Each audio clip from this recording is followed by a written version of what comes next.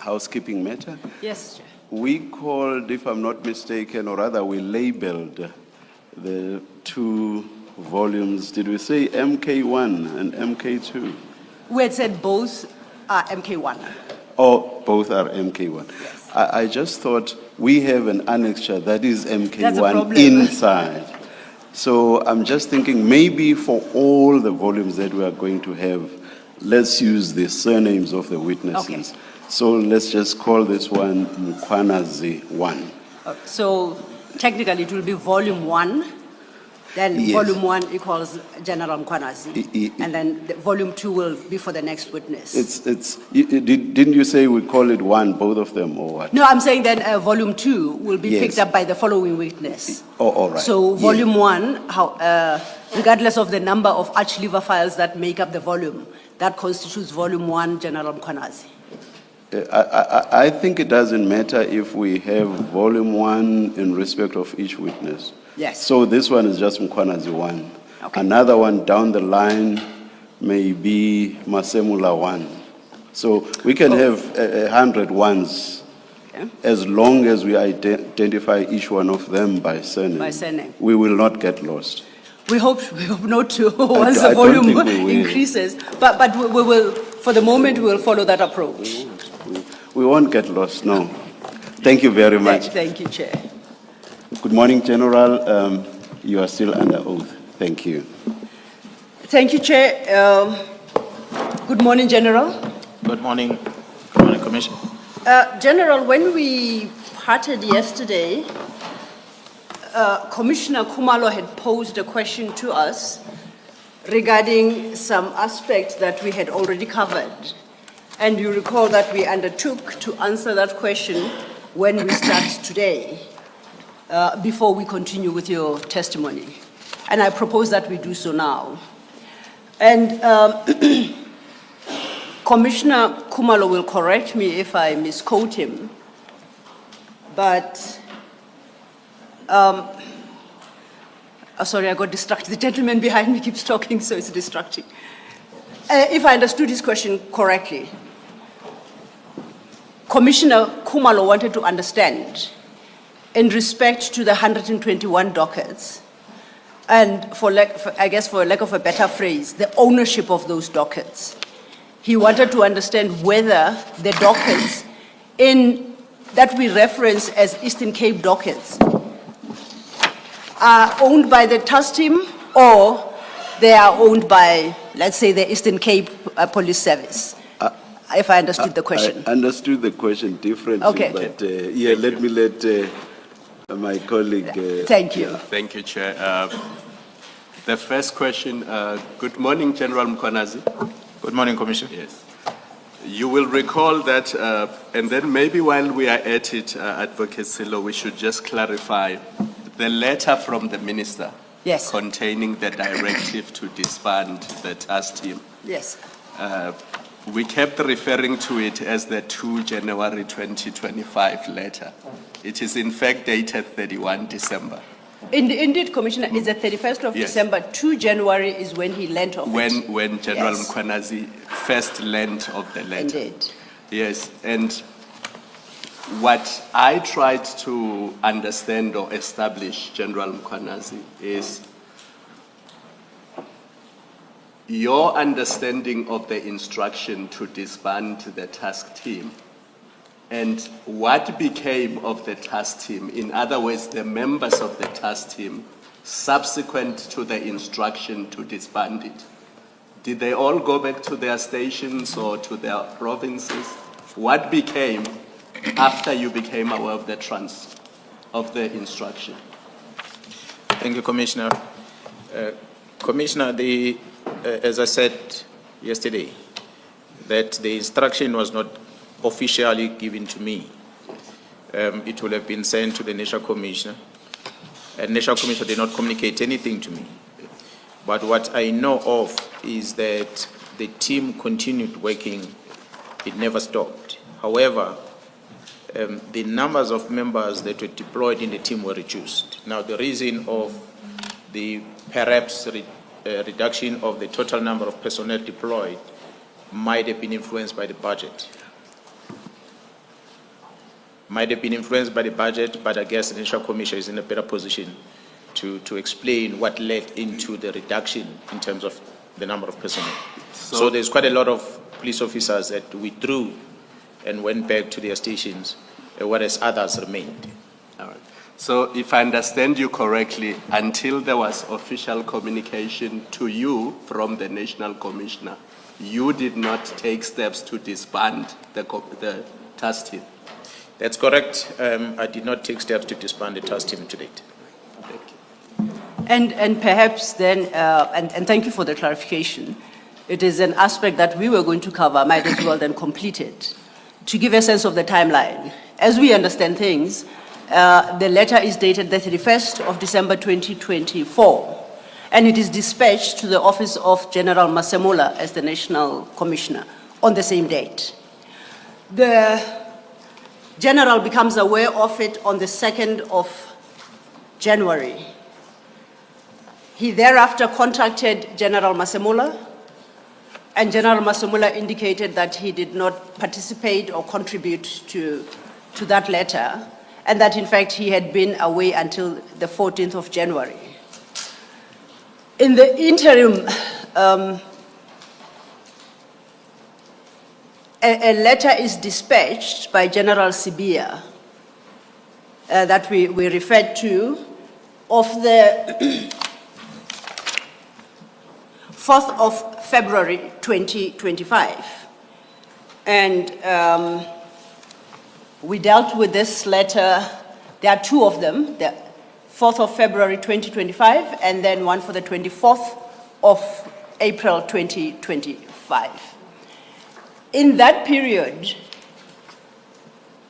there were engagements, as the witness testified, regarding the possibility of possibly reversing the decision. So in the meantime, the work continues, and up until April, the task team still has its files. You will recall that the witness indicated yesterday that for this period, they were approved 3 months of budget, and that was to run in this time, in this unclear time, until recently. Then the budget for the entire year was approved. I'm not going to testify and answer whether it existed, and I would like to park it there because we are going to lead into other evidence where we demonstrate the confusion that then reigned as to whether is the task team in existence, is the task team not in existence. You will recall in his evidence yesterday, General Mkhwanazi indicated that from his perspective, he didn't believe the minister had the authority to disband. So everything is up in the air, but I think by lunchtime we'll have successfully demonstrated what confusion reigned, and whether or not it was disbanded, I believe at the end of the day becomes a legal question for us to argue. Thank you. Maybe if I check with the commissioners, last night in our preparation, we had understood that perhaps we rushed through the question of the dockets. And I don't know if you would like us to, we're thinking to recap on that before we move to the next point. We are in your hands. Oh, okay. You know best what you want to do and what you want to achieve. It would be for your benefit, but it is important then, I think, that the commissioners understand the whole issue of dockets, the impact of the removal of dockets, which in turn feeds into the very question that the Commissioner Khumalo has posed, that being the latter being the bigger question. For this purpose, I would like to project what was put up, yes, during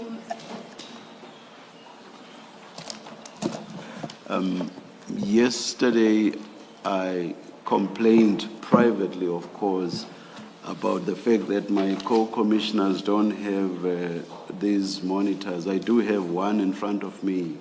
My co-commissioners should have those as well. They should not be expected Indeed. to turn and look across there. and we do this on the assumption. May I plead with the Secretariat that this should be attended to? Of course, I did not talk to you, Commission Secretary, so I'm not blaming you. Thank you. Yeah, thank you, Chair. And I'm sorry I didn't check. Following discussion after the first hearing, the assumption was that the equipment has since been provided and therefore they will have. And I do apologize that we are here, but I think this is the only slide that we'll have to project for today. Yes.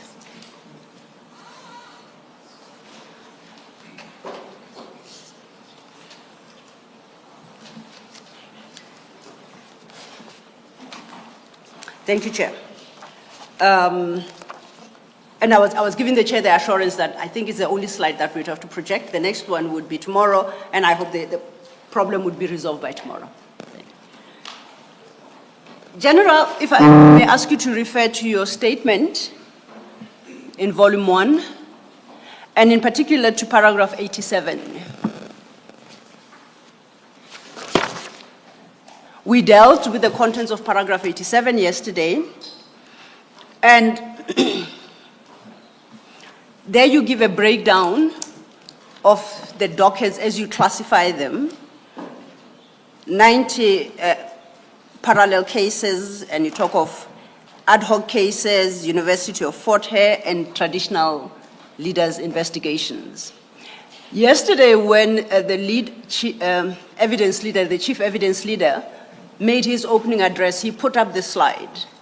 And on this slide, he made a point under the date of the 26th of March 2025, that on that date, 118 dockets were handed over on the instruction of General Sibia, and on the 10th of April, an additional 3 were handed over, and bringing the total to 121. So I want us to start the conversation from there, and you explain in the context of what's on the screen, whether or not what is happening there, why we ended up handing them over in 2 batches, and what is the ownership, quote unquote, of what you term the Eastern Cape dockets. Thank you. Thank you, Commissioner. It's a limitation from me to explain in details as to the movement of these dockets to the head office, because I was not the one that moved them. I believe that the investigating team who handed the dockets to the head office will perhaps come before the commission so that they can explain the whole process that they followed, including the scanning of the document prior to handing over and the audit that they conducted when they received them going back. My involvement, commissioners, is when I first received a briefing in May that the docket are already in Pretoria. And the briefing I received, which I referred to in my statement, is that 121 dockets are in Pretoria. So it was not necessarily explained that they went in patches. So it was said 121 dockets are already in Pretoria. And when I asked as to who directed that, and the response was from Kellen Matlow was that General Kumalo is the one who ordered that those dockets must come up. So the people that facilitated that move, I think they are better positioned to explain. My involvement only is limited to the briefing I get and the inquiry started making thereafter.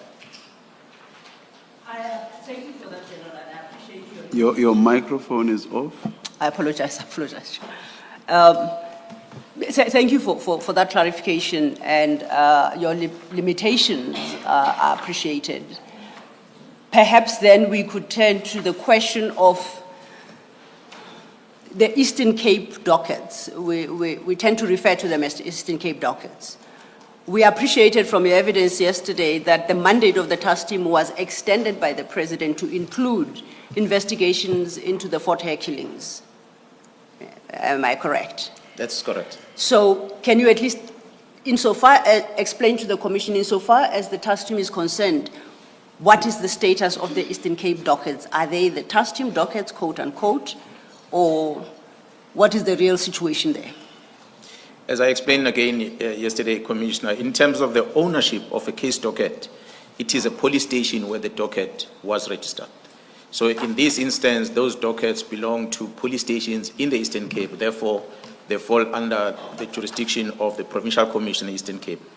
However, because there is a directive that a team must conduct that investigations, which means therefore the team have to account for those dockets. They go to the police station, they take over those dockets, and they conduct investigation, but they must update a system which is accounted for at the police station, because the performance of the docket has to be reflected at the police station, regardless of where the docket is. So the team, they are responsible for the docket for the period of the investigation. Until the investigation is complete, then they give the docket back. So in terms of the role that the team then plays in this regard is a temporal ownership of the docket in as far as the work they are busy doing. But as soon as they complete the work, then they transfer the docket back so that it gets to be filed and it's accounted for at that particular station. Thank you. Now, on the return of these dockets, you deal with that at your paragraph 141 and 142 of your statement.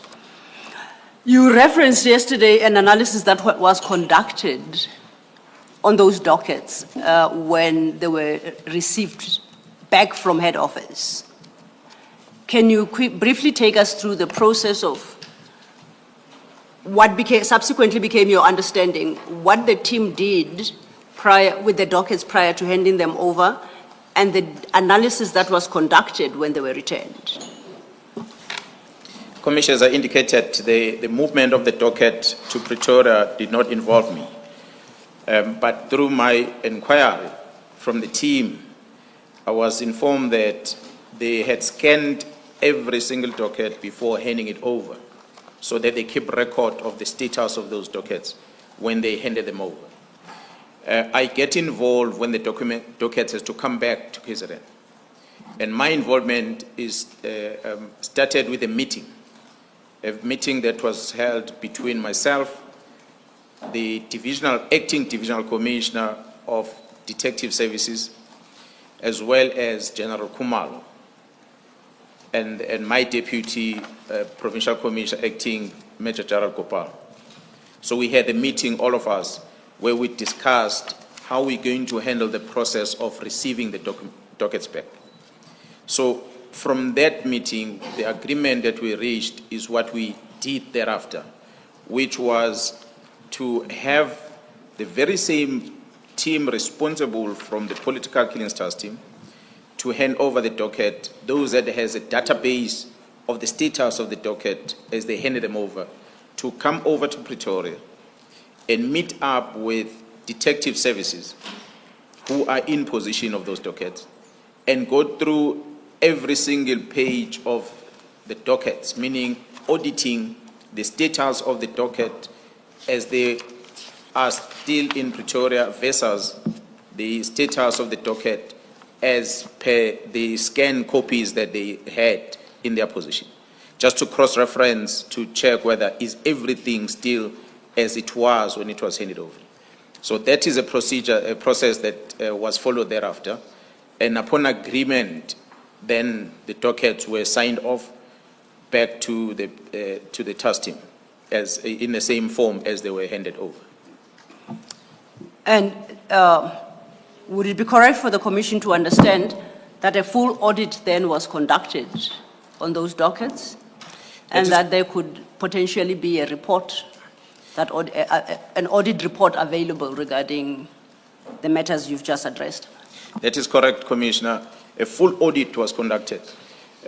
Commissioners are going to pay attention. You're going to see later when the audit report is produced that is going to perhaps, as the team are discussing between the head office and the task team, that the number of dockets differs.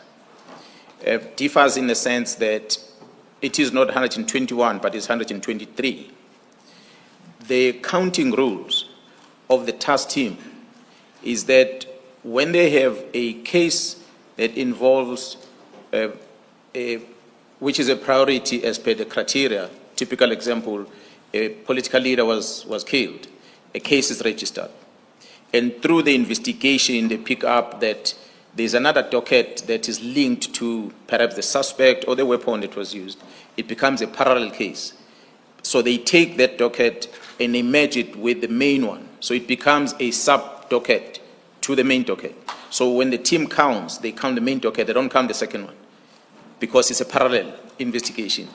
It might touch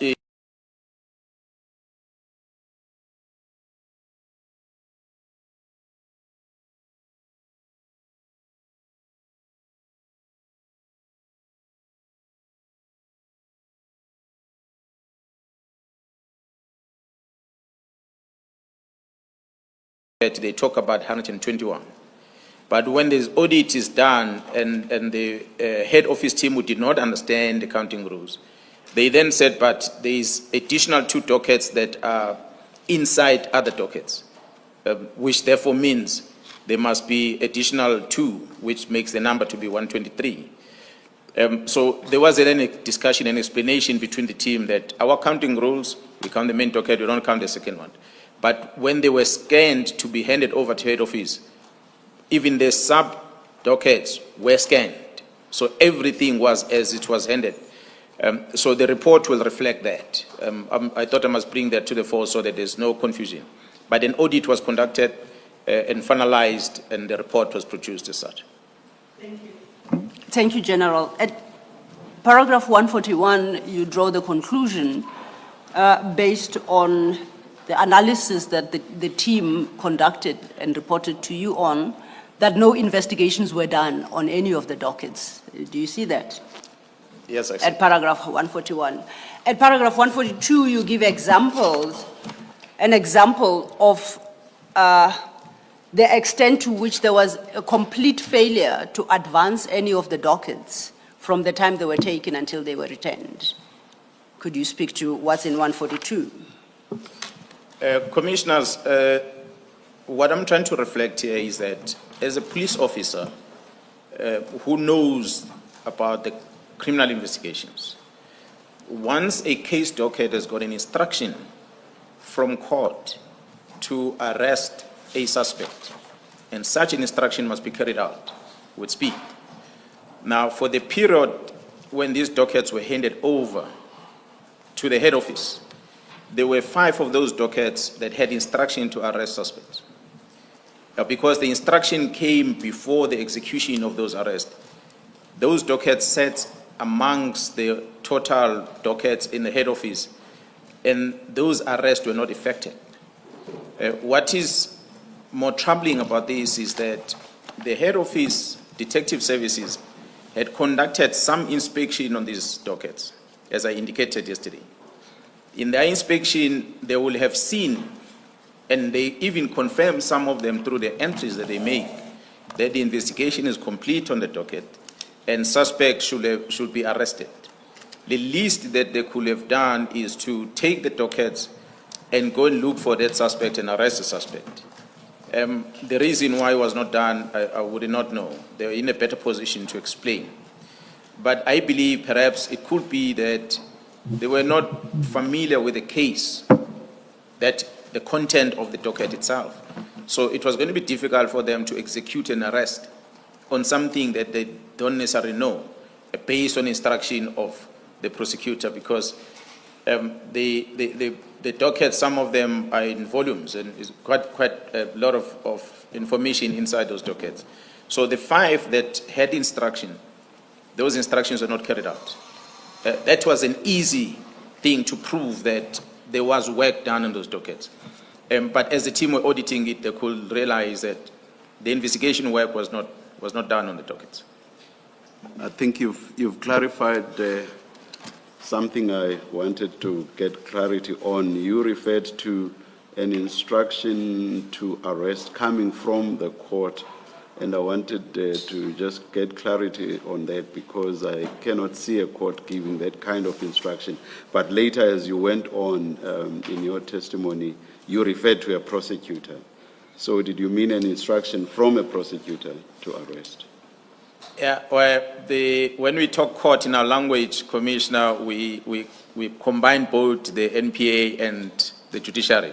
So when we say the docket is gone to court in our language, when we say the docket gone to court, it does not necessarily mean it's been placed on the roll. It means it's gone to the prosecutor. maybe that's something historical. But you've clarified it. Thank you very much, General. Thank you, sir. Thank you, Chair. Thank you, General. And you were dealing then with your paragraph 142.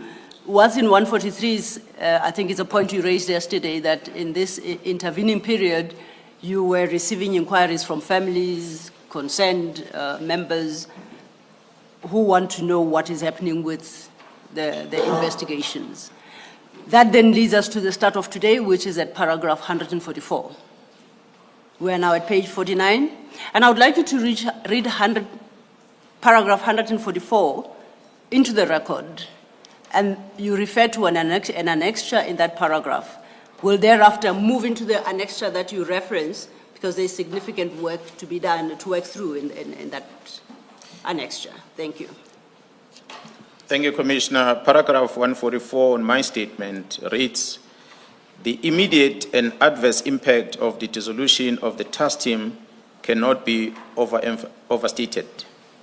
This is amply and succinctly set out by the Director of Public Prosecution, Advocate E. Harrison, in her letter that was written to me on the 10th of June 2025.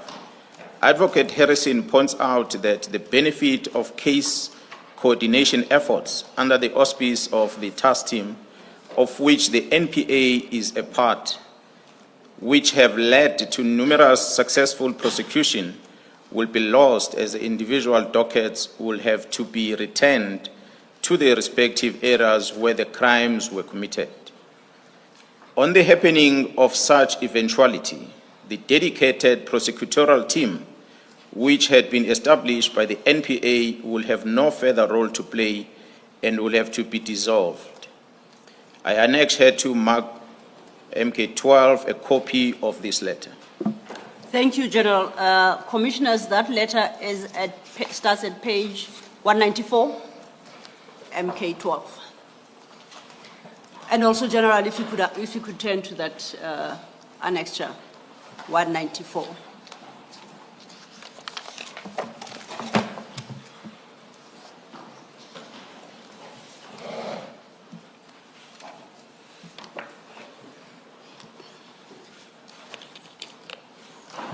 Thank you, Chair. Perhaps I should warn that this is going to be the main annexure we work with. But as we deal with the issues reflected in this letter, which are many and varied, we'll be cross-referring to other annexures. So I hope it doesn't cause confusion, because we keep our finger on this annexure as we go into another until we move on. So we never close the page on this. For the record, if you go to page 198, General, there's one small paragraph there, a signature above a name and a date. Could you read the name, designation, and the date as appear on page 198? Advocate abbreviated ADV E. Harrison, Director of Public Prosecution, KwaZulu-Natal, dated 10th of June 2025. Thank you. If we start then at the beginning of that letter at page 195, Advocate Harrison starts her letter by stating the following: your correspondence dated 22nd May 2025 refers. The contents thereof are noted. Do you confirm that you communicated with Advocate Harrison in 22nd of May 2025? That is correct, Commissioners.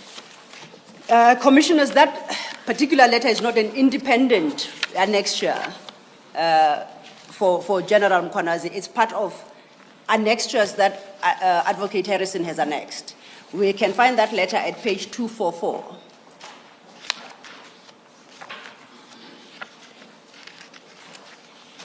In order to,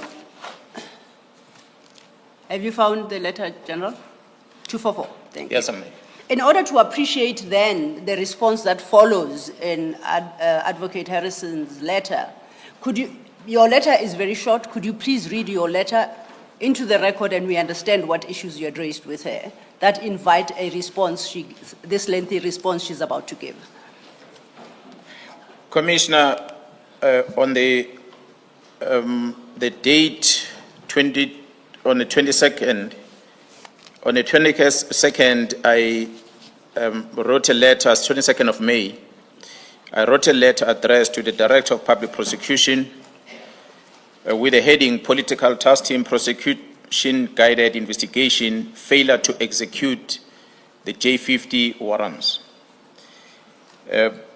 In the letter, first paragraph reads, "This office wishes to apologize for the failure in executing the J50 warrants in dockets amongst 121 case dockets that this office has discovered to have been delivered to Pretoria due to a telephonic instruction received by the political task team leader. It is an unfortunate situation that this office became alerted to on the 20th of May in a docket accountable session to the fact that all prosecution guided since 2025-03-26 has not been addressed. This office assures the Office of the Director of Public Prosecution that the whereabouts of the docket is being investigated and the findings will be brought to your attention." And the date you reference in that letter of 20th May 2025 is the date on which you learned officially in a meeting that the dockets, in fact you learned, not officially, you first learned that the dockets had been removed from KZN. I became aware on the 20th of May. Yes. And I wrote this letter to the Director of Public Prosecution on the 22nd. Okay. Now let's get back to our page 195, which is Advocate Harrison's actual letter. I would like you to read the second paragraph that starts with "kindly take note" into the record, and we understand what Advocate Harrison is communicating to you in response to your letter that we just spoke about.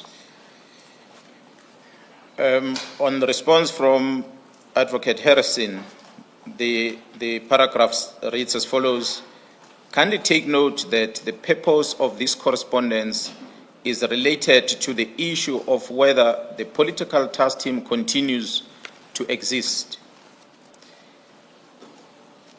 There have been a number of media reports whereby it has been noted that the political task team has been disbanded. There has been no formal communication to the Office of the National Director of Public Prosecution as well as my office on this issue. It is of concern that this office remains unsure of what the correct position is regarding the existence of this team.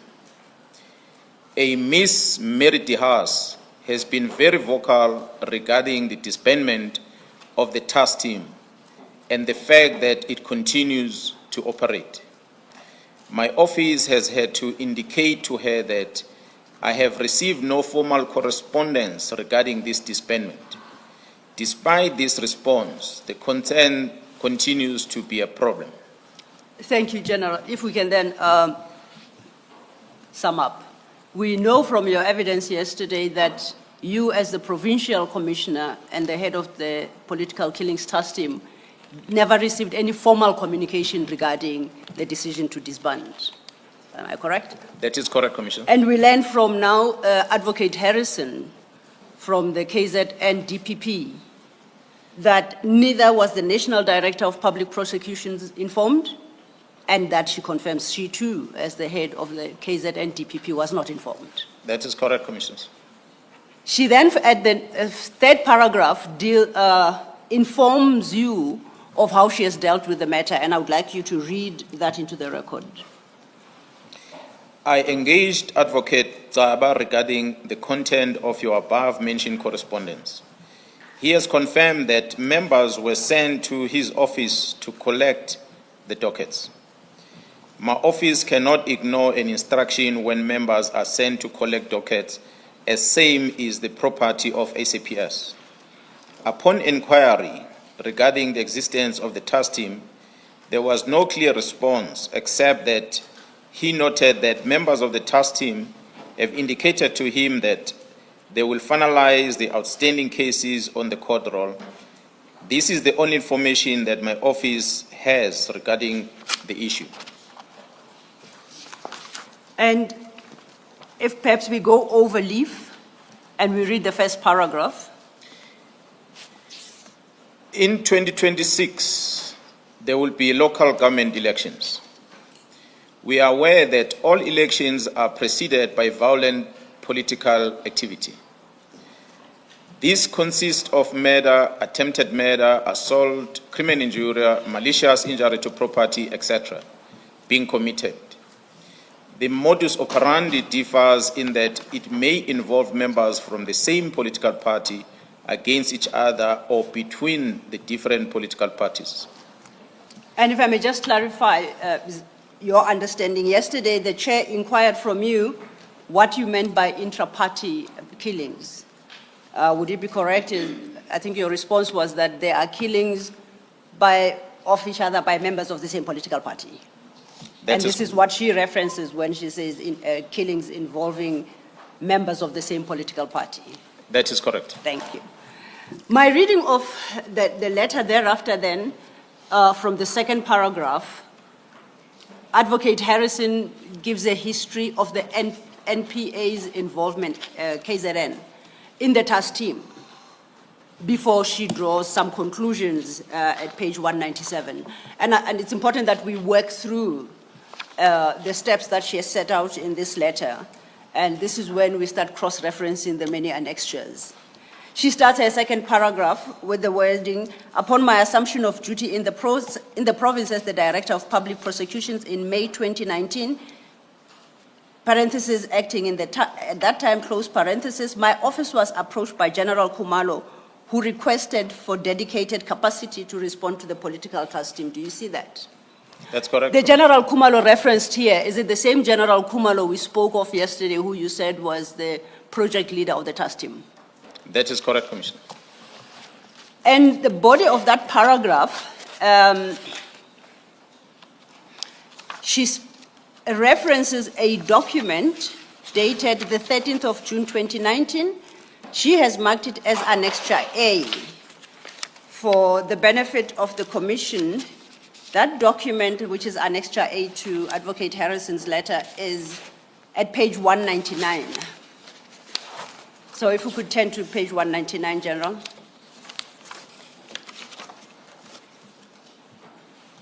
I'm there. The top right-hand corner of that document is dated the 13th of June 2019. It's on the letterhead of the Director of Public Prosecutions, KwaZulu-Natal, and it's dated all DPP, KZN members of staff.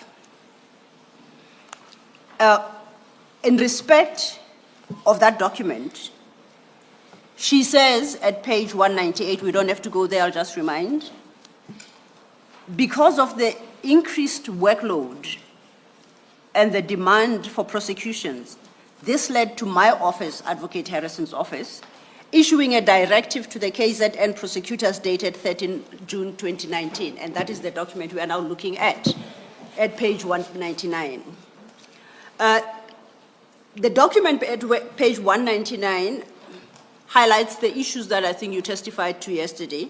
In particular, from paragraph 2, it notes the high levels of violence, particularly linked to political persons or perpetrated by persons linked to political parties. That was then in 29. At item 3, she references the establishment of the interministerial task team by the President in the same terms that you testified to yesterday. Over leaf at 200, that's a background to the directives that follow from item 5 at page 200. I would like you to read paragraph 5 so we can understand what the instruction by the KwaZulu-Natal Deputy Public Protector was to all prosecutors in the province. Maybe just to correct, is the Director of Public Prosecutions. Director of Public Prosecutions. There are too many acronyms and I mixed them up. I'm sorry for the confusion, and thank you, General, for pointing it out. Okay, on paragraph 5, it reads as follows. All cases involving offences either perpetrated by persons linked to political party or against a person's links to a political party must be considered by the chief prosecutor before the matter being enrolled. In potential high court matters, the provision of Circular 3 of 2000 still apply. Each cluster and unit or office must ensure that a complete copy of the docket is forwarded to my office in the most expeditious manner in compliance with 3-day rule, and the correspondence must indicate political related cases in the subject line. So, if I understand that correctly, and I want to test if that is your understanding as well, she is prescribing a process that must be followed regarding these political killings cases.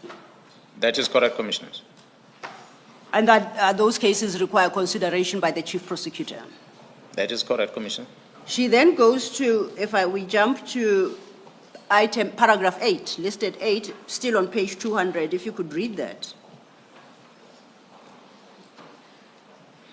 The decision not to prosecute a person, but to use such a person as a witness in terms of Section 204 of the Criminal Procedure Act must be made in consultation with the Chief Prosecutor and or the DOPP in potential high court cases, or the DDPP, I beg your pardon, in potential high court cases. Section 204 should only be used in exceptional circumstances where it is in the interest of justice to use the provision.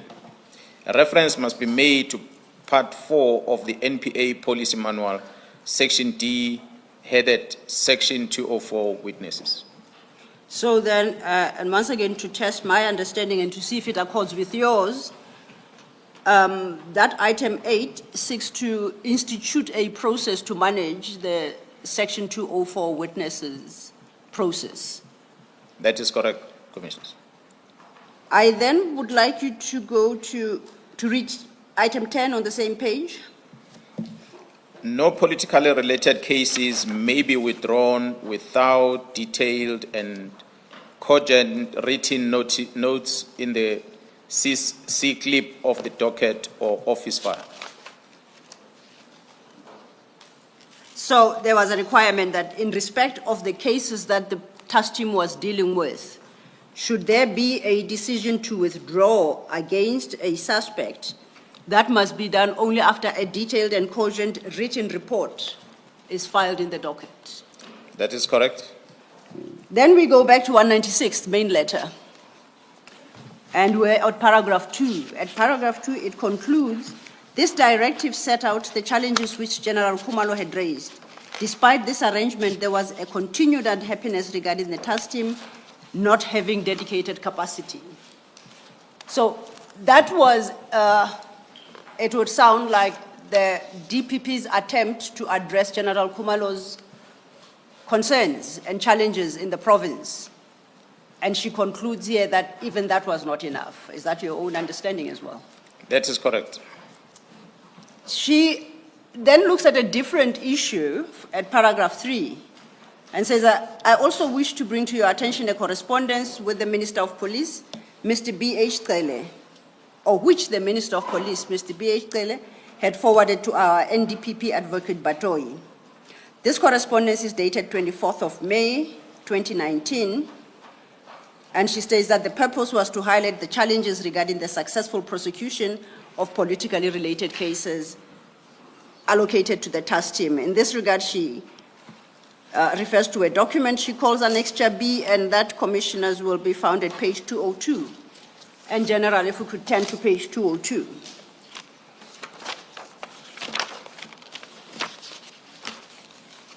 Now, it's a fairly, well, not too long, but it's about 6 pages. So if you could just quickly flip through that document and tell the Commissioners what that document is.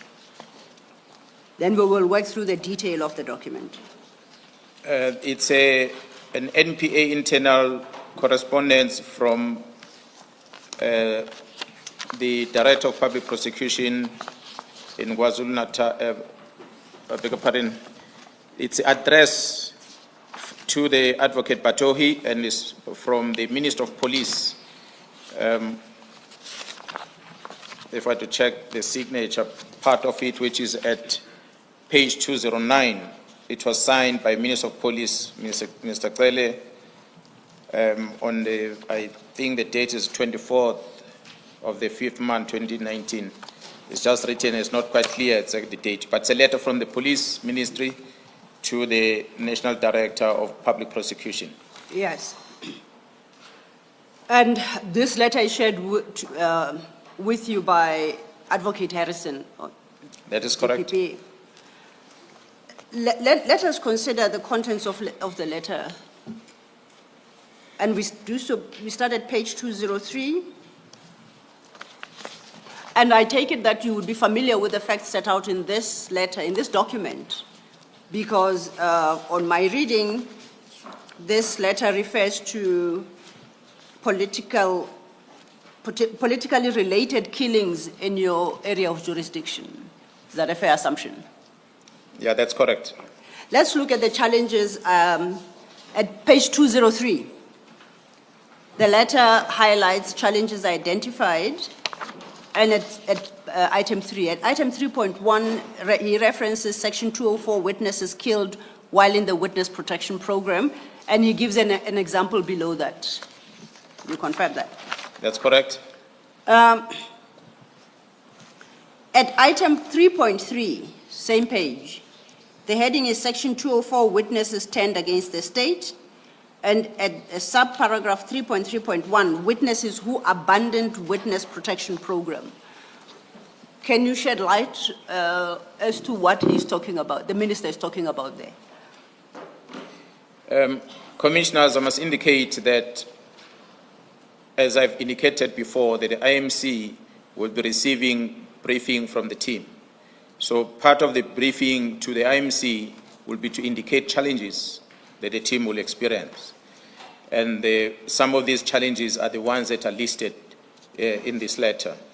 A typical example of a witness that will turn against the state will be a person that will have a first-hand information. It could be the person was part of the commission of a crime and turn witness, and a person who was involved, directly involved. But because of the delays and challenges, maybe that person is approached by the main suspect. In the hierarchy of this organized killing, you'll find a person who's controlling the purse, a person who's got the money, will coordinate this killing, will not do the job himself or herself, but will pay someone to find the hitman. So even if we arrest a hitman, the person who hired the hitman who have received money is the one that maybe turns out to be our witness. But if that person is compensated somehow or is persuaded somehow not to assist the police, and that's a person who then withdraws his services. But there are reasons of withdrawal, obviously, differ. At times it could be through intimidation that leads into that person turning against the state.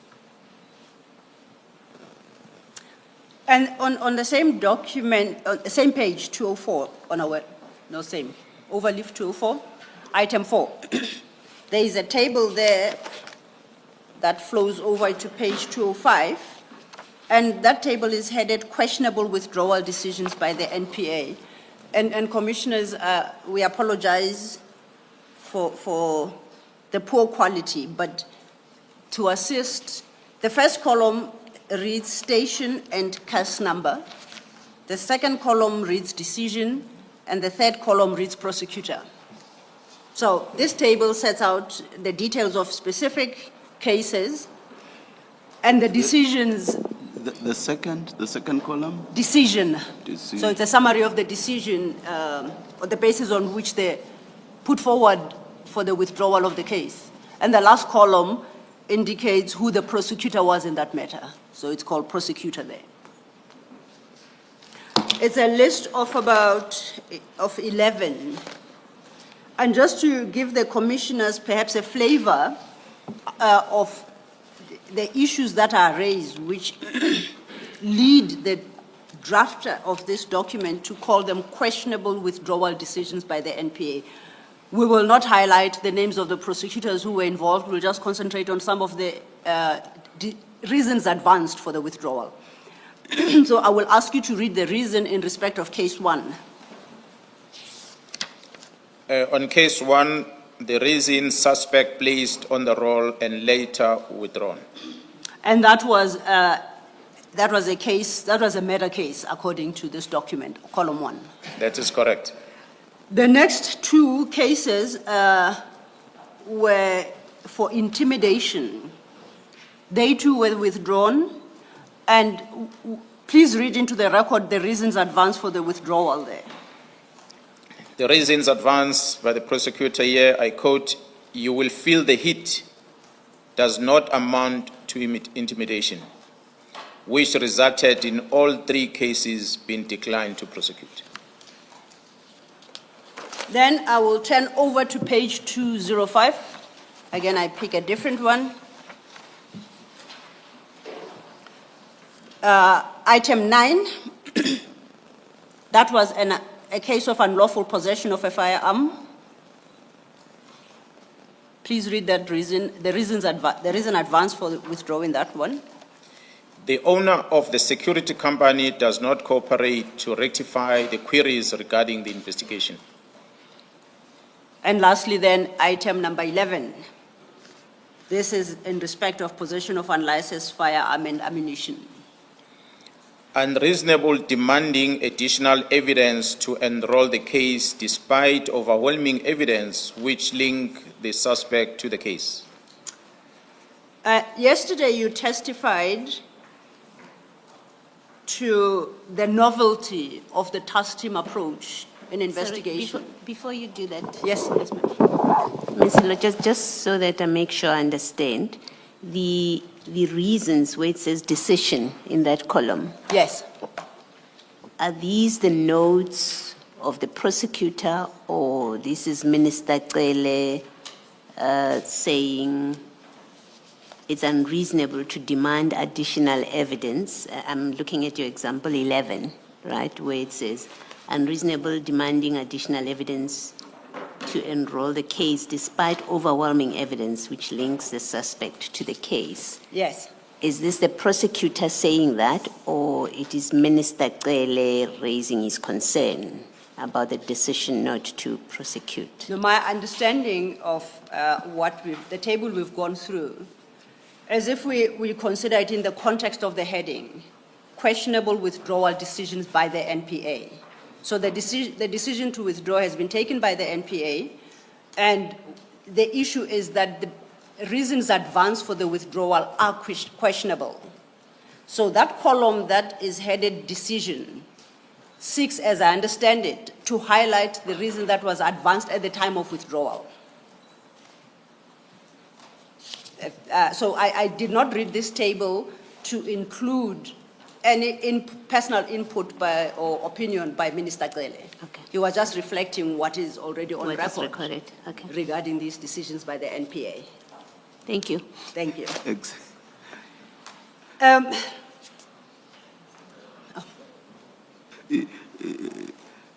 This is still confusing, though. Okay.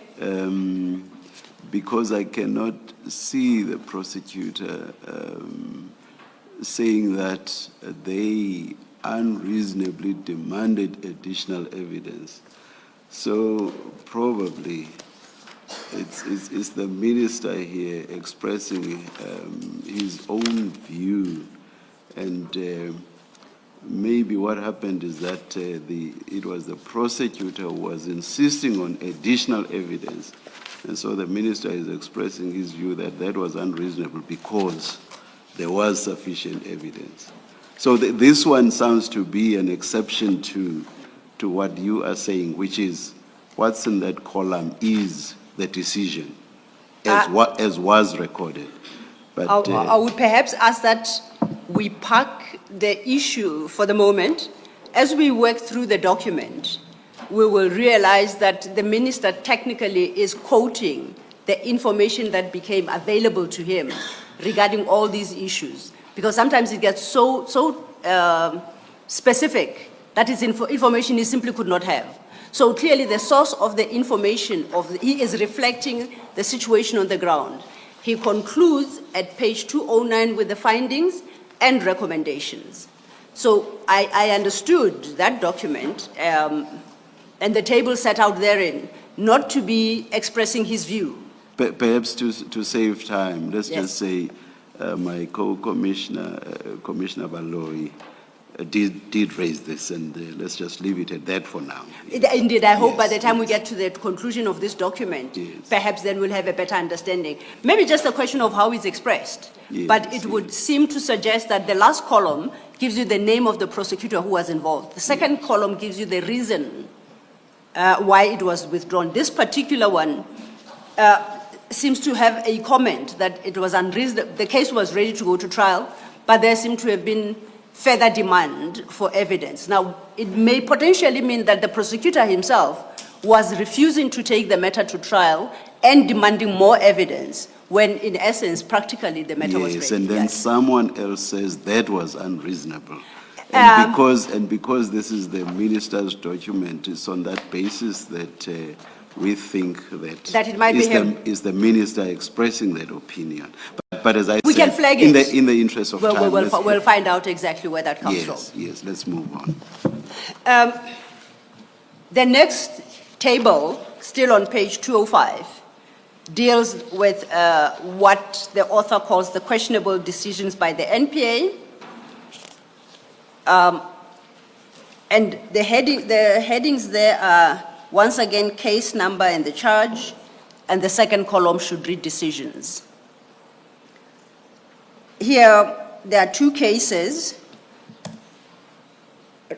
two murder cases, and if you could just quickly highlight what under the column decision advanced in respect of each, General. The first case is Ntuzu Makes, 242 of 10/2012. It's a murder case. The NPA guidance to take the case for formal inquest instead of trial, despite strong evidence of premeditated murder. The second one is Places case 2335 of 2018, murder. Unreasonable demanding additional evidence to enroll the case despite overwhelming evidence which links the suspect to the case. And just for completeness, then at page 206, it's a similar table, but this time it speaks to speedy trials delayed. Do you see that? And Yes. it follows the same format. It gives you the name of the accused, the case number, and then the decision advanced. Would I be correct to suggest that all these are matters that the task team at the time, regarding head to the fact that this is generated in 2019, that the task team was concerned about, which is delay in prosecuting matters that have been investigated? Would that be a correct understanding of this document? That is correct. Then if we go at 207, under item 8, accused granted bail whilst on bail. Now that goes over till 208, starts at 207 into 208. We don't have to read them. You could choose an example to highlight what the concern is here about accused being granted bail whilst on bail. There are 6 instances, I think, that are quoted in the letter. We'll deal with any one of your choice. Yes.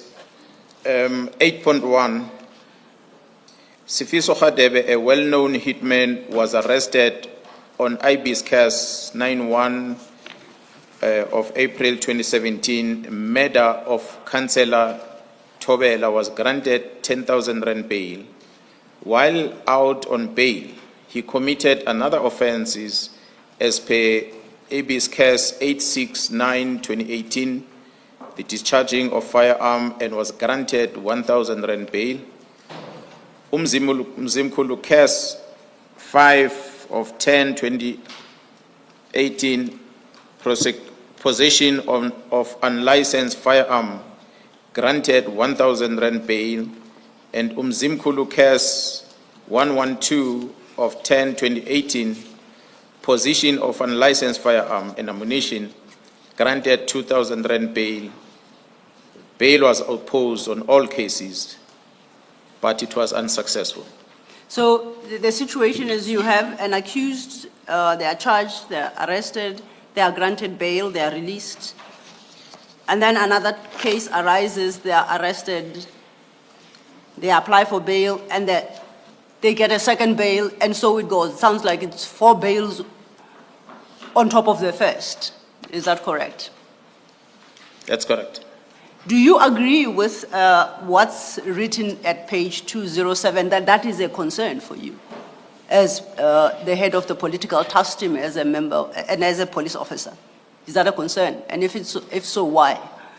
It is a concern indeed. As I said earlier, that this will have been an extract of the briefing that was given to the IMCs about the challenges that we're experiencing with regard to the prosecuting of these cases.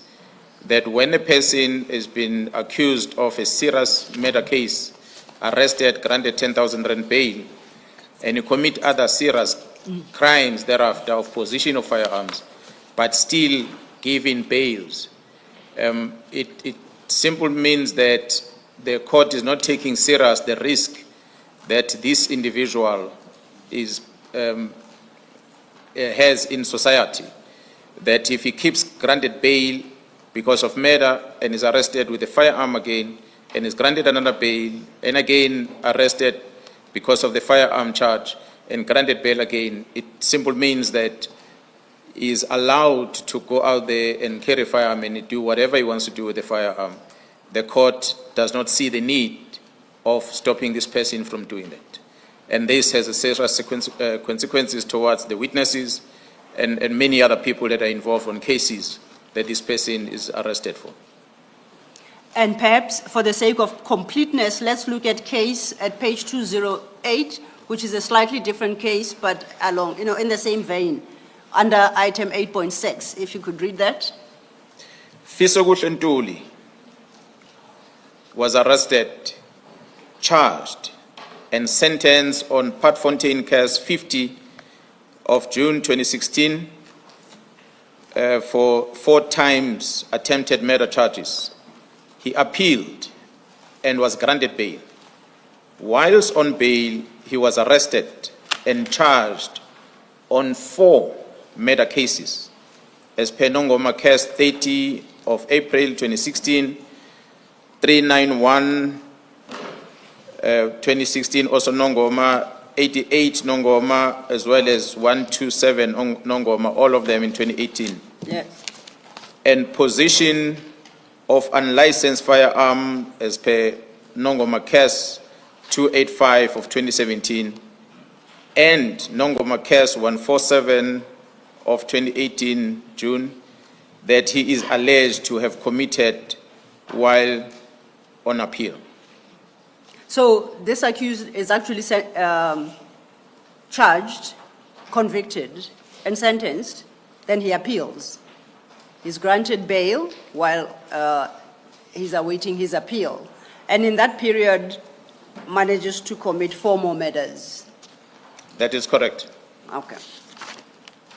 Now, Manages to be charged with a commission of... that's more precise, legally correct, yes, so manages to be charged. Then I think what we have just worked through, which was what Minister Cele at the time communicated to Advocate Baktoy, culminates in certain findings and then followed by recommendations, and that's set out at page 209. I think it is important to appreciate the findings made in 2019 because that gives a sense of the situation as it prevailed in 2019, appreciated even by the minister. So if you could read the findings under item 9 at 209. Findings reads as follows. The political related cases, especially murder, are organized in nature with different role players carefully identified, that is hitmen, spotters, coordinators, and individuals at the top who are ordering the hits. Bullet 2, most cases are dependent on Section 204 witnesses that were part of the syndicate, especially when the investigation has to be directed against individual on top, open bracket, politicians and entrepreneurs, close bracket. Bullet 3, the involvement of politicians and business people possess a threat of attempts to bribe the criminal justice system personnel. If it fails, then attempts to turn Section 204 against the state. If that fails, then they kill the state witness, which results in the case being withdrawn. Paragraph 4, bullet 4, the lack of dedicated prosecutors to guide and prosecute on allocated cases. Bullet 6, bullet 5, I beg your pardon, the trial-ready cases being postponed for a longer period due to unavailability of dedicated magistrates. The last bullet, the repetitive granting of bail to accused who are already on bail. Yes. So those were the findings that Minister Cele drew at the time. Did they accord with your experience and knowledge with the situation as was prevailing in KZN at the time? That is correct, Commissioners. And he turns then lastly at item 10 by making recommendations to Advocate Batoi. If you could just quickly read those into the record. Recommendations, 4 of them reads as follows. Bullet 1, a dedicated courtroom for the processing of the politically related cases. Bullet 2, dedicated preferable prosecutors and magistrates to deal with these cases. Bullet 3, appointment of a permanent KZN Director of Public Prosecution. Bullet 4, urgent appointment or utilization of police officials to fulfill the function of the security officers in the Witness Protection Program as prescribed in the Witness Protection Act 112 of 1998, Section 3, 5A, Roman figure 3, and Section 6B. And he concludes the letter. Now we go back to...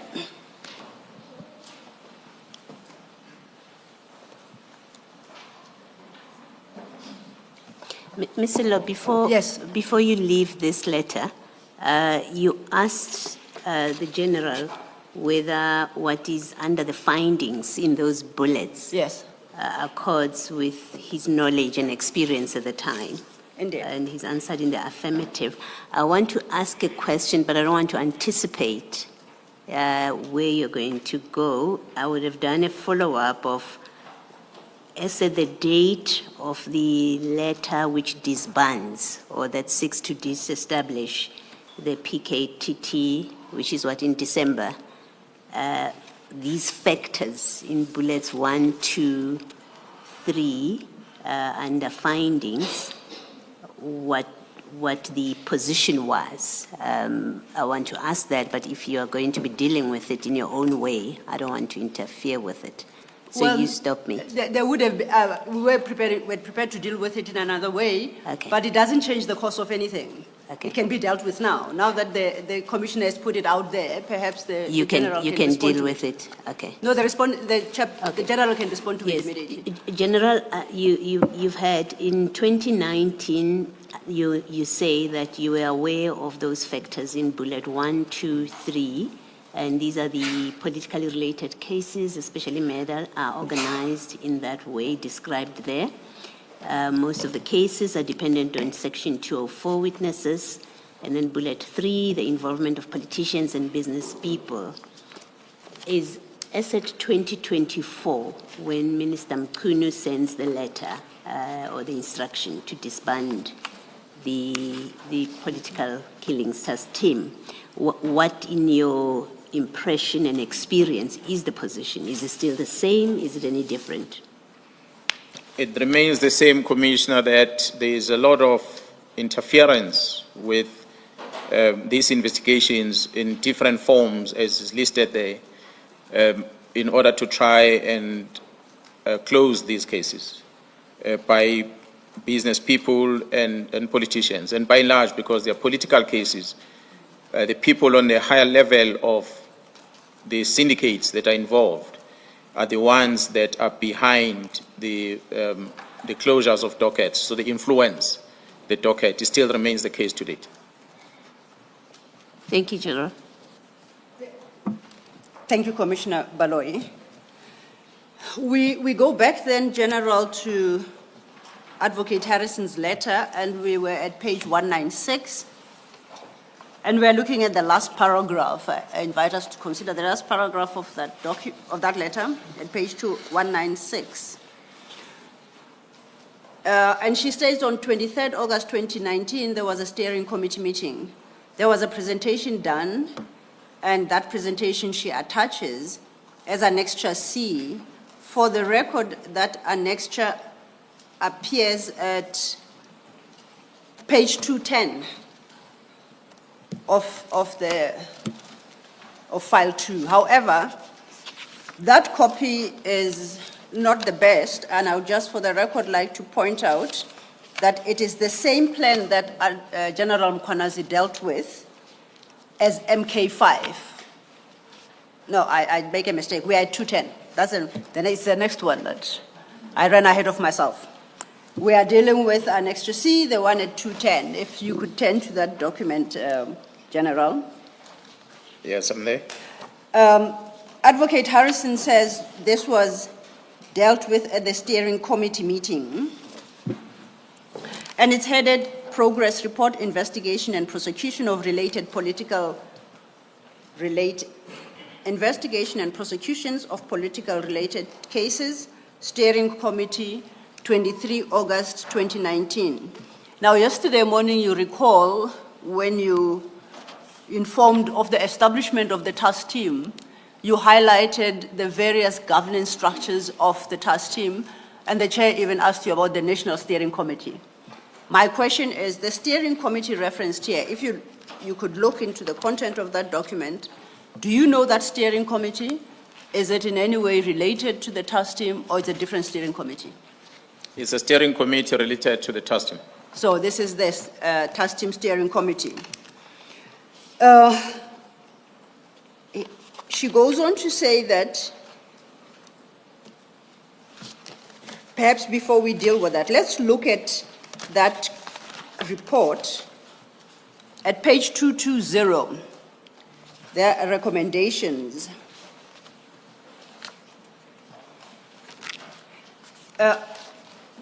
Is my understanding correct that this is what is being recommended by the NPA to the task team for adoption? That is correct, Commissioners. Can we just quickly read that and understand what was being recommended? And for the record, I note that this is 25th August 2019. If we refer back to the minister's letter, that is from May of 2019. There are 4 recommendations, Commissioners. The first one, dedicated courtrooms ×2 for the processing of the political related cases, 1 serving the central and northern regions, and the other court servicing the Midlands and southern regions of the province. Recommendations 2, dedicated prosecutors ×6 and presiding officers ×3, preferable from outside the province to deal with these cases without delay, fear, and compromise. Third recommendation, the use of dedicated correctional center, in bracket, Ebongweni, Kokstad, super maximum prison, close bracket, already identified by the Minister of Justice and Correctional Service for accused of political related cases to minimize the risk of interferences. the last recommendation on bullet 4, utilization of police officials to fulfill the function of the security officers for state witnesses on political related cases who are on the Witness Protection Program as prescribed in the Witness Protection Act 112 of 1998, Section 35A, Roman figure 3, and Section 6B. Thank you. To your knowledge, this being a presentation to the task team and the recommendations are being made to the task team, were these recommendations accepted by the task team? It's recommendations that were made which to some degree were accepted, except the challenges that were expressed regarding the dedicated presiding officers on the matter, which will require the Department of Justice, the courts especially, as although the minister was part of these meetings, but there was no magistrate, chief magistrate as part of the team. So that is what then the NPA was going to escalate to the court. And before at least the 31st of December 2024,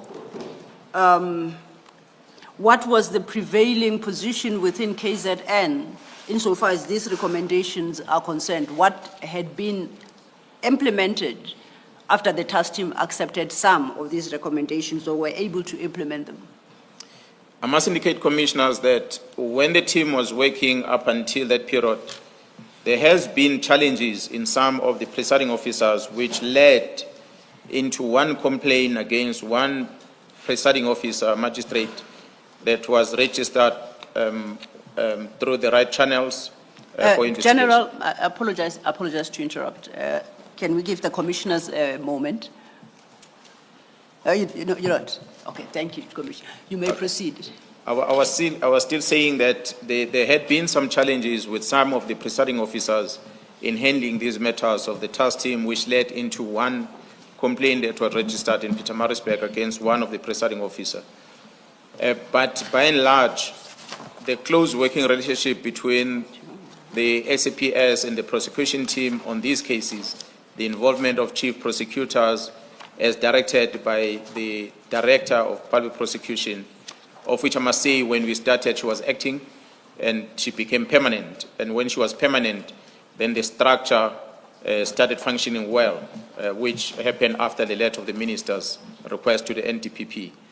And when the structure started working well, then we started seeing cases being enrolled in court, cases not being postponed for a lengthy period as it used to be before, and majority of cases are being finalized in court within a short period of time. So the improvement, the performance of the courts supports the investigation, and the team is satisfied at this present moment with regard to how the matters are handled in court, and also how the prosecution is involved in guiding the team. And those concerns that the minister had read in written in the letter, which was referred to earlier to the NDPP, citing the challenges that we're experiencing with regard to the decision of prosecutors on matters that we are presenting before them, has been eliminated in that as we are investigating, the prosecution is part of this investigation. So by the time we get to court, we are ready for prosecution. Unlike before when we were raising these concerns, that we're investigating and then hand it over to the prosecutor, and the prosecutor might want to withdraw the case, citing different reasons that made the investigation team to be unhappy. But that has been mitigated by this close working relationship between us. So the situation has vastly improved as a result of these dedicated prosecutors that are part of the team. And also the involvement of correctional services is reflected on the third one, as the Minister of Correctional Service and Minister of Justice and Correctional Service had indicated that the maximum prison of Kokstad would be made available, and as well as a close working relationship between the other facilities in KZN. That has made it easier for the detention and the control of access to the suspects in those detention facilities. And the courts are playing, the correctional facilities are playing a critical role in also monitoring the activities that are happening around the people that are arrested. Visitors that are coming to see them, they're able to share with the team that there was this person who came to visit the person that has been detained. And that allows the team to investigate further the involvement of those people so that it helps us to link them to such a person. There's been a lot of success as a result of that, which we thank correctional services for playing that critical role to help with this investigation, not only just to detain the people, but to assist also with the interviews, making the facilities available for the team to have easy access to correctional facilities to allow the team to be able to investigate. Thank you, General. Before we move to the next point, Commissioners, at 196, when I confused myself because I ran ahead, please make a note for yourselves that the Annexure D referred to there, it appears at page 223. It is in black and white, but it's the exact document that we have as MK5, which is in color and therefore more legible. If then we could turn over to page 197, General. And I invite you to read into the record paragraphs 2, 3, and the one-line paragraph, no, in fact, 4 and 5, before we get to conclusion. So you can skip the first paragraph on that page. I would like to draw your attention to the second paragraph. If you could read from there to just the last paragraph before the heading conclusion. Thank you. All of the above indicates the amount of work which went into ensuring that the work of the political task team was coordinated so that there was better case coordination and management of same by NPA, but above all, to deal with the prosecutorial challenges that the team and the Minister of Police has raised to the NDPP. I was instructed to have a dedicated prosecutorial capacity which was provided as per the request.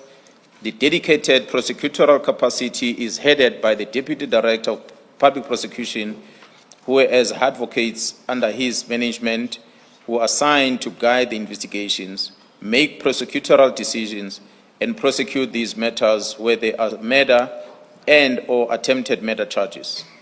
A database has been retained since the inception of this dedicated capacity. There have been numerous successful prosecutions.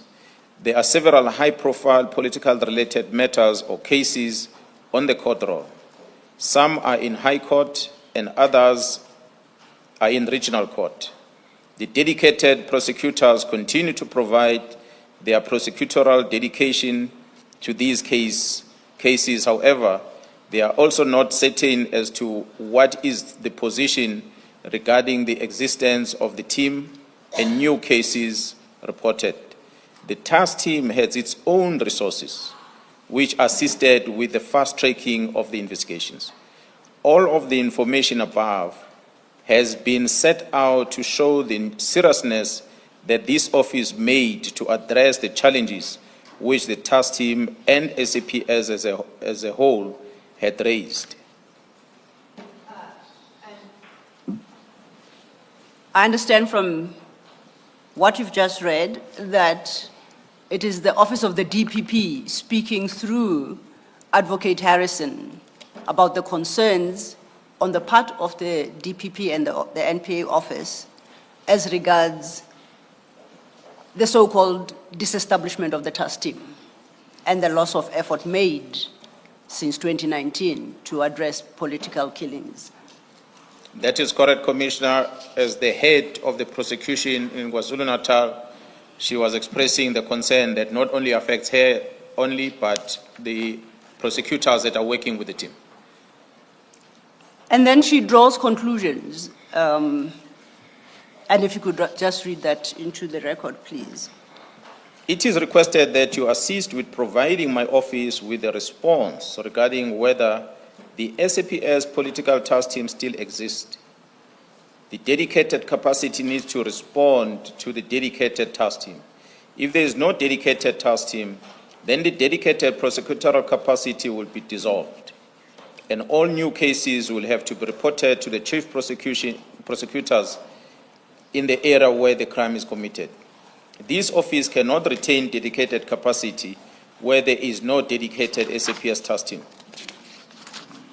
Your correspondence will assist as the unit has to plan for the year 2025-2026. It has its own priorities as per the NPS AOP. As we are all aware, organized crime has become the new focus or priority, and this office needs to plan. I am unfortunately not able to complete the planning because the issue regarding the existence of the task team has not been communicated. At this stage, the only information which one has is that in the media. Your urgent response to the above issue will be appreciated.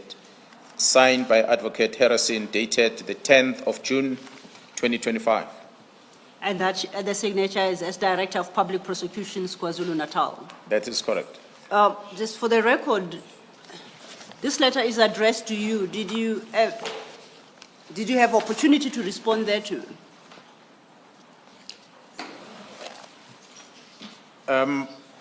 Beside a telephonic conversation that I had with her, I did not formally respond to the letter, Commissioners, because it was a time when I was busy trying to intervene with regard to the decision of the minister to dissolve the team, trying to facilitate that this decision must be reversed in order to mitigate these challenges, which of course it had not happened, and I can safely say without jumping forward that the further engagement we've had with the DPP in relation to this and the decision of the team has led into the criminal case docket being registered, which we cannot discuss it now. It's subject to all this which has happened. Sorry, Advocate Stilo.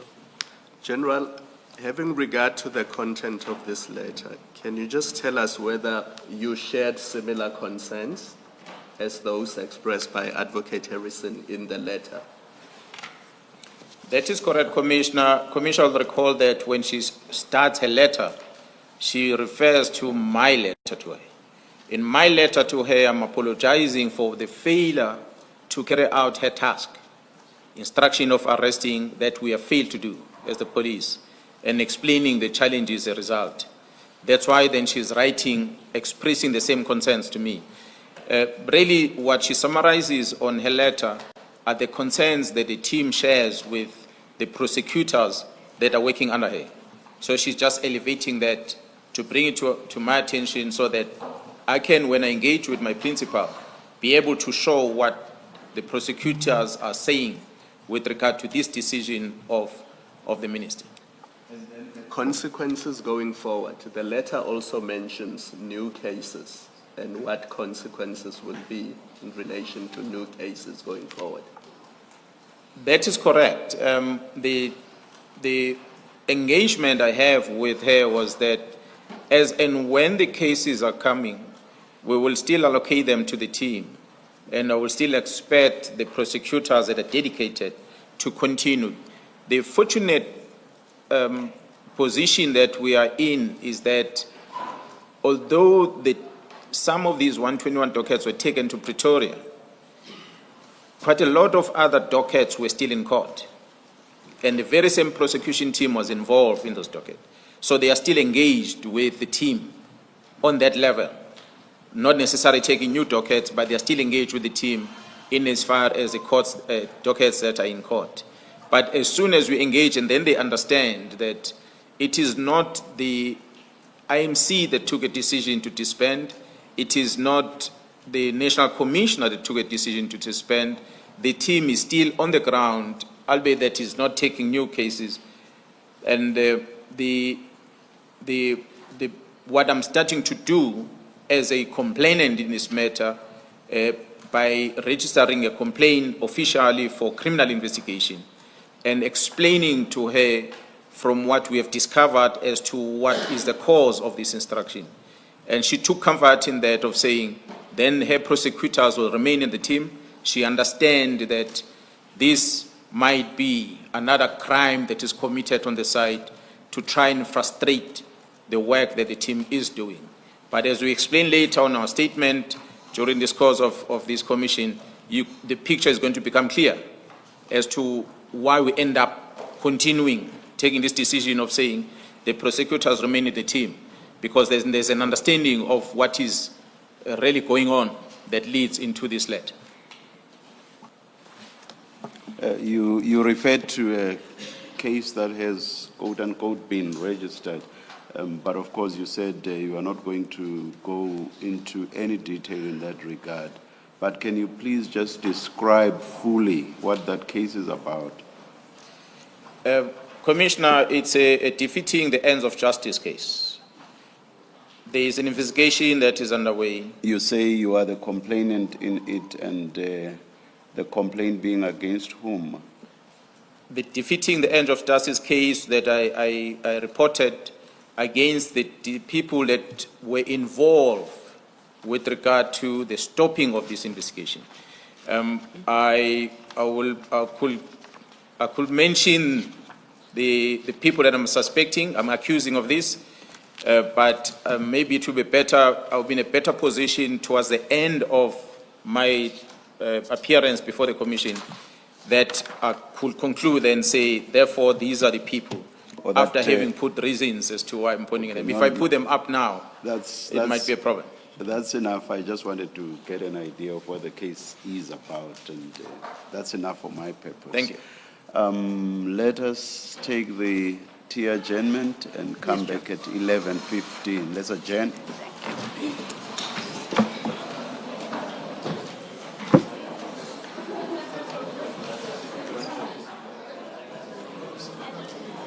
Do you see why we couldn't?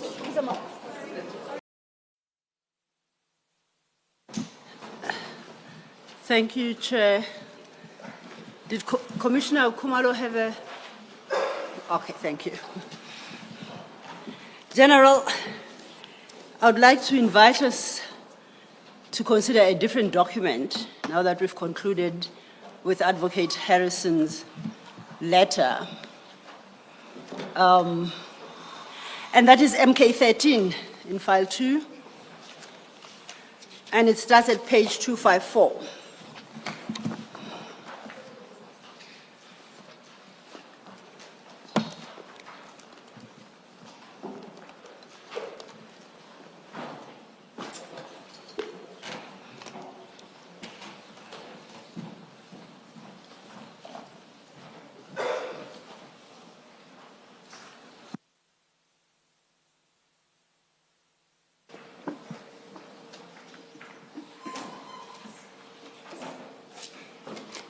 Ms. Silla, Yes, Commissioner. you went through that letter with the general, the letter from the Minister Cele then, Yes. which has those tables and it lists areas of concern. Indeed. The significance of what you were discussing or of that letter is not clear as it relates to the terms of reference. Just so that it's not lost on us.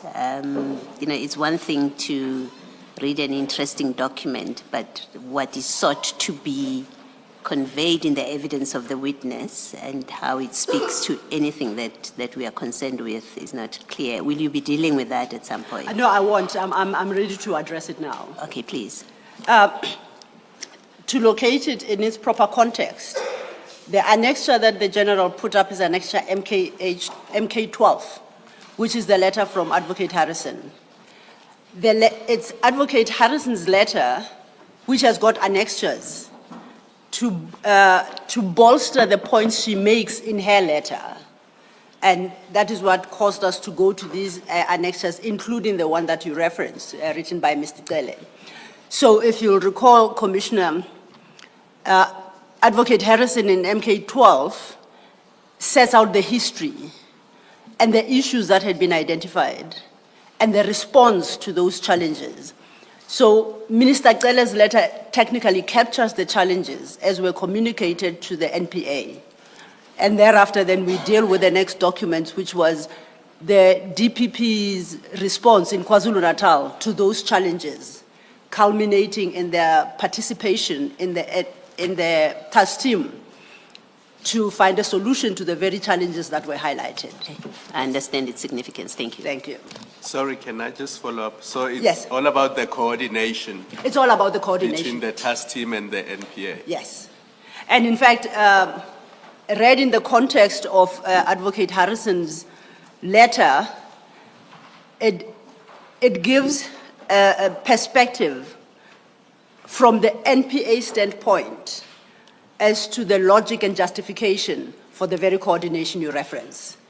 Up until we dealt with Advocate Harrison, we considered that coordination from SAP's perspective, from the police perspective.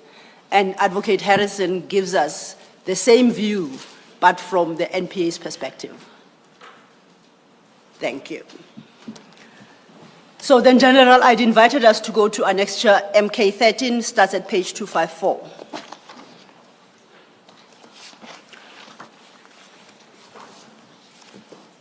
Before we deal with the contents of this document, can you just identify for the record what it is?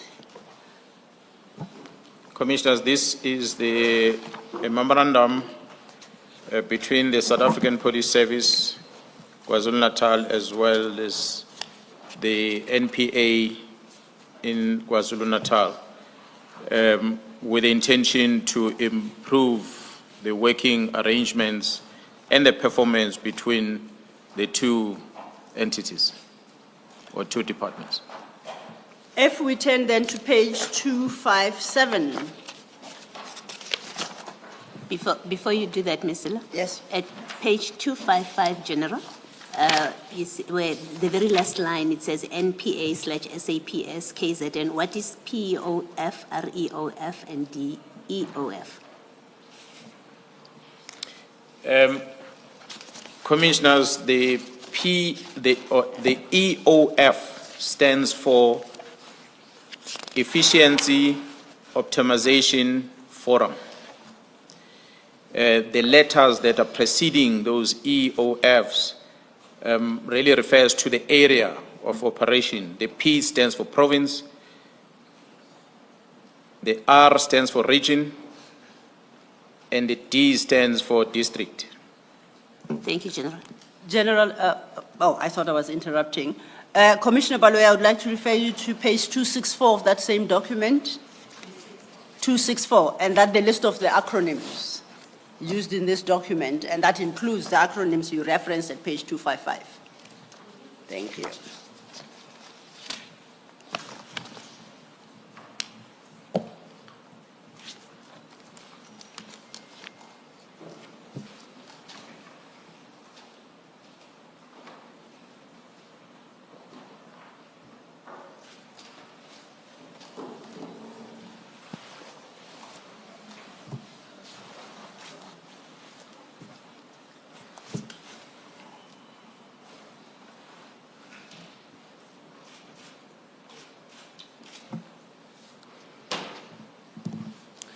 Thank you, Chair. General, I'd referred you to page 257 of that document. It's a signature page. Could you confirm the date of signature and who appended their signatures on that page? The first signature on the page is the signature of the Director of Public Prosecution in the province of KwaZulu-Natal. At the time, she went by the same name Zungu, and she's now Harrison.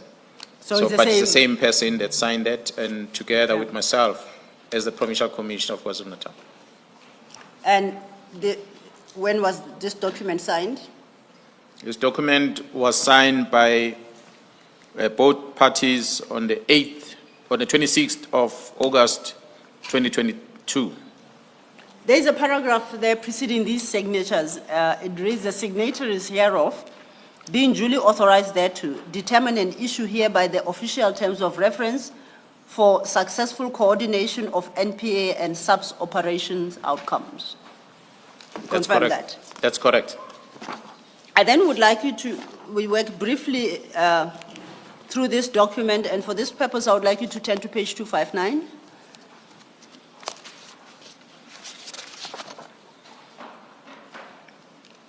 And just to read into the record item 1, this is under the heading Establishment and Responsibility of Efficiency Optimization Forums. Just item 1.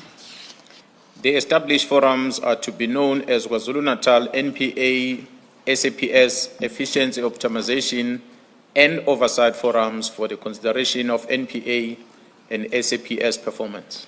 And still on the same page, further down in the middle of the page, composition of the District Efficiency Optimization Forums, DEOF.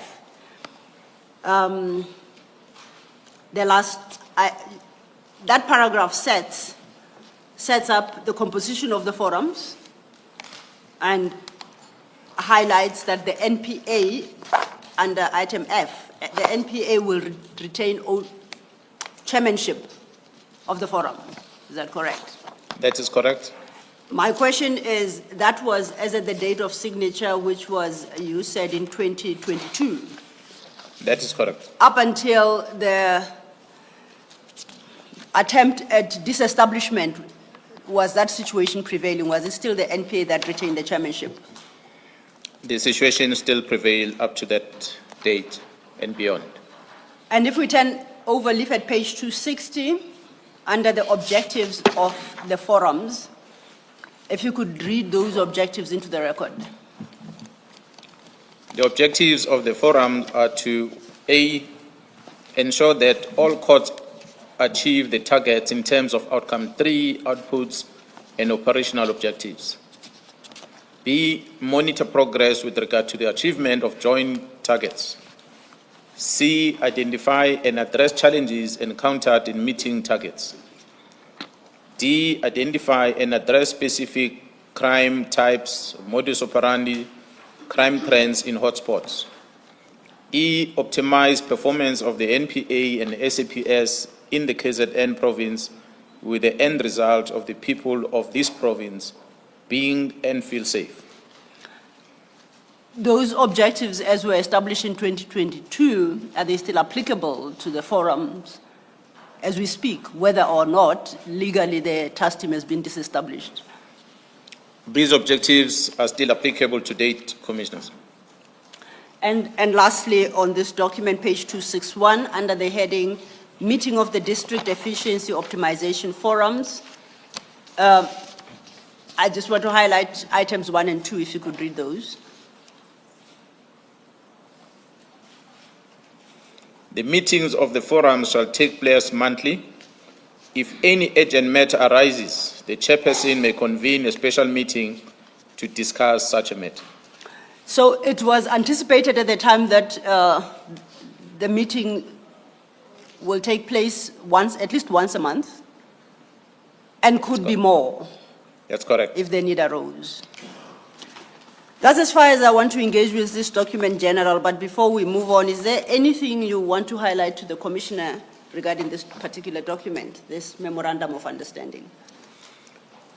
Commissioners, as you'll see on the signature on this document, as I had read on the record, or indicated on the record, as it's reflected on page 257, that is dated the 26th of August 2022.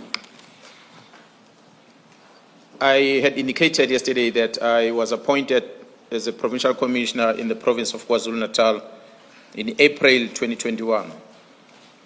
So, on top of the challenges that we experienced with regard to the workings of the task team, we also had challenges in general with regard to the cooperation between the police and prosecution in order to achieve the same objective in the province.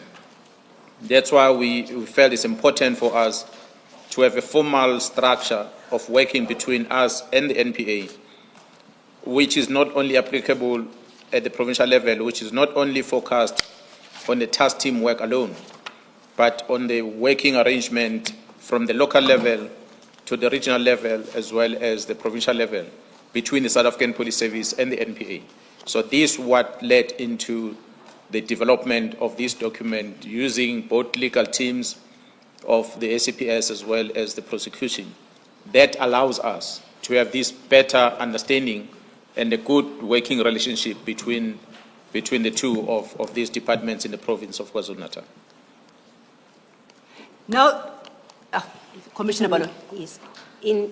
At that page 261, where you read item 1 and 2, item 10 states that minutes are to be forwarded monthly to the DPP, the SAPS Provincial Commissioner, and the Deputy Provincial Commissioner Crime Detection.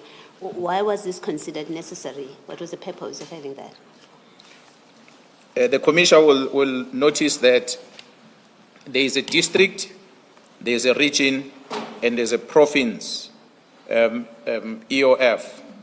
So what is happening in the lower forums, whatever they're discussing in the lower forums, it is important for the higher structures to get to know, meaning they will have sat and engaged and deliberated on matters at the district level. Whatever the meetings that they've held and the discussions that they had amongst them, it must be elevated to the higher structure, which is myself and the DPP, because we have to monitor whether there is any compliance with the directive and this MOU that we've put together, so that when we meet in our forum, we take into consideration matters that already came from the bottom. And we can also intervene early enough if there are challenges in those structures at the bottom. That's why what you just read, Commissioner, is the lower level. When it says these minutes must be forwarded to the higher structures, you'll see the higher structures is reflected on the same document, the following page, 262, the Provincial Optimal Forum. So that's where whatever minutes discussed on these two lower structures will end up in that forum. And that forum, the chairmanship will rotate between myself and the DPP as we are managing this process. Thank you, Commissioner. General, that we've now dealt with the facts as they stood on the ground regarding the functioning of the task team, the coordination with the NPA, and basically the establishment of a formal structure to govern that relationship. Yesterday, we dealt with a number of reports that you stated the task team had filed. Are there any comments you want to make before we move to the next topic as regards all the information you have provided about the task team and its efficiency? Commissioner, I think for me as the head of the police in the province of KwaZulu-Natal, I felt it's important to demonstrate that my efforts starting from the day I became aware of the letter of the minister leading up to the 6th of July were all aimed at making sure that I protect these working arrangements of ours to administer justice to the communities out there. That when we try by all means to make the system work between the South African Police Service, the prosecution, the courts, and the correctional facilities, that entire value chain does not get disturbed. So we must understand the challenges in between, and we put measures in place to try and mitigate those challenges. But if you have another superpower structure coming from outside and want to disturb this process, or there are players within this system that are in cahoot with the people that are supposed to be our clients outside, that want to disrupt the working of this justice system, it is therefore important for us to do something about it. So that's basically what I was trying to communicate in all what we have discussed thus far with regard to the team's formation and how it's been working, and what is the general arrangements, working arrangements between us as the police together with the NPA, the courts, and correctional facilities in the province of KwaZulu-Natal.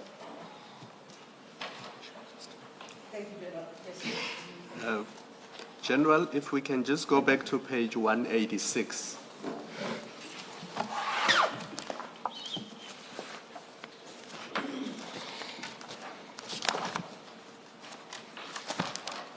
And for the record, if I may, Commissioner, that's The letter, yes. Okay, 6. You upload that 59. It's 9. Are you there, General? Yes, I'm there. The last paragraph says a preliminary report has to be submitted to the minister by the 20th of January 2025. The final and closing report must be submitted to the Ministry Management Executive Committee meeting late January 2025, the date of which will be communicated as soon as possible. As far as you know, were those reports generated and submitted to the minister? Commissioner, I would be lying if I say I know, because I never engaged with the minister on this. And I, as a person heading policing in the province of KwaZulu-Natal, where this task team is located, I was never asked to finish any report that is going to be directed to go to the minister. So perhaps maybe the project manager, which is Gerald Kumalo, might have been approached by the National Commissioner, and if that happened, I don't know. However, I am aware that there's been meetings between the Minister and the National Commissioner and Gerald Kumalo regarding the same subject, which one of the meetings took place just after my parliamentary appearance, which took place on the 6th of March, I'm told. I was never invited to that meeting, so I wouldn't really know what they were discussing. Thank you. Thank you, Commissioner Kumalo.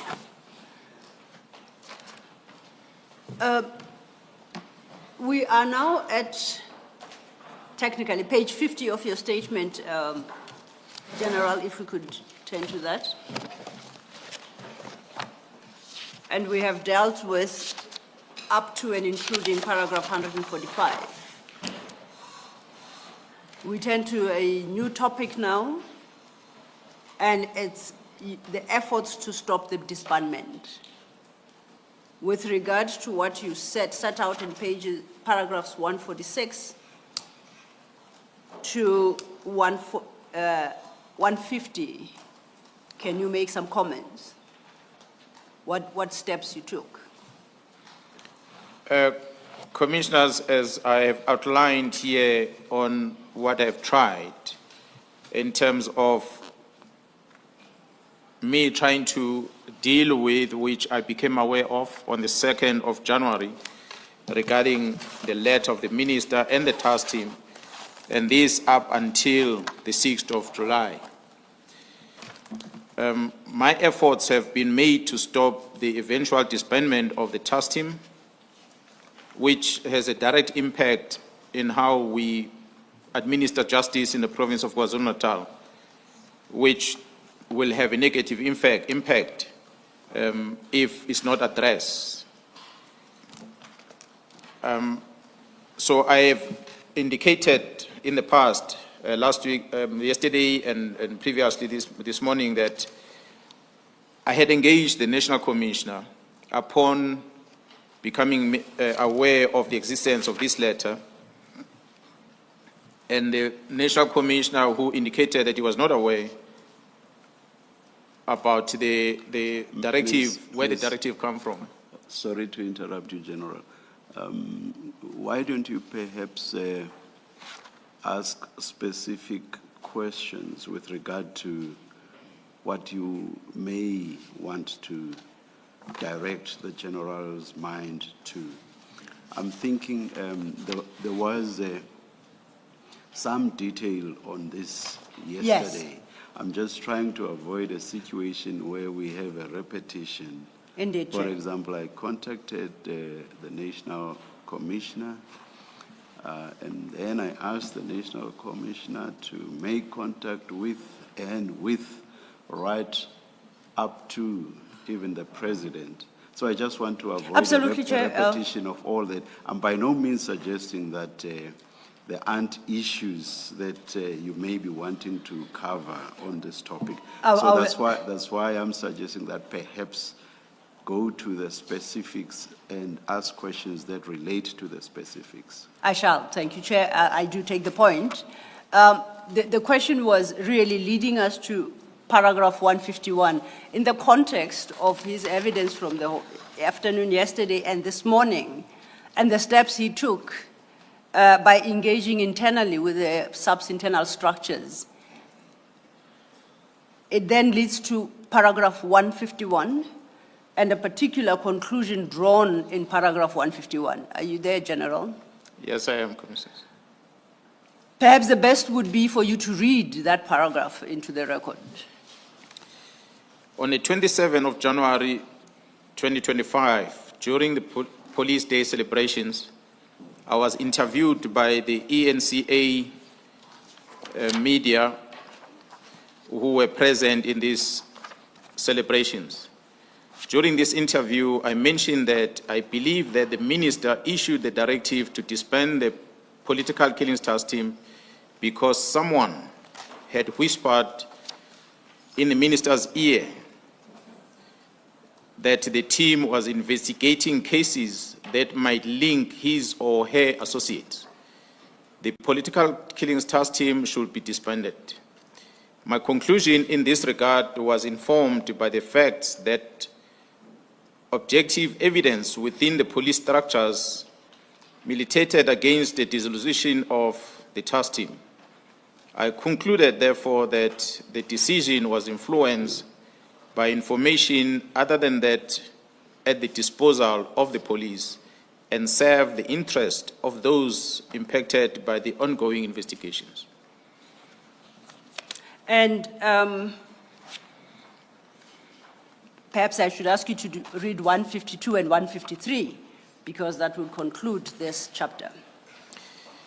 In that interview, I also stated that there should not be someone from head office influencing the minister to destroy or attempt to halt investigations. In other words, the PKTT was now fighting criminal syndicates involved in the political killings on the other hand, and at the same time had to contend with forces within the state apparatus indirectly fighting the PKTT through the executive, the minister, and highly placed members of SAPS with the view to sabotage critical investigation. I was aware that after this interview, the target on my back had grown exponentially. However, I simply could not keep quiet and allow the minister to take his drastic action. At this stage, I did not yet know the person I mentioned in the interview, Mr. Brown Mkhwanazi, who it has since been confirmed by the minister himself is an associate of the minister, was linked to Mr. Madlanga, who is a prominent cartel member currently under investigation in Gauteng and a direct target of the organized crime unit investigating, as assisted by the members of the task team as part of GCI Ops. So if we understand you correctly, the point you make in those 3 paragraphs is that based on the information you have now shared with the Commission regarding the political task team, that the minister's decision to disband in the light of that, all that information, or the minister's decision is inconsistent with the weight and the value of the workings of the task team as you have shared with the commissioners. Is that correct? That is correct. We turn then to your briefing of the 6th of July. And we start that conversation from page 52.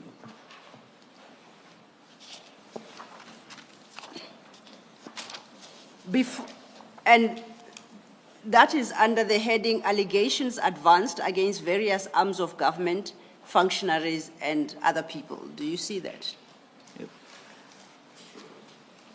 At paragraphs 154 to 158, you make some preliminary comments before you engage with the specific allegations. And I would like you to highlight those key comments, which, in my understanding, invite the Commission and the listeners to consider the allegations that you will now be addressing in a particular context. You don't have to read everything that is there, if you could just highlight. On the 6th of July, I made these allegations of impropriety and criminality on the part of some against a person serving in the different arms of government and within the entire law enforcement. And that includes some members of business communities and perhaps some politicians. So these allegations I made after the careful consideration of the facts that were in my disposal.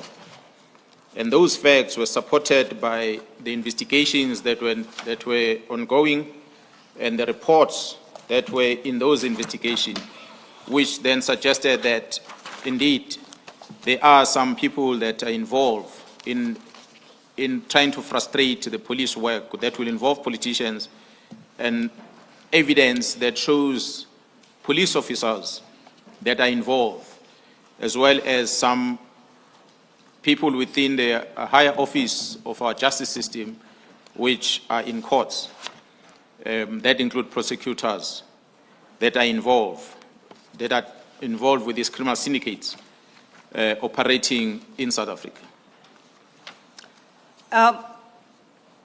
From page 56, you deal then with the allegations as they relate to politicians. And just to give us context, at 50, you break up politicians into two groups. The one is headed Parliament at page 56, and then at page 61, there is a subheading, the executive. You confirm that? That's correct. And so far as Parliament is concerned, you raise concerns regarding two members specifically in this. That's correct. You had stated that in your paragraph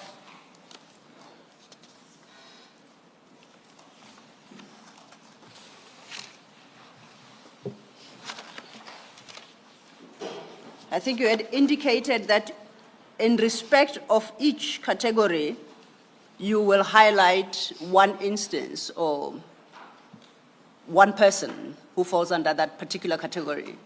But it should not be understood that the complaint is confined specifically to the one person.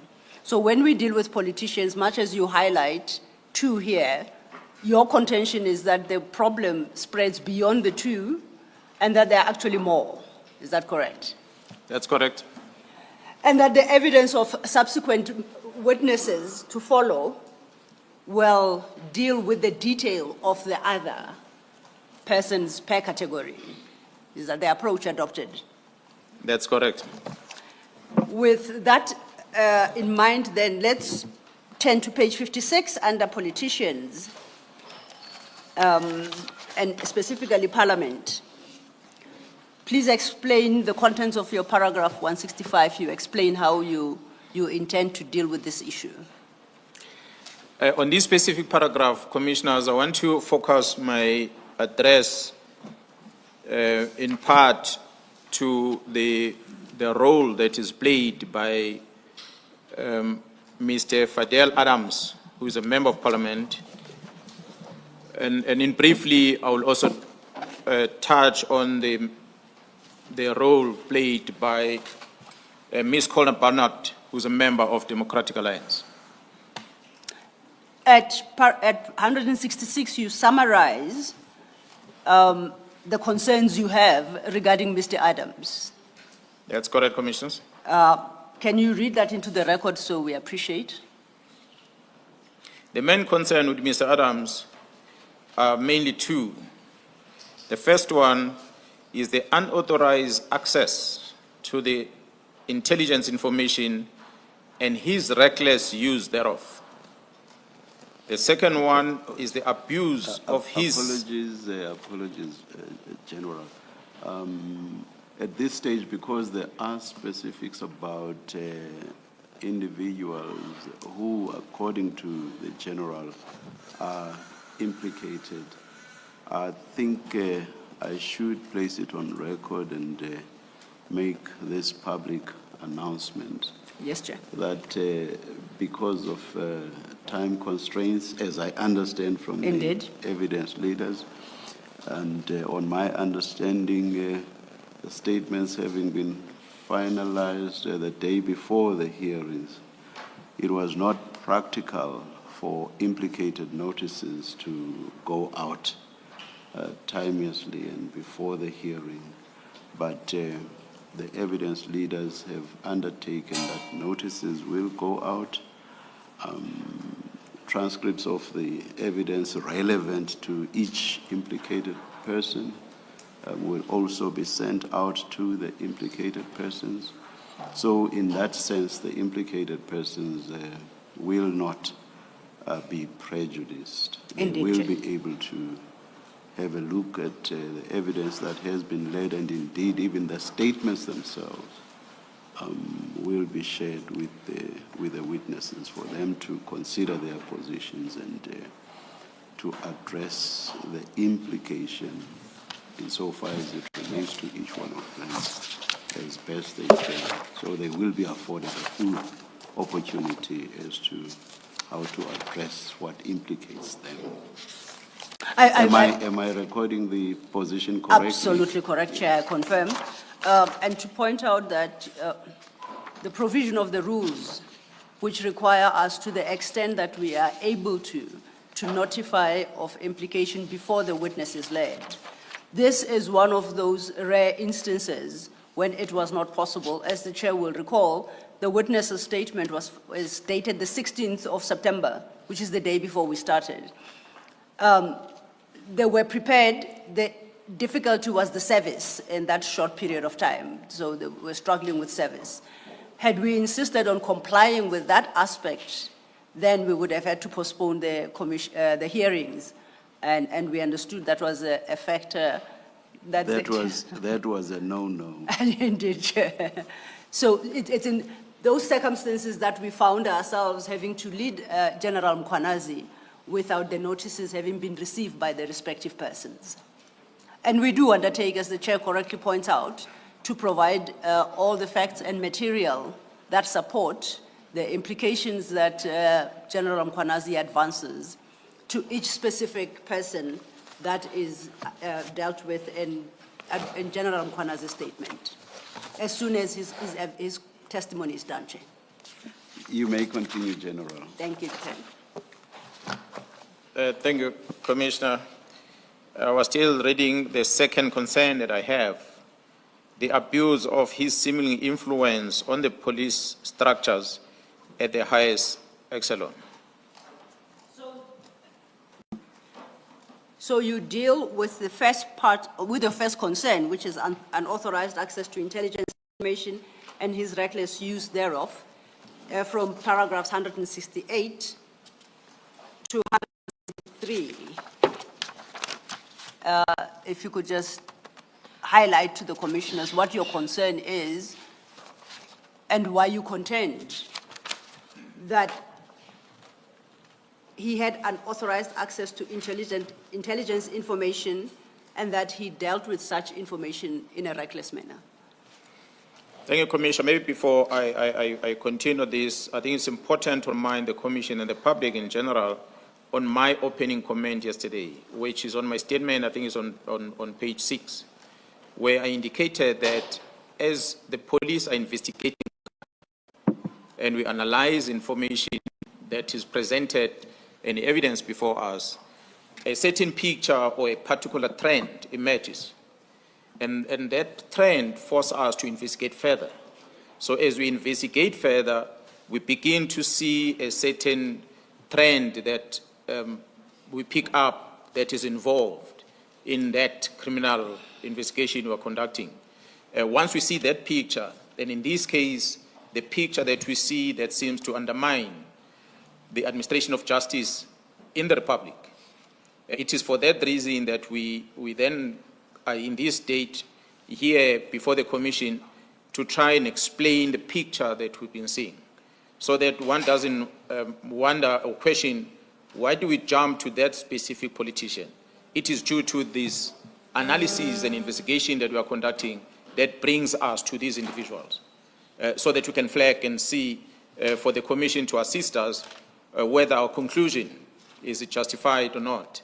But we are convinced that it is justified, that what we are presenting. So Mr. Adams appeared to have came into the position of an intelligence information. And this information is classified on its nature that Mr. Adams should not be in possession of. So it is an information that is intended for another structure of parliament.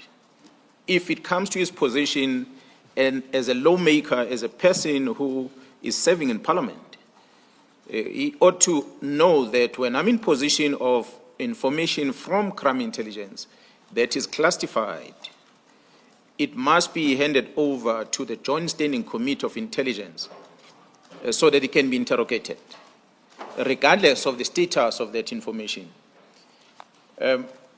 So that is expectation that one has towards a lawmaker, such as Mr. Fazal Adams, who is currently serving in Parliament. Because this classified information we are referring to here, it's involving personal information of individuals that is deposited at crime intelligence or extracted by crime intelligence when the crime intelligence is conducting the vetting process for security clearance for individuals.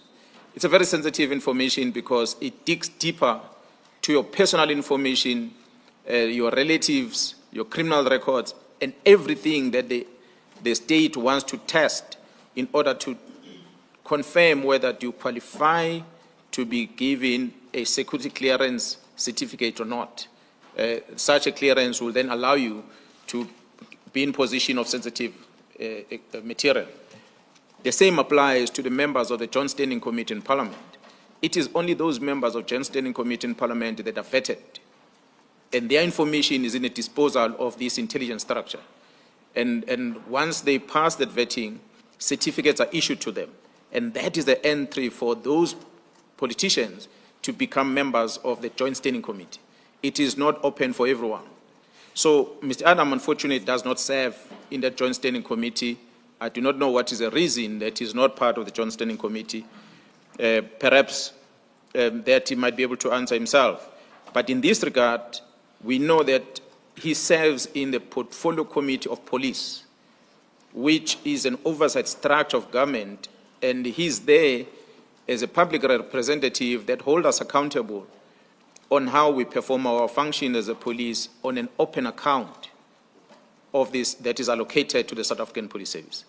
But on the use of any funds on a secret account, the accounting role for that is within the Joint Standing Committee of Intelligence as regulated by the National Strategic Act of Intelligence that regulates how matters of state secrets must be handled, including the budget, resources, and otherwise.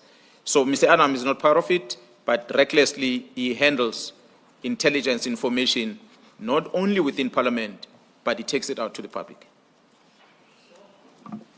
Understanding your concern then, and you pointed out that he does not sit on the Intelligence Committee within Parliament.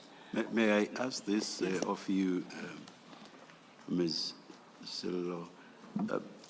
To what term of reference does this testimony relate?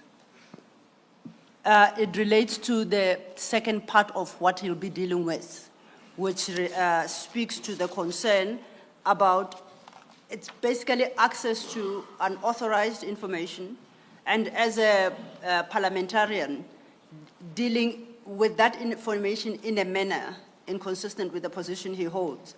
But then it leads to the second aspect at 166.2, which is the use of that same information to abuse his seeming influence on the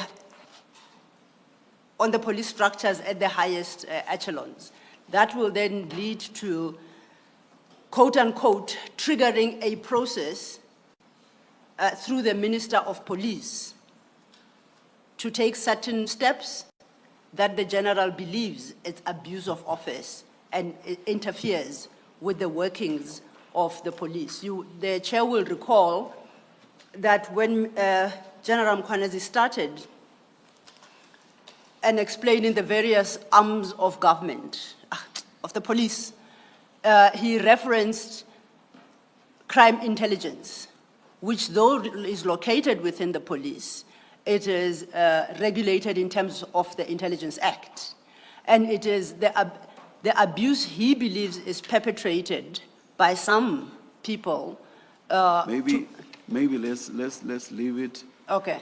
Perhaps at some stage, whether it's when you make submissions Indeed. or after all the evidence has been laid, we will see how the strings will be pulled together. I'm Maybe happy. let's I'm happy with leave that it. approach. But I've raised the question. Yes, yeah. it's noted. It's noted, Chair. My question to you, General, was how then would you suggest this specific parliamentarian ought to have dealt with that information? Well, as a parliamentarian who is a lawmaker, it's a person that's supposed to know the law. The National Intelligence Act is the law that lawmakers must know and comply with. It would be expected that he knows that this information, it's an information that's supposed to be deposited to a different structure or an oversight body of Parliament, and so that it can be handled with sensitivity that it deserves. But unfortunately, he did not do that. And from paragraph 173 onwards, you deal with how you say Mr. Adams actually dealt with that information. Can you take us through that? Commissioners, as I'm outlining again here, I've said when I started, we investigate the picture image that calls for further investigation. So this commission is here to help us answer the question of how involved are the politicians and other private people, including police officers, how are they involved in interrupting the work of the security cluster in administering this criminal justice system. This is but one that you're going to see at the end, how Mr. Adams' action is impacting to the work that the team is doing. And again, posed to say this with respect, I had indicated that when we're discussing in length, we're talking about the political killings task team. We mentioned that Khumalo is the project manager there. Khumalo, who's a divisional commissioner of crime intelligence. We presented that Khumalo at crime intelligence becomes aware about what's happening in Gauteng province. And he registers a case internal within crime intelligence that is running as a project inside crime intelligence that is in charge of. It is that case that links to these high profile, the Mulifes, the Matlalas that get arrested. As we're going to see the picture late, it is an operation within crime intelligence, the GCI ops, not the PKTT. These actions that follows from there onward, how they're going to link to the work of that GCI ops. That's a picture we're going to show you towards the end, commissioners. So, but what we know here is that we're tracing steps back as when an incident happens. We go back and we ask, we investigate what led into this, going backward. So, although we are explaining it here where it started, but not how we investigated. We investigated by starting at the result of something, and we backtrack to establish, like a crime scene. We're going to come to court and say, so-and-so killed that person. But we start by attending the crime scene. We collect evidence, we track back everything until we find the reasons. Then we say, this is a suspect, who conducted this crime. So this is exactly what we are doing now. We are telling you who did what, which eventually will result into the interruption of the criminal justice system, which this commission is assisting us to investigate. So, Mr. Adams, on the 29th of October in 2024, he went to Cape Town police station and he opened 3 cases. And these cases, I'm going to invite you, should be public record, to even look at what is contained on his complaint. It does not even warrant the registration of a case. There's no elements of crime on his complaint. But nonetheless, he opened the complaint. And the complaint is really about the vetting procedures within crime intelligence, a space that he ought not to play in.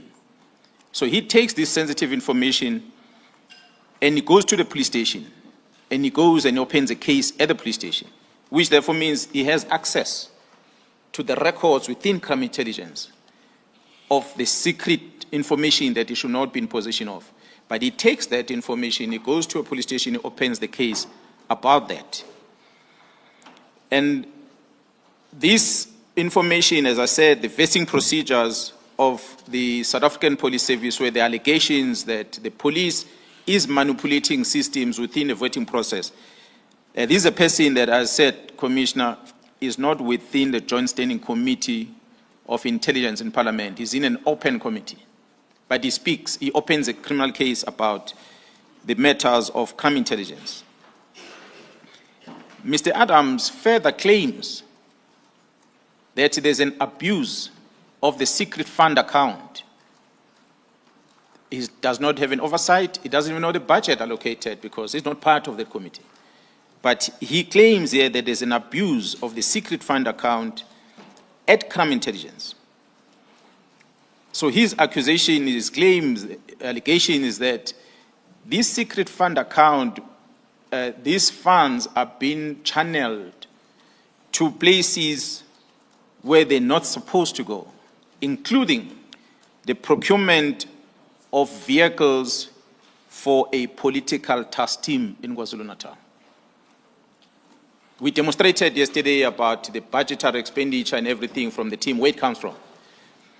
But he claims here that this money from the secret fund account is used to purchase vehicles of the political task team. Surely, he, as a complainant, he would provide proof for this. I like to believe that as a complainant, he should be able to demonstrate that he has an evidence that this money was spent here for this resource. He further claims on his complaint, Commissioners, that this political task team is a private entity that provides service to the former Minister of Police, Bheki Cele. That's what he puts on the documents, on the A1 statement that he deposited at the police station. He accused that the team is basically an armed force of Gerald Cele. That's his accusation.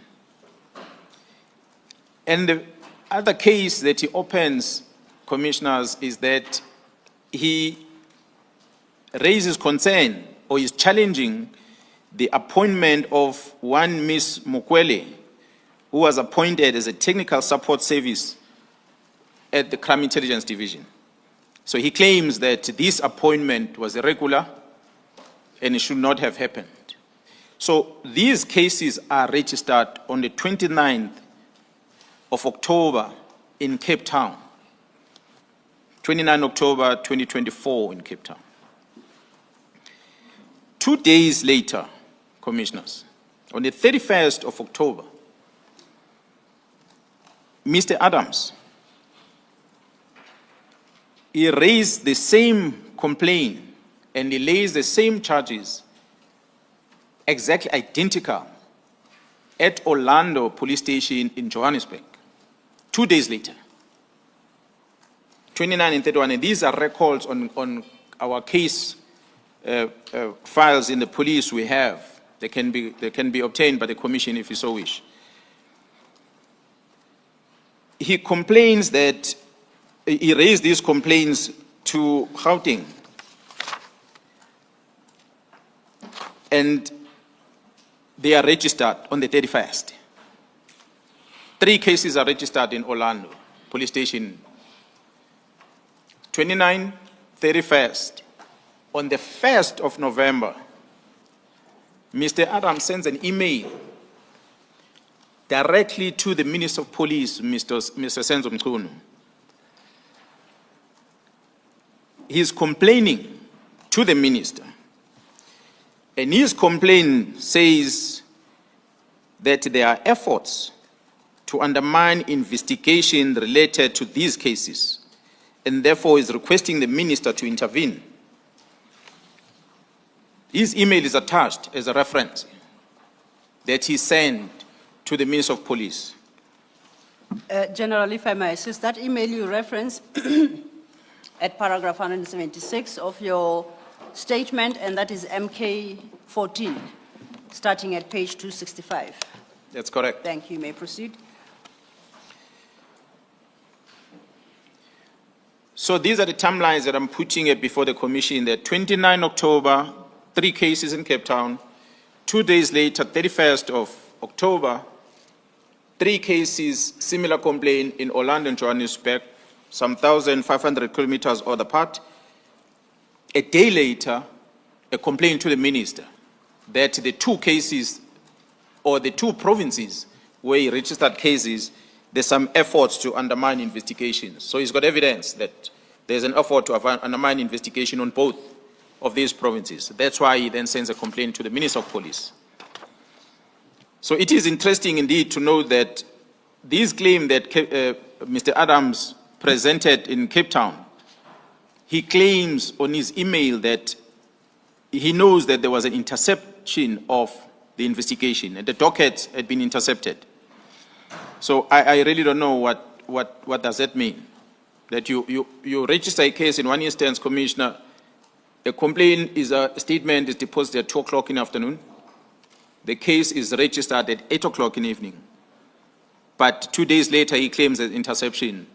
Perhaps even by the time he claims, that docket has not even been allocated to the investigating officer. But he is already moving to another province to complain about that. So this is what he puts in the complaint to the minister, that there's interception of the docket in Cape Town, and he further claimed that he had been notified that the Gauteng Police Department had followed the same modus operandi as the Western Cape Provincial Commissioner and is interfering in the investigation process. So this is one man, a member of parliament, that is convinced that within the period he's opened the case, there's an interference already. And he leaves the one province, he goes to another one, he opens a case, 24 hours later he reaches a complaint that they are following the same modus operandi as Cape Town. So how we concluded to this, I really don't know. Perhaps he will be invited here to come and explain why he reached this conclusion. But as we investigate, commissioners, you're going to pick up some linkages of his involvement in this work that the team are doing in uncovering the criminal syndicates within the police. So this is the build up to such. That's why we are focusing on this. This complaint, upon landing at the minister's office, first he sends an email to the minister, and after that follows another emails to the chief of staff of the Minister of Police and other people that he copied the emails to. But the first one was directly to the Minister of Police. Subsequent to that, the minister's office directed this complaint to the office of the National Commissioner. This is a complaint that comes on the 1st of November. The National Commissioner directs the minister's office directs this to the National Commissioner's office, and they request the National Commissioner to respond by the latest, the 4th, which is 3 days later. They must give a response into these allegations of Mr. Adams. The National Commissioner's office acted on that complaint by directing a division in the police that is responsible for dealing with complaints, which is a division inspectorate. The report from the Divisional Commissioner, Lieutenant General Jacobs, is attached and marked MK15 in this regard. This General Jacobs and the team, upon receiving this complaint, they acted upon by trying to reach out to the complainant, Mr. Adams. They were not successful in trying to get him to come and elaborate on this complaint. And they read through the complaints and the dockets that he has registered at the 2 different provinces. They could not find anything that justified his complaint to say there was an interference with the investigation. And as a result, in their conclusion, General Jacobs, which is summarized in the report that is sent to the National Commissioner, of which the National Commissioner responded to the Minister, was that the complaint of Mr. Adams was premature, and the police should be allowed to first investigate this matter, and upon the investigation, and maybe the further analysis can be done whether there is any interference or not. But the biggest problem on this is the fact that the complainant himself does not avail himself when he's contacted by the people who are now investigating his complaint. He does not avail himself to be engaged in order to form the basis of his complaint in this matter. And if I may, General, for record purposes, the report of General Jacobs is an extra MK15 to General Mkhwanazi's statement, and that starts at page 270, Commissioners. Thank you.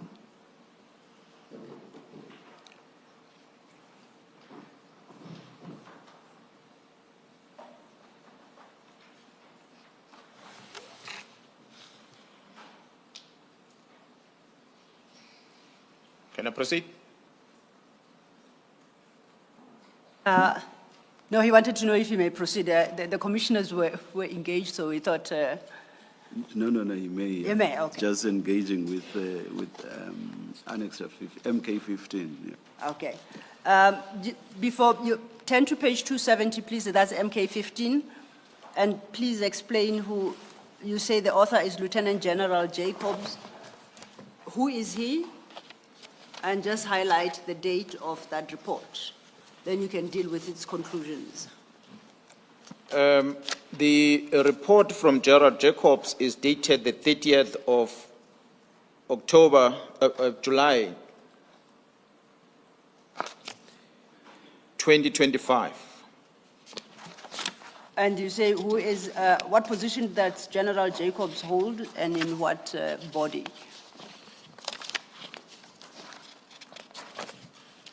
Commissioners, if you allow me to indicate on this, it's a report that comes out from Gerald Jacobs as we're interrogating on what he did back then, which then supports the response to the office of the minister, which eventually a response that the National Commissioner had provided to the office of the minister with regard to the fact that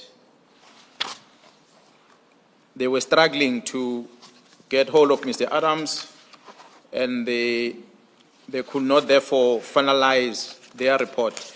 In the same reference, because I want to answer this question of the date of the report, there is on page, in the same annexure, on page 285, the commissioners are going to see that that is an information note that General Jacobs, I'll say that is a report, if I understand that General Jacobs sent via the office of the National Commissioner to the Minister of Police. And in this report, The person who signed is the acting divisional commissioner, who's Major General Dladla, and this acting divisional commissioner was acting in the position of Jacobs at the time. You'll see that one is dated the 4th of November, in line with the minister's timelines of dealing with the complaint. Remember, the complaint, Mr. Adams registered on the 1st of November, and the minister's office asked that the response be provided, the outcome of the investigation be provided to his office on the 4th of November. So this was complied with. The response was provided on the 4th of October, as it was signed by the acting divisional commissioner and confirmed by the acting national commissioner at the time on the 5th of November, which is General Sibia. And it landed in the minister's desk, and the minister endorsed his signature on this document on the 8th of November of the same month. So the date that I'm now talking about, of the 30th of July, it's when Jacobs is finishing us with the information that explains what he did back then. So that's why I wanted to make sure that these two dates are not mixed up. The question is, who is General Jacobs? General Jacobs is a divisional commissioner of inspectorate in the South African Police Service. The South African Police Service, being an old department of government, back in the days, it was not the culture within government to have auditors. The culture of auditors is new. So an oversight entities that were available at the time within the police was the inspectorate that was doing an oversight, conducting compliance with policies and directives, standing orders within the police, and the failure thereof will come with consequences. So that's how the division was born. And of course, nowadays we then adopted the King's reports, the recommendations that introduce the audits, and that's why we even have an internal audit in the police that help us to audit the work we do in compliance with both the Act and policies and directives that are issued in the organization. But inspectorate remains within the structure of the police. So that is what General Jacobs is responsible for. So the complaints, when they come into the police, they get directed to the very same structure. So it's basically like in the terms of education, I will say it's a, I don't know whether the inspectors are still there in education, who goes around different schools and check the compliance. That's what inspectorate does. It's like a school principal that checks on everyone in the police. So that is basically the profile of General Jacobs. The good thing about this advantage we have is that General Jacobs was once a divisional commissioner of crime intelligence. So the complaints that talks about crime intelligence, he's in a better position to even understand what's going on. Besides the fact that he worked there, the inspectorate have access to all the departments, all the divisions in the police. So therefore, he had access to dockets, he has access to intelligence, although limited within crime intelligence in terms of secret fund account, but in general, he has access to many places within the police. Can I find out, if I understand your testimony correctly, so the function of the inspectorate is to act on complaints received against the police and triggers an interrogation and investigation into the alleged conduct? That is correct. And subjects the police to scrutiny, the level of which I guess will be determined by the nature of the complaint. That is correct. And you pointed out that, and you state in your statement, that General Jacobs, in his report, indicates that he failed despite numerous attempts to engage with Mr. Adams. That is correct. Now, I want to turn you to page 280, please, and that is the end, of, the conclusion of General Jacobs' report. And to read item 8, which is the conclusion, his conclusion in regard to the complaint. On his recommendations on this, you said 287. Am I right? I was reading the report of the 30th of July, an Oh. extra MK 15, that is the report from General Jacobs. Yes, Do you have it? It starts at 270, yes. and I referred you to the conclusion that he draws under 8 at page 280.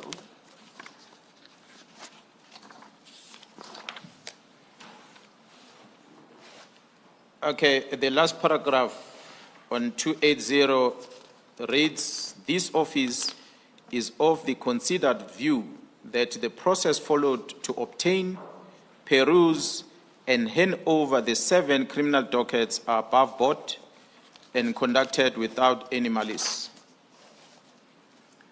Do you know whether there has been any further investigation by the inspectorate regarding the complaints of Mr. Adams beyond this report? I am not aware of such. Commissioner, I want to, in order not to be confused on this Jacob's letter that we are talking about now, which is reflected from 273 and ending with the paragraph that I just read on 280, which is dated the 30th of July 2025. As you can see, this one ends with Gerald Masimula as a recipient of this report. So this is a report that was recently done as the explanation that Gerald Jacobs was explaining to the National Commissioner with regard to the status of case dockets. So they might have been, I might have put them in the same bundle, but I think it's important for me to differentiate between the two. Yes. They're in the same annexure, but the one of Gerald Jacobs and that was investigating the complaint of Mr. Adams, it's a one that starts on number 285 in the same annexure. That one, 285, and it ends with the signature from Inspectorate at 287. Yes. Maybe if I may read those recommendations on record on 287. So the one starting at 285 is the information note. That signed- this information note is actually the outcome of Jacob's investigation as expected by the minister on the, was supposed to be submitted on the 4th. Okay, and that is dated, for the record, the 4th of November 2024. Exactly. Okay, deal with So it, the please. recommendations on that one, it reads, there are 3 of them. It says, this office recommends that an extension of 10 working days is provided in order for the following to be considered, whereafter a comprehensive report can be provided. Yes. Number 1, interview the complainant and obtain a detailed affidavit. Number 2, perusal of all criminal dockets, including the Vilera case 38 of 8/2022. Determine if any other government department is investigating the same allegations. That is the recommendations from Gerald Jacobs.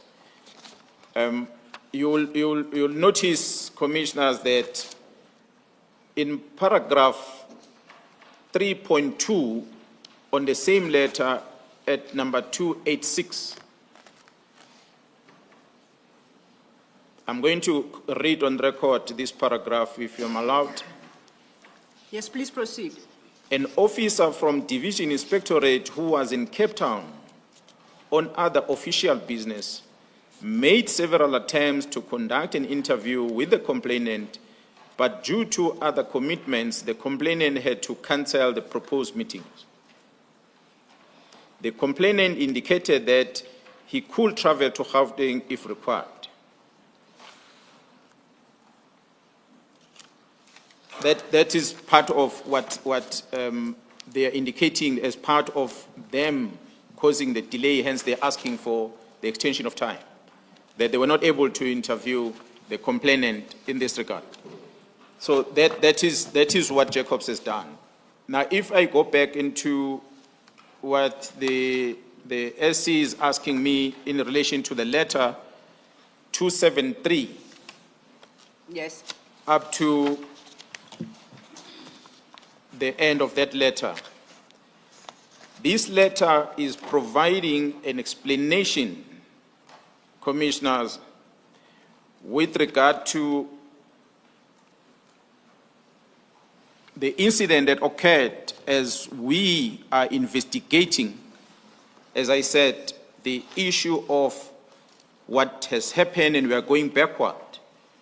And we discover that the dockets open in Cape Town, and these dockets in Cape Town and in in Johannesburg are then transferred or taken by inspectorate. So we wanted to establish how do inspectorate get hold of these dockets? And then inspectorate explained we got hold of these dockets because of the complaint from Mr. Adams. That's why we are going backward. Because we started with what is a complaint, the dockets, where do they come from? They come from here. Let's go and check these dockets. We found in those stations the dockets are not there. Where are they? They are taken by inspectorate. So we gone to inspectorate. Inspectorate, what's happening with this docket? And inspectorate then explains that, no, we got hold of these dockets because we're investigating a complaint.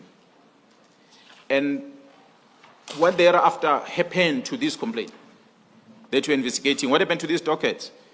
And then you're going to see another department coming in that while we're in possession of these dockets, investigating the complaint of Mr. Adams, then suddenly IDEC, which is an independent body within the NPA, newly established, comes to inspectorate to demand the dockets.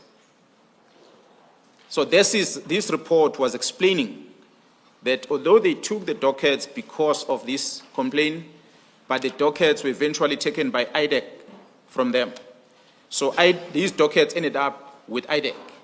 But we're going to explain the issue as the SC is trying to lead in terms of putting an evidence of how the sequence of these things has been happening as the picture emerges of answering the question of interference of politicians in the work that we are doing as a police.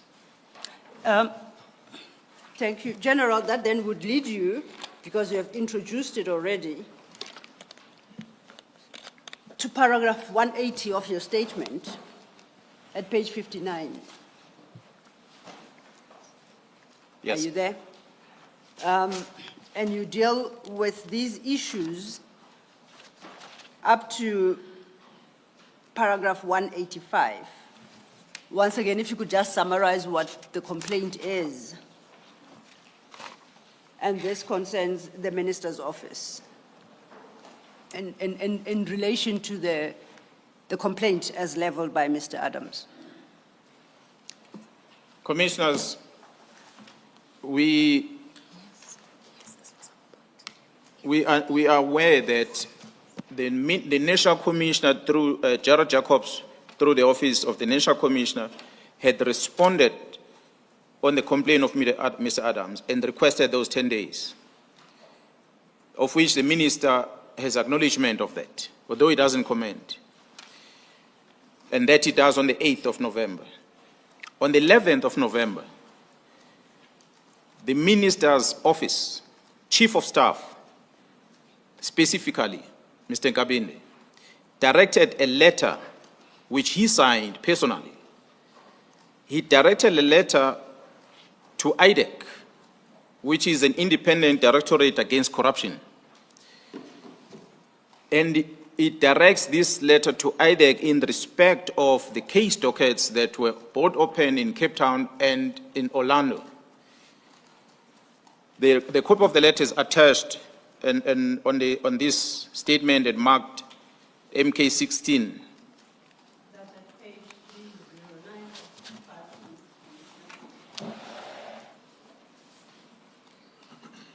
309. This letter, commissioners will read, and you can see all the case numbers are listed and signed by the Chief of Staff, Mkhwanazi Nkabinde, dated the 11th of November, 2024. This letter claims that the minister's office is submitting this and requesting, in terms of section 27 of the NPA Act 32 of 1998. They are alleging that this matter is of a serious nature that involves corruption of the police, and therefore they are inviting IDEC. They are approaching IDEC in terms of Section 27 to investigate these cases. It is unclear why the Chief of Staff decided or elected to act on his behalf. He signs it himself, although using the letterhead of the minister, but he's a Chief of Staff. Despite the fact that the minister had acknowledged the report from Inspectorate.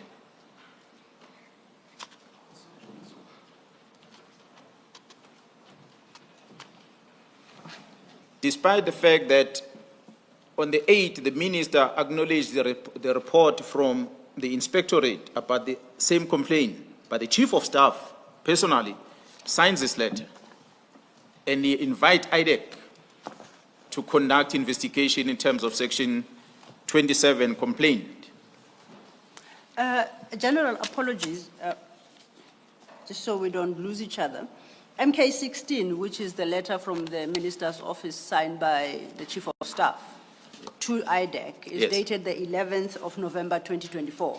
Yes, And your issue is that that letter is dispatched notwithstanding the report provided by the inspectorate to the minister. that's correct. And that report is the one you pointed out to, dated the 4th of November, wherein the Office of General Jacobs sought an extension to investigate. That's correct. And that was dated the 4th of November. So technically, the inspectorate has not reported back to the minister as to the outcome of its investigations regarding this complaint. Thank you. The 10 days is not even up at that stage. It's not over. 10 days is not over. I must indicate, commissioners, that documents ordinarily that comes to the minister, they go via the Chief of Staff. So the Chief of Staff had, in that document we referred to earlier, from the National Commissioner to the Minister, which is authored by Inspectorate, dated the 4th, the National Commissioner's acting, signs on the 5th, and the Minister acknowledged that in the Minister's office, they've acknowledged it on the 5th, on the same day the National Commissioner signed it, or the acting, Jaras Beer, on the 5th, they acknowledged that letter on the stamp that is placed on 285 on top right corner there, as an indication that the minister's office receives it on the 5th. Although the minister then, after reading it, he then signs it on the 8th. So the letter is authored the 4th, National Commission signs on the 5th, the minister's office received on the 5th, the minister himself acknowledged, signs this document on the 8th. So the request of 10 days has not lapsed, because 2 days later, the 11th, we then see the Chief of Staff writes a letter to IDEC. So he's basically asking IDEC to take this docket. I must maybe indicate again, commissioners, while we are still on this point, that the complaint of Mr. Adams that was sent to the minister, I said earlier that Mr. Adams sent an email a day after opening a case. He sent an email directly to the minister, and subsequent to that, other emails were then sent to the Chief of Staff. I would invite the commissioners to look at Annex 14.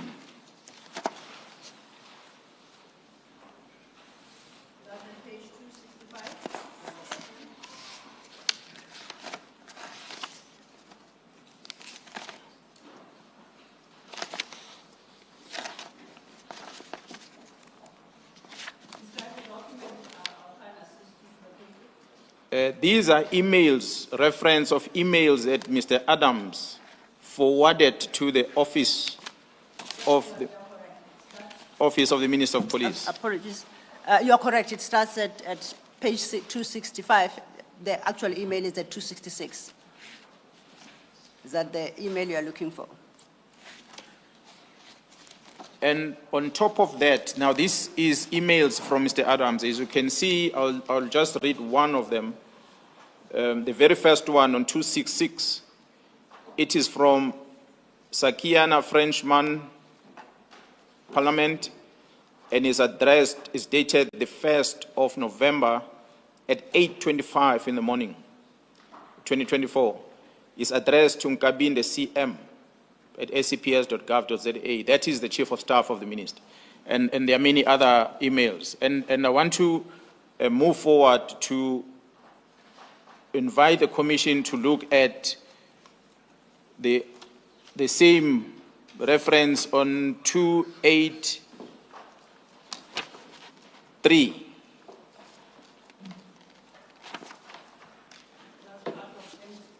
That's part of an extra MK15. Yes, Yes. 283. Yes, and it's a series of emails as well. Yeah, those are the trailing emails. The one on top, which I want to indicate to the commissioners that Mr. Nkabinde, who is the Chief of Staff,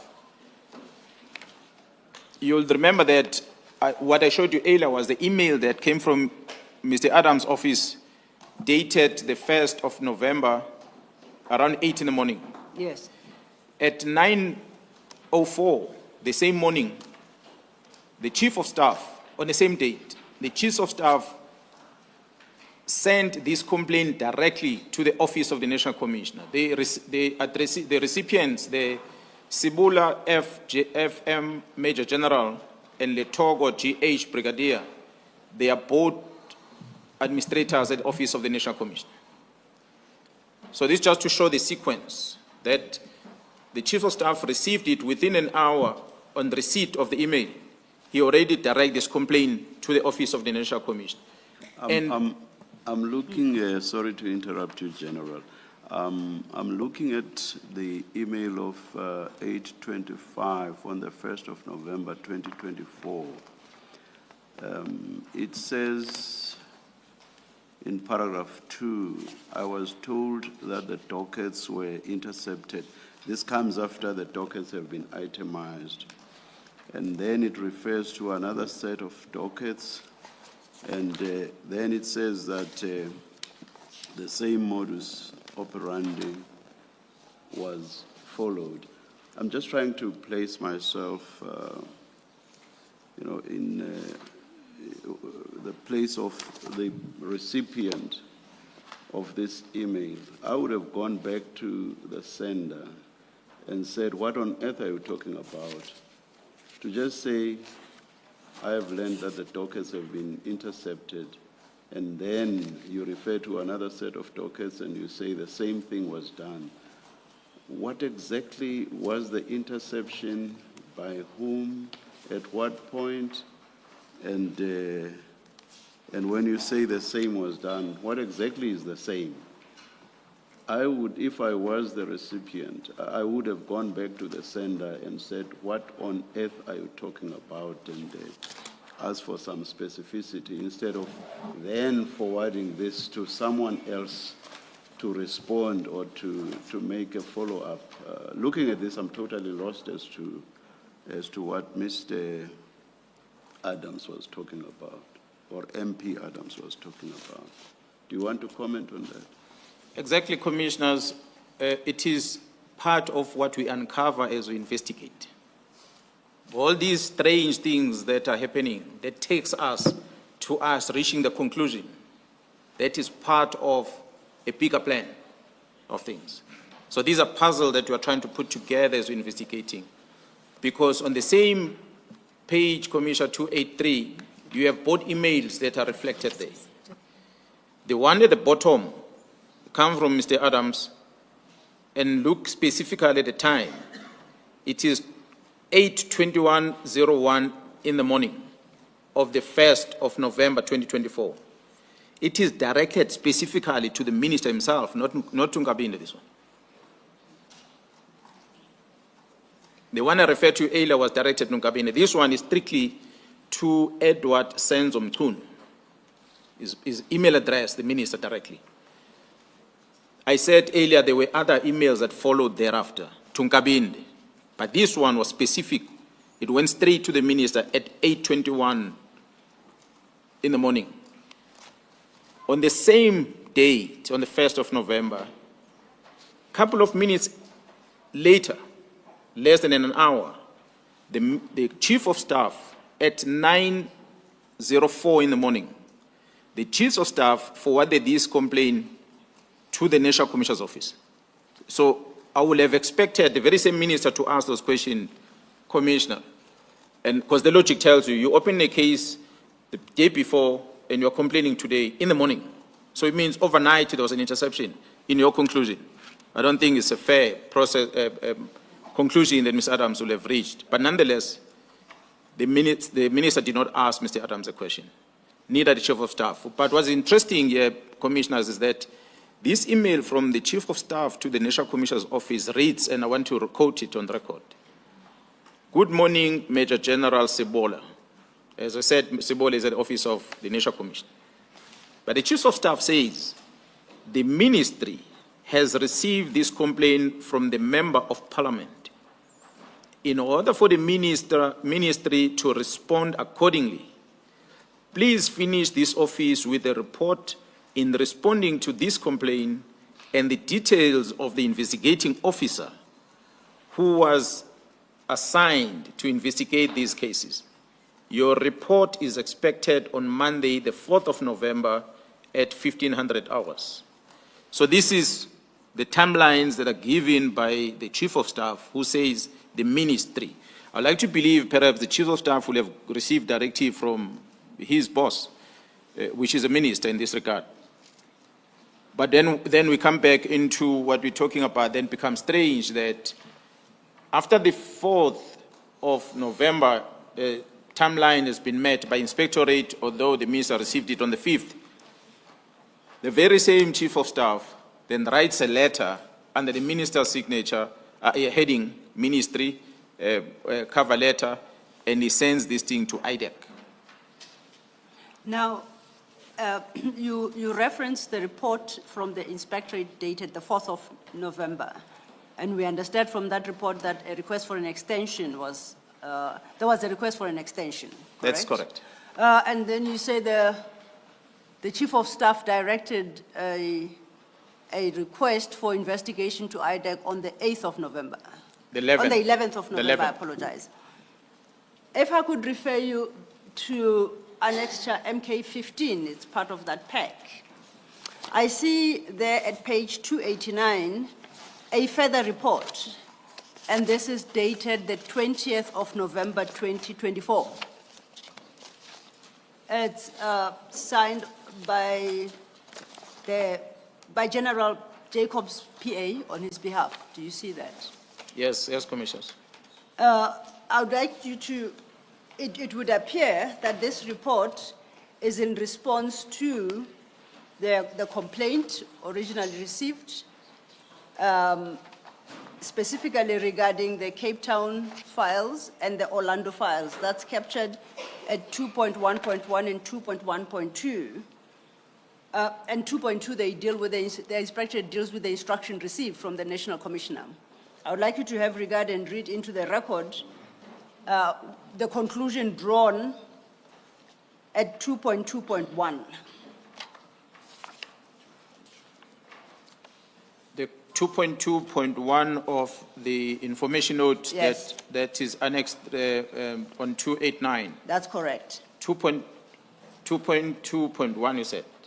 2.2.1. Yeah, a report was compiled wherein the allegations that there was interference from both the provincial offices were reported to be unfounded. And this was in relation to the question the chairperson posed to you about what interference was being referenced. And am I reading the document correctly that General Jacobs, by the 20th of November, had concluded that the allegation of interference was unfounded? That's correct. Now, just to close on that, if I refer you to, in the same document, to page 290, it's item 3.3, if you could read that into the... As part of the protocols to address service complaints, an affidavit is obtained from the complainant. Colonel Phillips of this office was tasked to obtain the affidavit. However, after numerous attempts, it seems as if the complainant is evading the request. Please find Colonel Phillips' affidavit as proof hereof. Now, am I correct in understanding that the conclusion is in part based on the fact that the inspectorate could not obtain an affidavit as required from the complainant to That is- substantiate the claim? That is correct. At paragraph 180, you have dealt with this letter already, that the Chief of Staff refers the same complaint to IDEC. Do you know the status of that complaint within IDEC as we speak? I'm not privy to the status of the complaint since the dockets were taken to IDEC. They Okay. operate outside the police. And there, as far as you know, there have been no engagements. Do you know whether or not there have been any engagements with the police from the affected police stations, which is Cape Town and Orlando, in respect of these case numbers? What I am privy to, Commissioners, is that Gerald Jacobs' office, after receiving this docket as part of the investigation, they were approached by IDEC requesting that they hand over those case dockets of Gauteng in the main, and Gerald Jacobs refused to hand over the dockets. And they then, IDEC, wrote to a head of crime detection in the police, it is Lieutenant General Sentumuli. They wrote to her requesting the dockets. And she then contacted Gerald Jacobs and asked Gerald Jacobs to release the dockets to IDEC. Now, IDEC is led by an individual, and it is an entity of the NPA as a prosecution. The inspectorate, the detective services is led by individuals, which is part of the South African Police Service as a department which is led by the National Commissioner. But the correspondence from the NPA to the police does not include the people in charge of the two entities. It includes the head of IDEC and the head of investigation. So the correspondence between the two and the authority is granted by the police detectives and instructing inspectorate to release the docket, and then dockets were then taken by IDEC. To date, those dockets are sitting with IDEC. I see in your state. I'm just surprised that there would have been this much effort, this much laborious activity, all of it stemming from a non-complaint by Adams MP. I mean, with that one-liner in respect of the one category of dockets, and then another one-liner in respect of the second category of dockets, and then there's this much activity and effort. In fact, it just does not make sense that the Inspectorate of SAPS should have been required to even give a report. Of course, I'm just expressing a view based purely on the fact that what initiated all of this was a non-complaint. It's totally not substantiated. So what the Chief of Staff, or what he refers to as the ministry, what they should have done was to go back to Adams MP and ask for specificity before all of this laborious activity was then engaged in. Do you want to comment on that, General? Commissioner, my comment might be to some degree perhaps being biased because I'm the one that is combing through all what is happening. Perhaps I must indicate to the Commissioner that what led us to able to comb through all this what has transpired is in two phases. One is information I get through my sources within IDEC that there is activities that are happening with IDEC that are not in line with what the purpose of the formation of the entity is. And that there are two structures within IDEC. There's a good structure that deals with the Zondo Commission, and there's another structure that is malicious, that is used as a weapon to further disrupt the criminal justice system operations. So I get that through my sources within IDEC. That's on one. That's how I was able to get this letter. It's not a letter that was given to me on request from the Chief of Staff. No, I got it through the sources. And the Chief of Staff cannot deny it, or the Minister cannot deny it, because it's got his signature, it's a legitimate letter. IDEC has that because they call for the docket informed by this letter, so they can't deny the letter. It's a picture that we started picking up.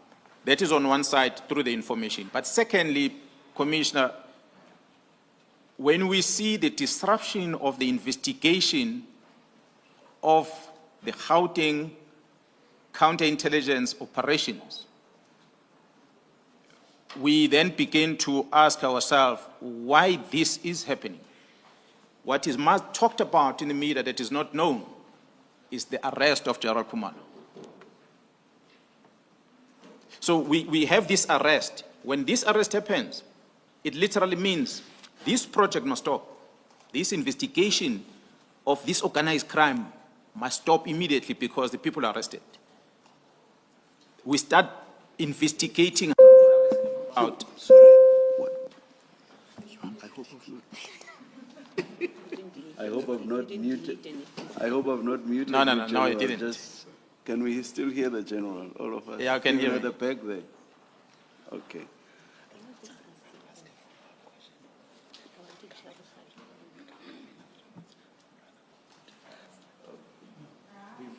Before you continue, General, I just want to say that, of course, it's early days. My comment about a non-complaint should not be taken as final. I do not know whether the Chief of Staff of the Minister will be called as a witness, nor do I know whether Adams MP will be called as a witness.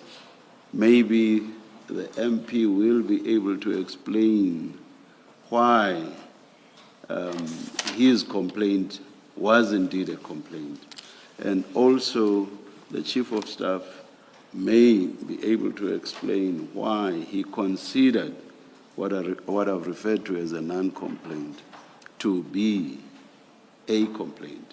So it is early days, but as presently advised, I just see it as a non-complaint. So until and unless it does get explained, to me it looks like a non-complaint at this stage. My co-commissioner wants to say something. Sure. Thank you. Ms. Silla, maybe I should have asked this some steps back. Yes. Just to clarify my confusion. The complaint we are talking about, I just want to make sure we're not speaking at cross purposes.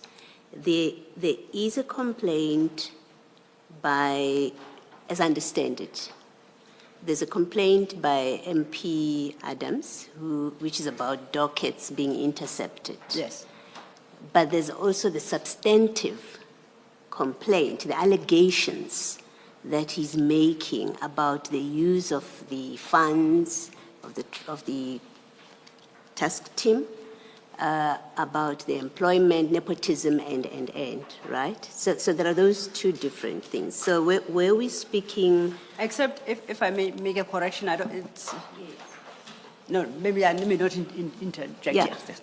Keep in mind, it's me seeking Yes, to yes, be I sure appreciate that that. we're having the same conversation when Yes. we say that complaint. Which complaint are we all agreed or clear which complaint we're talking about? Indeed. So this letter from the Chief of Staff, it lists case numbers, right? Yes. This is what is referred to. It says in paragraph 2, the allegations contained therein implicate very senior members of the South African Police Service and are viewed in a serious light. And case dockets were registered as per the following case numbers, and it gives case numbers. Now, it is, as I understand it, after those case numbers, in fact, as it reads, after those case numbers, it says, due to the nature of the allegations made by Honorable Fadil Adams, which is deemed to be quite sensitive and which contains allegations of criminal conduct, misconduct, this office requests the ID, the investigating director, to consider investigating the same. Now, my reading of this, it seems, is what is being referred to IDEC is what is contained in those case numbers, not the lifting, not the interception of dockets. I don't know if you understand the distinction I I'm understand. drawing. I fully Yeah, understand. and I just want to be clear that when we say that complaint, what happened to that complaint? Which complaint are we talking about? Okay. Thank you. Perhaps I'll try, based on what the general explained. And perhaps the logical place to start is with the letter of the Chief of Staff, because that letter at page 310. Perhaps because it's what, maybe a minute or even half a Oh, okay. minute. It's going to take more than a minute. lunchtime. It is actually 1 o'clock now. Perhaps let's take the lunch adjournment. adjournment now, resume at 2 o'clock, and then you may respond to my co-commissioner. Can I suggest, Ms. Silo, what you may want to do during the... Please, not yet, please. May I suggest, Ms. Silo, that perhaps during the break, you may want to look at this and get the witness to clarify his evidence on this issue. We are ready to clarify. I had understood the witness to clarify, and I intend to deal with it with Okay. reference to the documents. Thank Yes, you. thank you. Chair.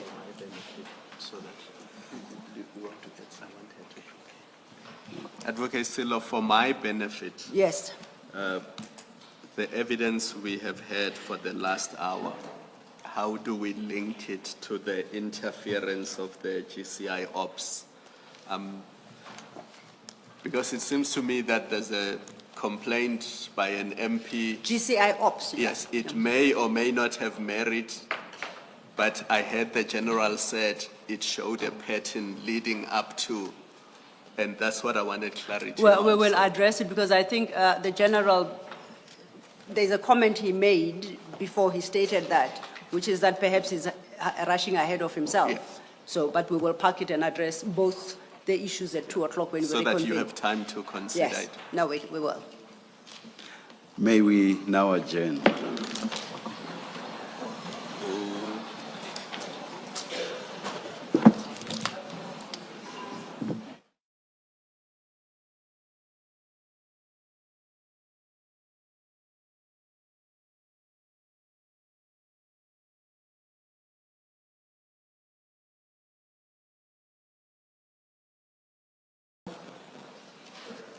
I'll express my understanding of each before I proffer an answer.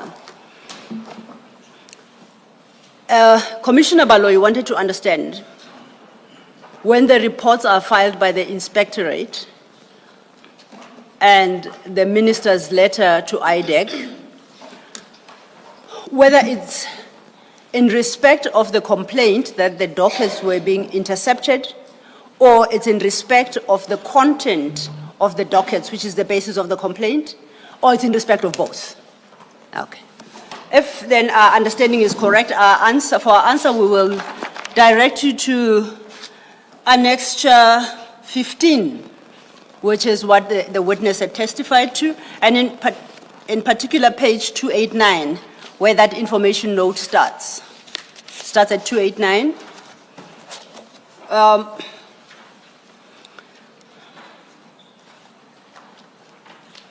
And just for reference, that particular document concludes at page 291, and you will note below the signature the date, that is the report of the 20th of November 2024. Once again, for context, there had been a previous report of the 4th of November 2024, and the commissioners will recall in that particular report an extension was requested. So this follows up on that. So I would like to refer the commissioners to page 290 of the bundle, which is the second page of that report.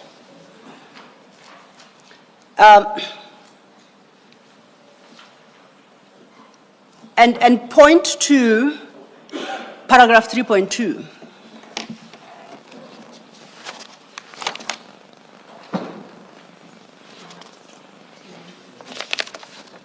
Two nine zero at 3.2. And it states, the affidavits in the dockets are basic and in the opinion of this office lack the elements of crime. So that's addressing the content of the docket. Now, if we go back to page 289, item 2.2.1, it says a report was compiled wherein the allegations that there was interference from both the provincial offices were reported to be unfounded. So that 2.2.1 responds to the, it's not interference, interception, and 3.2 refers to the allegations made in the A1 statement, yes, in each docket. So I trust that answers the question unless another arises therefrom. No, it's not so much a question arising. I think what I wanted to clarify was you had been discussing with the witness and you asked him the question, where is that complaint now? Yes. That kind of question. Oh. And he answered and it wasn't clear to me which complaint is he responding to now. And also just to complete the question, I guess one could also ask, what is it that goes to IDEC? I'm coming there, and I think it ties in very well to Commissioner Baloyi's question. When I asked where is that complaint, it's in relation to the complaint that was forwarded to IDEC by the Chief of Staff. That is the investigation I was interested in, and the witness explained that he related a story that, or his testimony was,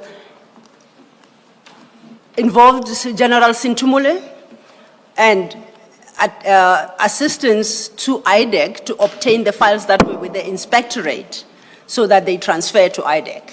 And General Sintumule will come and talk about what the challenges were then that required intervention to allow for that process to complete so that IDEC can work on the complaint as it received on the 11th of November. This information note relates only to the work of the inspectorate that was carried out by the inspectorate. So as of the 20th of November 2020, as far as the inspectorate was concerned, there was no basis for a complaint, both as contained in each of the 6 dockets, based on what was provided, the decision by the complainant not to avail themselves to provide further elucidation, and the fact that they found no evidence of interception. So both technically were dismissed by. That then left the IDEC complaint. Now, getting to the IDEC complaint,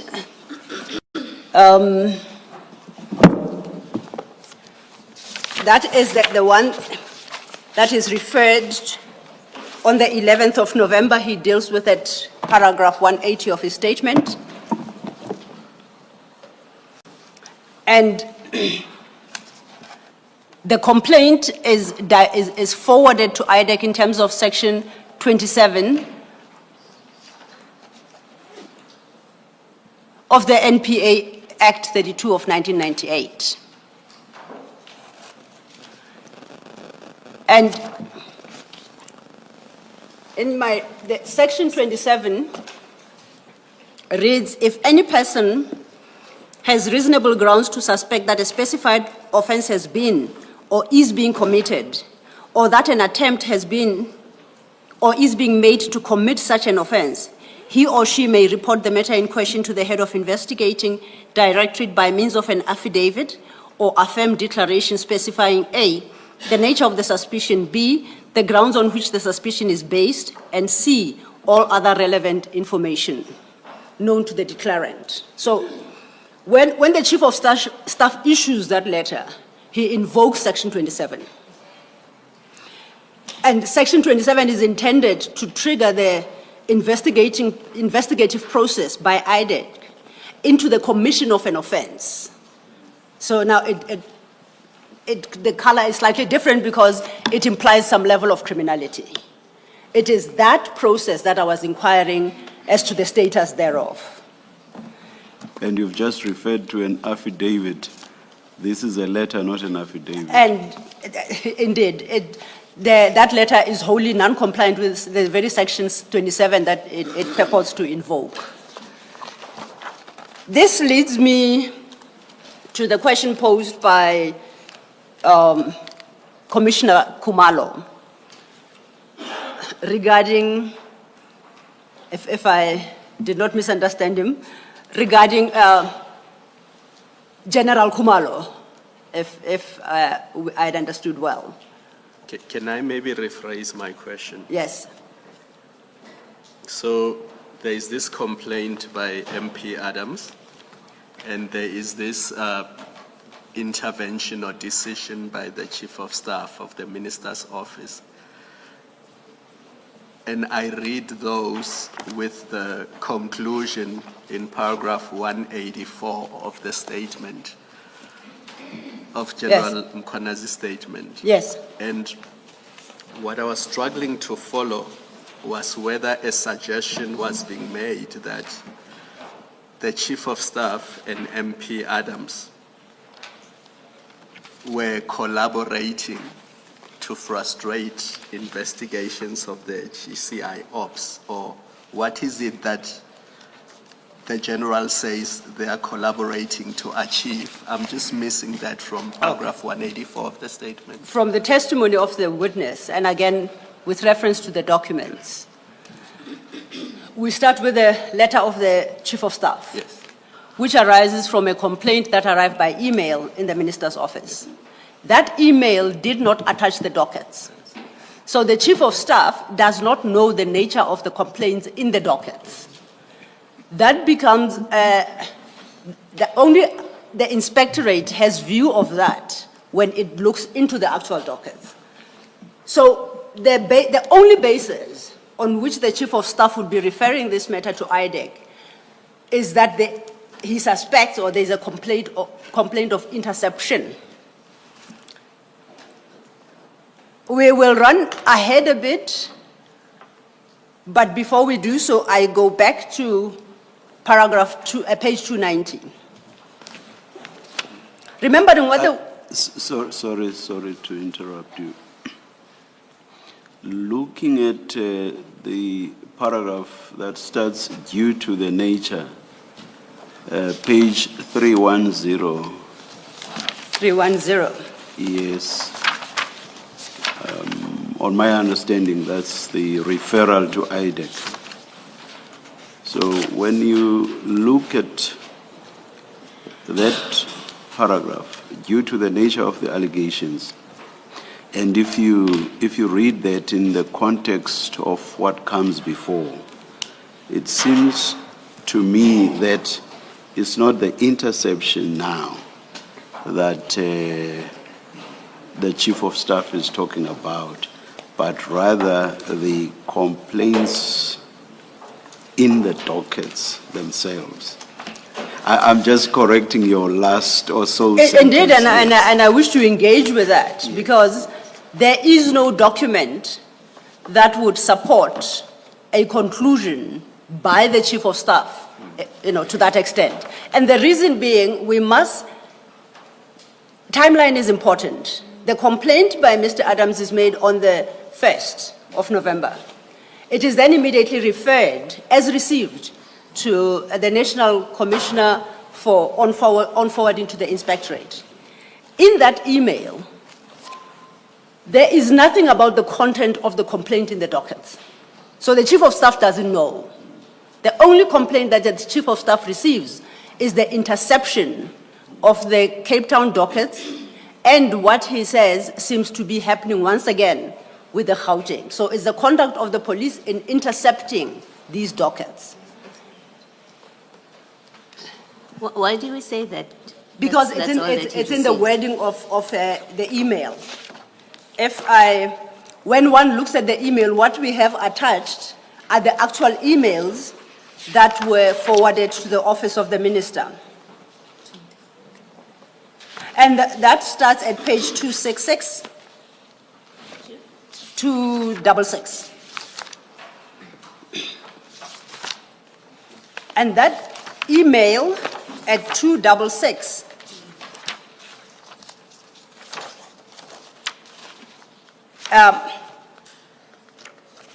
speaks to the two sets of dockets, speaks to I was told the dockets were intercepted, and at 4 it says, I have been notified that the Gauteng Police Department had followed the same modus operandi. That is what gets referred to the inspectorate. The only issue that goes beyond the interception is at page 268.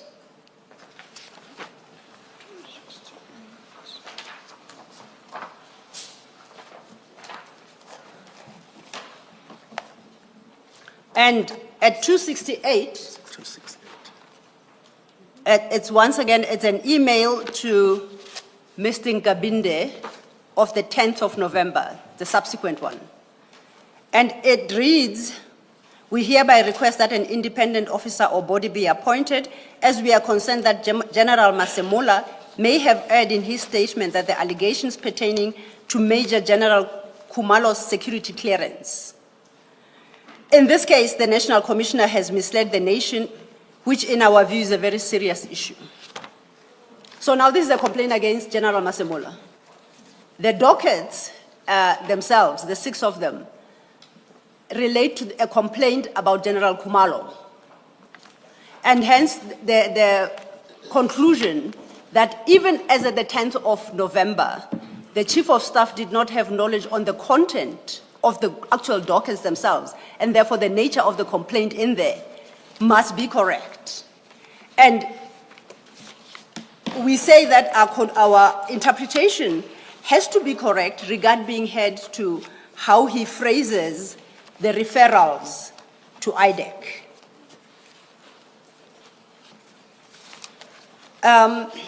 You may continue with your Okay. response to my co-commissioner, Commissioner Khumalo.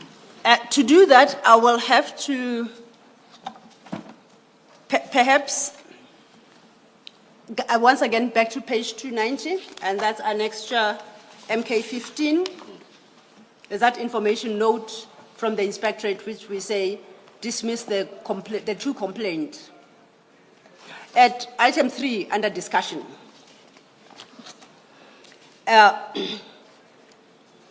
it says the criminal allegations in the 6 cases which were opened are leveled against Lieutenant General Khumalo, Major General Lushaba, Major General Madondo, and Brigadier Ncube, and are centered on 4 specific matters. You recall when we were looking at the email of the 10th, it was about General Masemola's conduct, and that's not part of this investigation. And these are centered on 4 specific matters, namely abuse of the Secret Service account, cover-up of a criminal incident linked to Valera case, failure to address Major General Madondo's result of the polygraph examination, and practices of nepotism.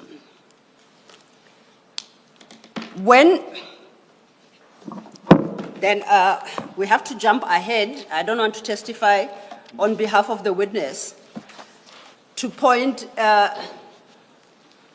Commissioner Khumalo to page 96 of the witness statement.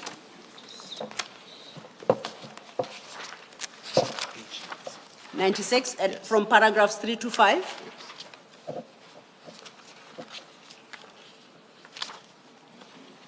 All right. Now,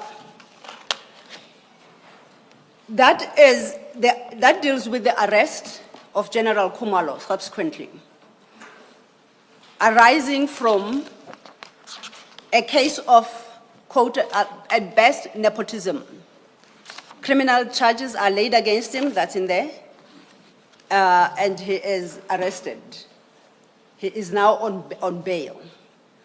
So when the witness said in his statement that they follow patterns, this is the pattern that they are speaking to, and I'm going to hand over to him now to explain the pattern issue. But before I do so, I would like to draw your attention to a qualifier he put forward before dealing with specific allegations.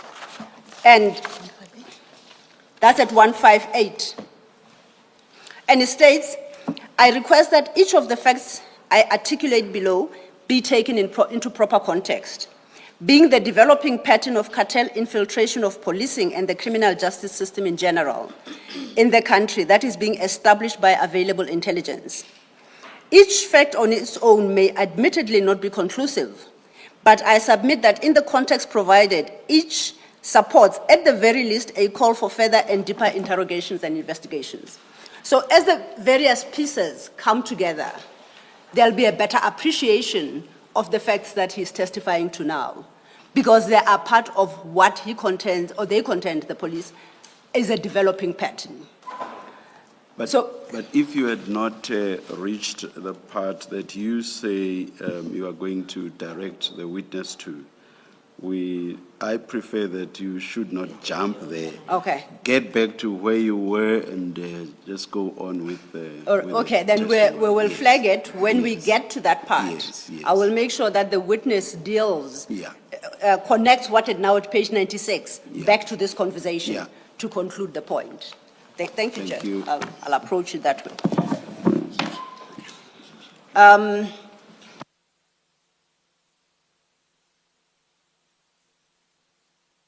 In light of the answers provided, I don't want us to rehash. I just want to make sure that the witness had not completed the point that he sought to make, insofar as the complaint to Inspectorate and IDEC are concerned. General, therefore, to test my understanding, and please listen carefully,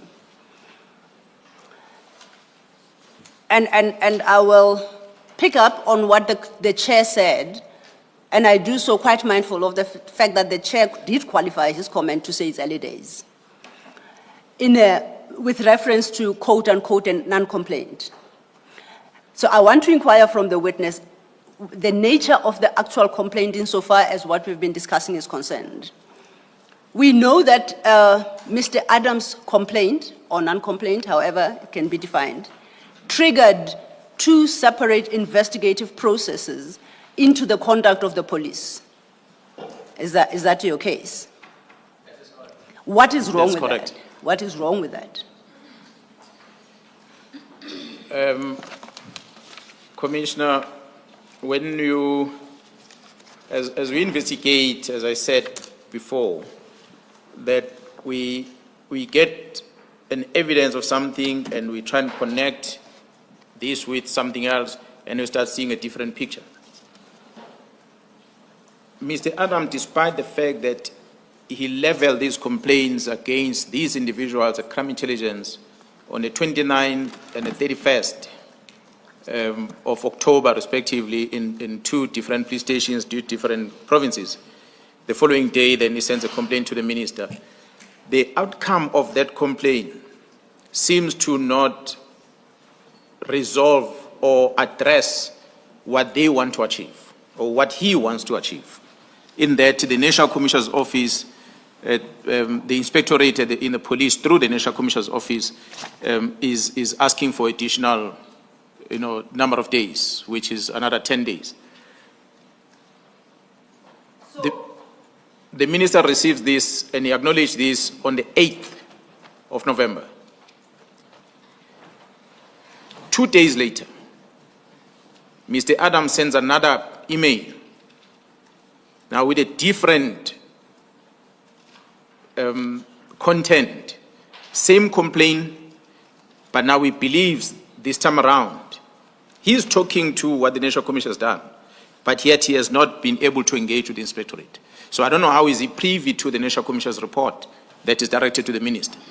But he seems to address, now he is including the National Commission now, that the National Commission himself is wrong with regard to how he's handling the vetting issue of Khumalo and so forth. And this email, he sends it to the minister on the 10th. That is 2 days later after the minister signs the acknowledgement of the extension of 10 days. He sends another email on the 10th to the minister. He's now asking the minister to refer this to a different body to investigate. So that's how I think what then triggers the invitation of IDEC, or the justification of saying, Mr. Adams, your complaint is unfounded for now. But in order not to wait, send me something else, or the making allegations on this, so that we can move this thing outside the police. So that's the only conclusion that one can draw from looking at the pattern, that the inspectorate is trying to engage you, you are not availing yourself, they produce a report, the minister receives it on the 8th, on the 10th, you are now sending an email talking about almost the same report that you did not participate on. You are now blaming the National Commission because this report comes from the National Commission. And we are now requesting that another body be invited to take over these dockets. That's what we see as a behavior that Adams is doing, and also the office of the minister.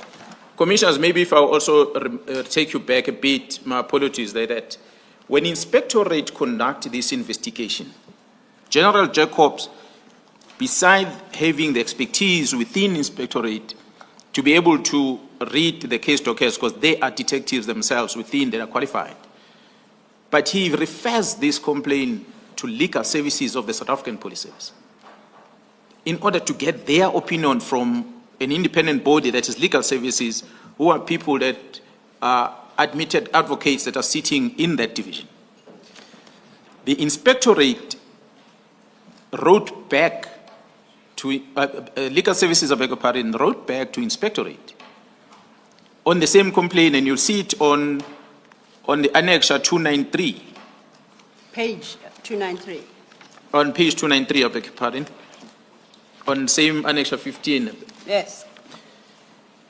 This is the letter from inspectorate that is written from legal services that is signed by Lieutenant General Kamani, who is a divisional commissioner of legal services. And if you look at the last page 296 on different paragraphs, maybe I'll just read one on record. Paragraph 9 says, as indicated above, this is the response of legal services to having studied the dockets. And they are responding to inspectorate, giving advice, legal advice to inspectorate with regard to this complaint. They are saying, as indicated above, at the complaining statements, all the complainant statements consist of hearsay evidence, which is unadmissible in court. The identity of witnesses who may have personal knowledge of the allegations are also not mentioned in the statement. This information is critical to ensure a proper investigation. There's just one quotation of what the legal services is saying. And perhaps you might want then, on that vein, to continue to point 11. 2.11 reads, Commissioners, whilst the allegations made by the complainant are serious in nature, they are unsubstantiated at this stage. The complainant's statement can be described as vague in accusation rather than account of factual details that fall within the complainant's personal knowledge. So this is what I thought, let me just reflect on, that inspectorate, in reaching the conclusion on their letter to say there's no basis, there's no element of crime on this complaint that warrants even the registration of the docket, but nonetheless, the dockets were registered. So coming back into this, Commissioner, what I want to also draw attention is that in my statement on on page 58, number 17174.3 on my statement. Paragraph 174.3, right? Yes. Yes. On this page, I'm just indicating the complaints that Mr. Adams have put on his statement when he registered these dockets. And one of those complaints that I want to draw the attention of the commissioners on is 17.3, which reads, the third case concerned the appointment of Ms. Mukwele as head of the Technical Support Service at Crime Intelligence. This is an individual that was appointed at Crime Intelligence, which formed the basis of one of the cases registered both in Cape Town and in Orlando. I must indicate, commissioners, that of all the complaints that were presented on all these dockets given to IDEC, the only arrest of that entire team is based on this Ms. Mukwele that was appointed from BMW coming to Crime Intelligence. It is based on that. It is not about this case of Adams, but it is about a new case that was later registered. The complainant, the very same Mr. Adams, on a different statements that he now deposited to IDEC in January of 2025, not part to these ones of October. Same facts on this, and these dockets are with IDEC, but the arrest is effected on a new complaint by Mr. Adams, now specifically to this person.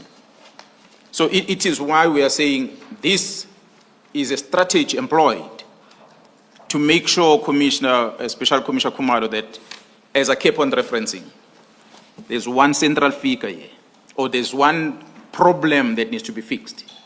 And this problem is to stop the investigation of this drug cartel. And that is in Gauteng province. And the common person in this thing, it's Khumalo in the center. My question has been answered now. It has been That's answered. really what I wanted to get to. Then we will come back to that. You had the witness speak to new information, new affidavit. Those relate to the matters that are dealt with at page 96, when we specifically deal with what is termed the General Khumalo case. Can I Yes, ma'am. just confirm? General, you say 174.3 is the basis on which General Khumalo was arrested. Is it the only charge that he's facing presently? I mean, it's matter of public knowledge that there are criminal proceedings. Is that the only charge? Commissioner, Before he answers, General, if I may, because I fear the witness might misunderstand as to, is it the only charge? Because the charge sheet may contain a number of charges. I understand the commissioner to want to know whether the charges for which, the charges leveled against him arise from that one incident. Yes. As opposed to it there being only one charge. Yeah. So, Yes, and I just need a yes or no answer. You don't have to give me detail of what it is. the answer is yes. This forms the basis of the arrest of General Khumalo and the team at Crime Intelligence by IDEC, if I may qualify. Thank you, Mr. thank you, General. Okay, now to find my place again. General, I think that in large part has dealt with your complaint as regards the conduct of Mr. Adams. You, beyond that, then move to another issue from paragraph 186, and this relates to what you say is the conduct of Ms. Kola Barnard as a member of parliament. And you have attached, or you have reproduced a start of a statement. In dealing with that particular complaint, please have regard to the question that the chair had posed at the beginning of your evidence about Mr. Adams, or no, I think it was Commissioner Baloyi, which is the relevance of this evidence, this complaint, to the terms of reference. So you deal with your complaint regarding Ms. Barnard, but please try and locate it to the extent that you can in its proper context. Not that I'm claiming credit, I raised that question. Oh, I do. The chair definitely raised it. Yes. If you are able to, if you are not, and you explain it away as part of the pattern that you reference, then we will deal with it in due course. Actually, in my marginal comments on my statement, I have the same question in respect of this MP as well. Okay. Yeah. So I think I've preempted the chairperson's question, asking the same question twice. So, yes, it's in that context that I would like you to summarize what your complaint is and how you suggest that it is relevant to the Commission's terms of reference. Commissioners, Ms. Kola Barnard is a long-serving member of Parliament. Maybe you might, beg your pardon, Ms. Kola Barnard, maybe you might excuse to some degree, not that I agree with it, Mr. Adams, of being new in that Parliament. But Ms. Kola Barnard is a veteran in Parliament as a lawmaker who ought to understand what belongs where in Parliament. And I can confirm, Commissioners, that she is appointed by her own political party, which is a Democratic Alliance, to be a member of both the Portfolio Committee on Police that deals with the open account, as well as being a member of the Joint Standing Committee of Intelligence, which deals with the covert funds. So she's better positioned to call the department to come in account at the right platform. But we have seen, and I said when I started, I'm going to throw one example of each. I'm not going to go into details with many. There are many examples. But she's one of the leaders in our legislature that is participating in both breaking the law as well as fueling these malicious attacks that are happening within crime intelligence and ultimately directed at Khumalo as the head of that intelligence.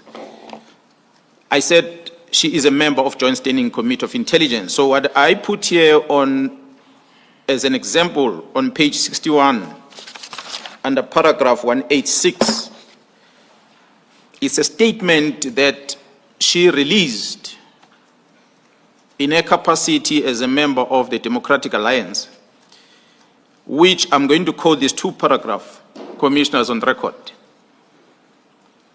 The Democratic Alliance is calling for an immediate and thorough investigation into the recent purchase of a multi-million rand commercial property by the Crime Intelligence Division of the South African Police Service in Bria in Durban. The second paragraph, this purchase, approved by high-ranking officials within crime intelligence, raises serious concern due to the vast amount of taxpayers' money involved, especially as it follows a previous highly questionable property acquisition in Pretoria to the tune of 22.7 million rand, a matter that the Inspector General of Intelligence confirmed is now being investigated. The full statement is available on internet. You can go and throw it.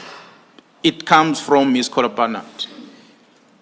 Now she's introducing an Inspector General. We know, and we're going to demonstrate that later, that the intelligence community, they operate separately from a normal account. There are three entities established in the country. One is within defense. Another one is state security. The third one is crime intelligence. And both of them are supervised by the Inspector General of Intelligence. And that is the only individual that has got access to all the classified and the work that they do at crime intelligence. And whatever reports this Inspector General of Intelligence discover must communicate with the Joint Standing Committee of Intelligence. Later in our presentation, Commissioners, I will demonstrate in some of the incidents that happen at crime intelligence that involve the Office of the Inspector General of Intelligence being used by politicians, which I had an experience on as I read my portfolio, my profile, the experience I had when I was the acting National Commissioner at the time.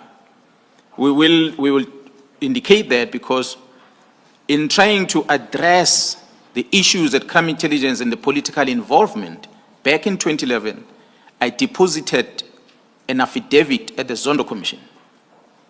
That affidavit is available. Unfortunately, I was never invited to come and testify at the Zondo Commission. So the patterns that were there, the modus operandi of how they are dealing with things at crime intelligence, back then, it still exists today. So what we see here is a person who has a legal obligation to keep the mouth shut and go to the Joint Standing Committee and present and ventilate on this and hold the Divisional Commission accountable.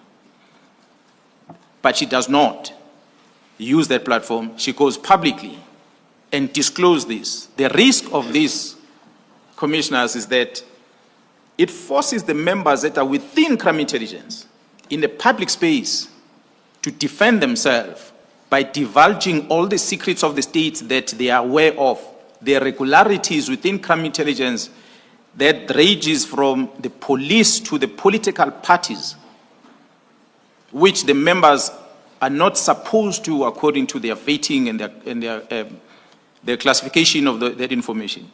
The platform they have to vent that is within the Inspector General of Intelligence and Parliament, Joint Standing Committee of Intelligence. So that's why a provincial commissioner like myself, Mkhwanazi, I'm not invited to that Joint Standing Committee because I've got no business with that budget. It is the Divisional Commission of Crime Intelligence that has an access to the Joint Standing Committee to go and account, because he's the one that is classified to be there and deal with the matter. So we demonstrate here that the Ms. Kola Barnett have acted, and the Inspector General of Intelligence, we have evidence of that he's part of the instrument of investigating the things or counter-investigation of the things that the team are doing within intelligence. So that's what I thought maybe I must bring forward without going more into details. As I said earlier, these are some of the things that J.R. Kumalo is going to come here and is going to elaborate more of what actually is contained on this Gauteng counterintelligence investigation, who is involved, and how the counter, what is the role that the Inspector General of Intelligence is playing in trying to frustrate this project. And we know in public, it's public knowledge, that the very same Inspector General of Intelligence have signed MOUs with entities outside that intelligence structure. Okay. One of them is IPIT, which is within the police, as an example. So, but we'll demonstrate that, commissioners, because what we're trying to show here and tell the South Africans is that the whole intention is to stop the investigation of this cartel and the operations of this cartel. And all the efforts that we are seeing as we are presenting this today is that there is a concerted effort of making sure that Kumalo and whoever he works with are frustrated in making this to end in court. And different approaches are being applied, as we're going to be demonstrating as we are continuing with this testimony today. So you are suggesting for the moment that that issue be flagged, the complaint regarding that particular MP be flagged, and that General Kumalo will testify more as regards the issue you highlight here. Is that your testimony? That's exactly. Simple, because there's a secret fund account mentioned here, there's an Inspector General of Intelligence mentioned here. That is not much of my space, so that's why Kumalo will come and testify on this in details, commissioners. Thank you, General. So those were the two complaints you leveled against the politicians in Parliament. That's correct. Now, from page 61, we now concentrate on the executive, and you start that conversation at paragraph 187. all the way to paragraph 213. So let's take it in bite sizes. And we start at paragraph 187. You may read some aspects of it into the record, or you may speak to it as is most comfortable for you. Commissioners, I had said previously when EWN Media asked me questions, I conducted an interview in my office, and I repeated again in Parliament on the 5th of March, and I repeated the same thing on the 6th of July this year, that there is a gentleman, Mr. Mkhwanazi, who is an associate of the Minister of Police, Mr. Senzo Mkhunu. I spoke about Mkhwanazi as an associate of Senzo Mkhunu, Minister Senzo Mkhunu, simple because what confirmed that is that when I received a WhatsApp communication from a number that I do not know, with the information that we're going to talk about later on the statement, it made me ask a question because the person who's communicating with me seems to suggest that he is close to the minister, he is with the minister. But for me to confirm that, I had to first engage the person that I said earlier, I knew very well, the Chief of Staff, Mr. Nkabende. I called him to confirm this fellow, whether does he know a person called Mkhwanazi. General, if I may, and I'm Yes. sorry I do apologize for having to interject. Perhaps if we follow the narrative as you set out in the statement, paragraph by paragraph, summarize, because you have set out the steps with reference to when what event occurred and culminating in your conclusion, lest we lose the commissioners. If that's Yeah. workable with you, Yeah. if you may. Now, Commissioners, I was just introducing Mkhwanazi, that there is this gentleman who made contact with me, and the Chief of Staff confirmed that this person is a close associate with the minister. So that's how I got a confirmation, also with the exchange of messages between me and the Chief of Staff.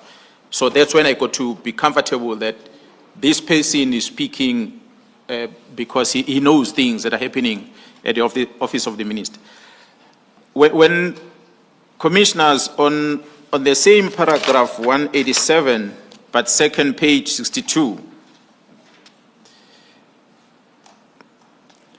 I had raised issues because upon further engagement, and I discovered that this Mkhwanazi is linked to the underworld figures, people that are subject to investigation that are involved in criminality within the country.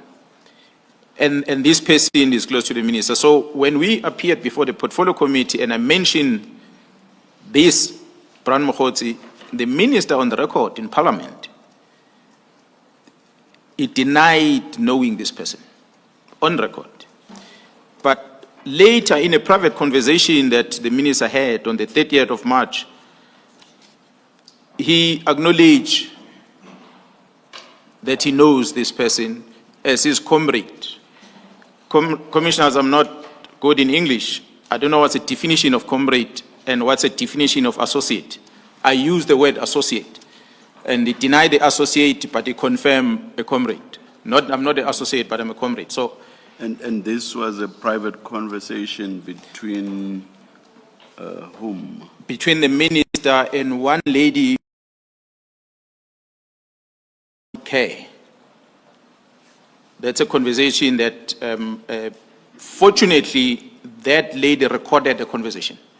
It was a telephone conversation between them. And if I may, General, I know you're getting there, but this was the chairperson has posed the question. Is that conversation? I apologize. I switch it off because the paper tends to make noise. To the chair, we will get to that point, but perhaps the chair might want to make a note that recording that the general references is dealt with at paragraph 201 of his statement, and that's where the detail of that recording is provided. Thank you. Thank you. Okay, thanks, Commissioner. Commissioner, the communication between me and this Mr. Brian Mkhwanazi started on the 30th of September 2024. This is when I had received a WhatsApp message from Mr. Brian Mkhwanazi, where in his own writing, in that WhatsApp message, he was warning me in a way of saying that there is attempts of discrediting me by means of a case of the allegations of the defeating the end of justice case that was going to be registered in relation to an incident that had happened in KZN at Correctional Services at Timpangeni. General, if I may, I know that in the next succeeding I do apologize. I hope I tend to bump into it, so it makes noise, but I'll keep it on. From here on, you deal with a series of communication, and you only attach the actual communication at the end of your narrative. May I request, as you walk through the commissioners through what you say here, that perhaps we invite them to your annexure MK17, and you read both what you state in your statement in relation to any single event with reference to any part of MK17. Thank you. Thank you, Commissioners. Commissioners, as I said, the communication started on the 30th of September when Mr. Brian Mkhwanazi made his allegations. Now, obviously, I don't know where he got my number from, but he made contact with me, cell phone contact. Sorry, is it the one on page 315? 313, that's where it WhatsApp you're referring starts, to? Commissioners. It starts from 313, 313, 314, and it runs up until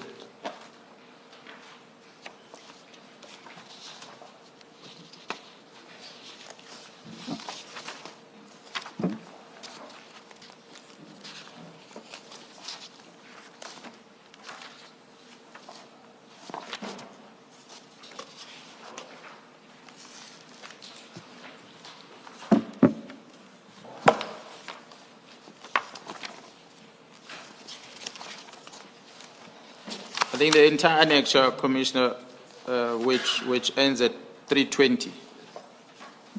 I'm trying to identify the very first communication. Just look at page 315.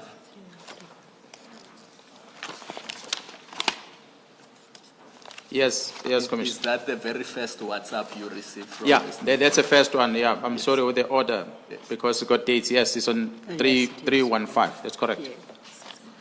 So as you can see, the first wording says, "My General Brian Mkhwanazi from Northwest," and then the communication, I think, continues. Yeah, the pages are not aligned correctly, Commissioners, because the next one it becomes 313, which is then a continuation of 315. Did you May I make this request, please? Yes. Please rearrange these pages. Absolutely. And you will, of course, then have to Change the numbering attend as well. to the numbering as well. Definitely, and we intend to do so. May I, for the purposes of this current conversation, accept that the communication starts at 315? Yes. If you look at the bottom of 315, it's a snapshot of Report. no, not a report, occurrence book, Oh. which then is reflected at page 313. 313 ought to have followed 315. If you could just bear in mind, right? So it will be what you have 315 as the first, 313 would be the second, and then it follows sequentially. Somewhere in the copying, we will correct it, Chair. Thank you. Thank you. Commissioner, as you see on those attachments there, what I want to indicate is that, as I started, that I needed to confirm this person, which Chief of Staff confirmed, and later I got his number checked officially so, and it was confirmed it's a number that is registered on the record under his name. So there is no question mark as to his identity as an individual that exists in this country. So, Mr. Brand Mkhwanazi, without maybe following all the paragraph, commissioners, his first, as you have indicated on attachment 315, he start by first sending me a message about the basis for this attempt to open a case against me. And he attaches a copy or a screenshot of a police register at the police station at Mpangeni. He had said he's from Northwest, but he sends me a copy of the occurrence book of Mpangeni SAPS. That's a police station that is serving the Minister of Police. It's literally less than 5 kilometers away from the minister's house. I received this thing. I'm already told it's close to the minister. That's why I'm linking the minister to it. He sends me this OB, and I'm asking myself, I wonder, how does he get hold of a copy of an OB entry? But nonetheless, he sends me the copy of the OB entry. But he also sends me a draft letter that was not signed. The letter that is not signed has the similar content. Unfortunately, Commissioner, we did not print it, but it is that which is referred to on 313 KZN factual report. That is the draft letter. It's a letter, a police letter, that is got the details of an officer that was in charge on that scene on the day of an incident that happened at correctional services. But that officer did not sign that letter. It's a letter that is drafted but without a signature. So he attached it on WhatsApp. Before you proceed, just for the record, that letter was not provided for the purposes of your statement. It is what is attached as per these messages under KZN factual report. But the actual document itself is not provided to us, so we don't know the contents. Am I correct? Well, because it was attached, I had opened it. I cannot remember if I saved that letter separately. I'll just have to check on the record. Because I did a screenshot of the conversation between me and him before they were deleted. So we will check and see if you can still. I'll check on obtain a my copy. record. Probably I will have the copy of the letter. Thank you, General. Commissioners, this is the first communication he has with me. And I then responded to him, as you see there on 315. On his initial letter, when I asked him what was he talking about, then he sends me this communication. But I gave him a response on that communication. And my response was to him that I am aware of the incident. I was involved in that incident. I'm the one that guided the leader of that team of how to handle that case. The content of the occurrence book and the content of the factual report that was attached is a true reflection of my guidance to him. And I explained to him what actually transpired at this correctional facility on the day. Please refer me to the relevant page. That would be 3-1 what?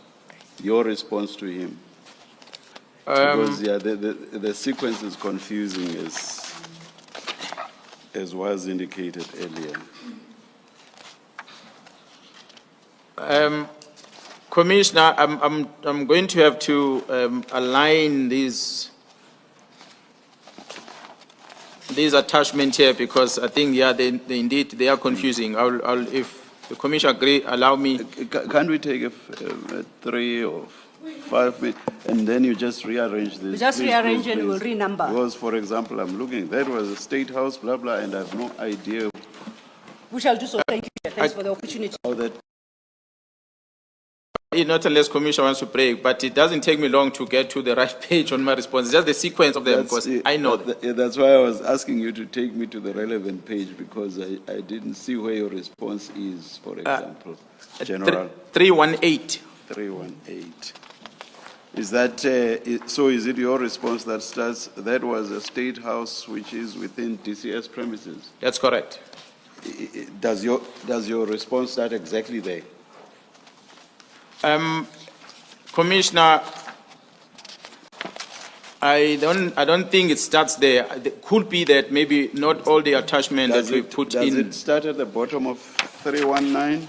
I know that matter very well, which was an illegal operation that was conducted at the premises of a high-ranking DCS officer without a search warrant. That was a State House, which, is that how it flows? That is correct. That's Chair, correct, Commissioner. and- Maybe we should take that break, then we can Let's align. let's then take we the can align opportunity this one. granted, right? Thank you. Let us genuinely indicate we'll stand somewhere here. We shall. Thank you, Chair.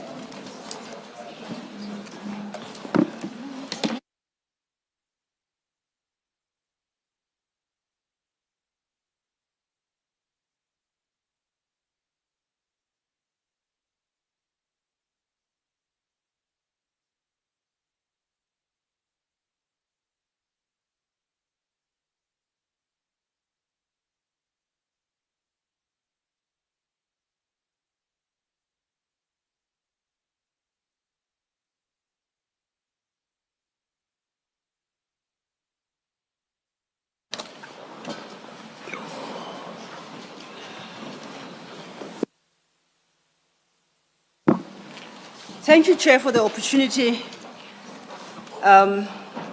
We have rearranged your files in the order that they follow, based on the timestamps. Please, for the moment, ignore the pagination at the top right. We shall replace the pages accordingly. So as things stand, because of the pagination, we can't risk them falling because they get all mixed up again. So both the General and us have got the same order as has been corrected in your files. So perhaps the proper place to start is with the question that Commissioner Khumalo had posed, which is the start of this communication chain. So, General, what we now know to be the start, as rearranged in your file, starts with the date of the 30th of September.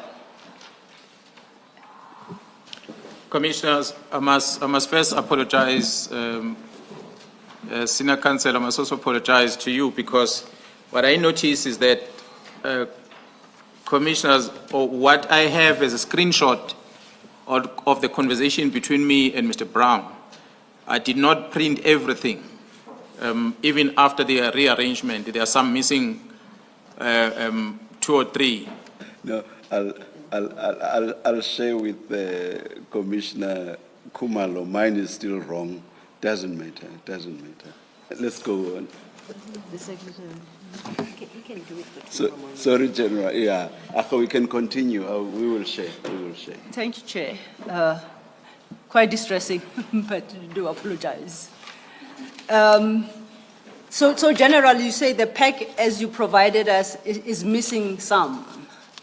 That is correct, Commissioners. There's at least 1, 2, 3, and 4 pages I should have made, which is a continuation of communication between me and Mr. Brown. It might have cut off in October and it started again in April, and again the last one being a telecommunication on the 3rd of July, just before the press briefing. Okay. May I propose, if it might work, because then it means we still have to get the copies from you. That's correct. We still have to update the files.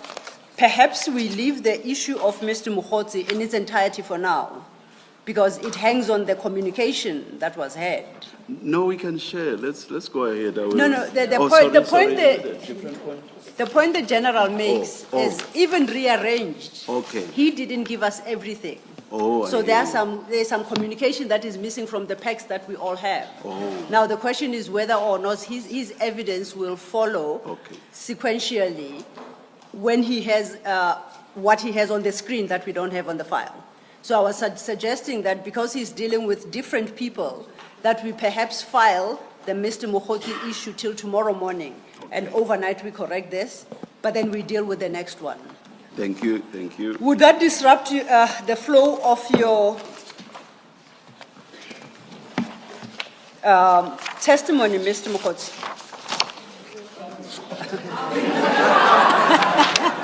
It's been a long day.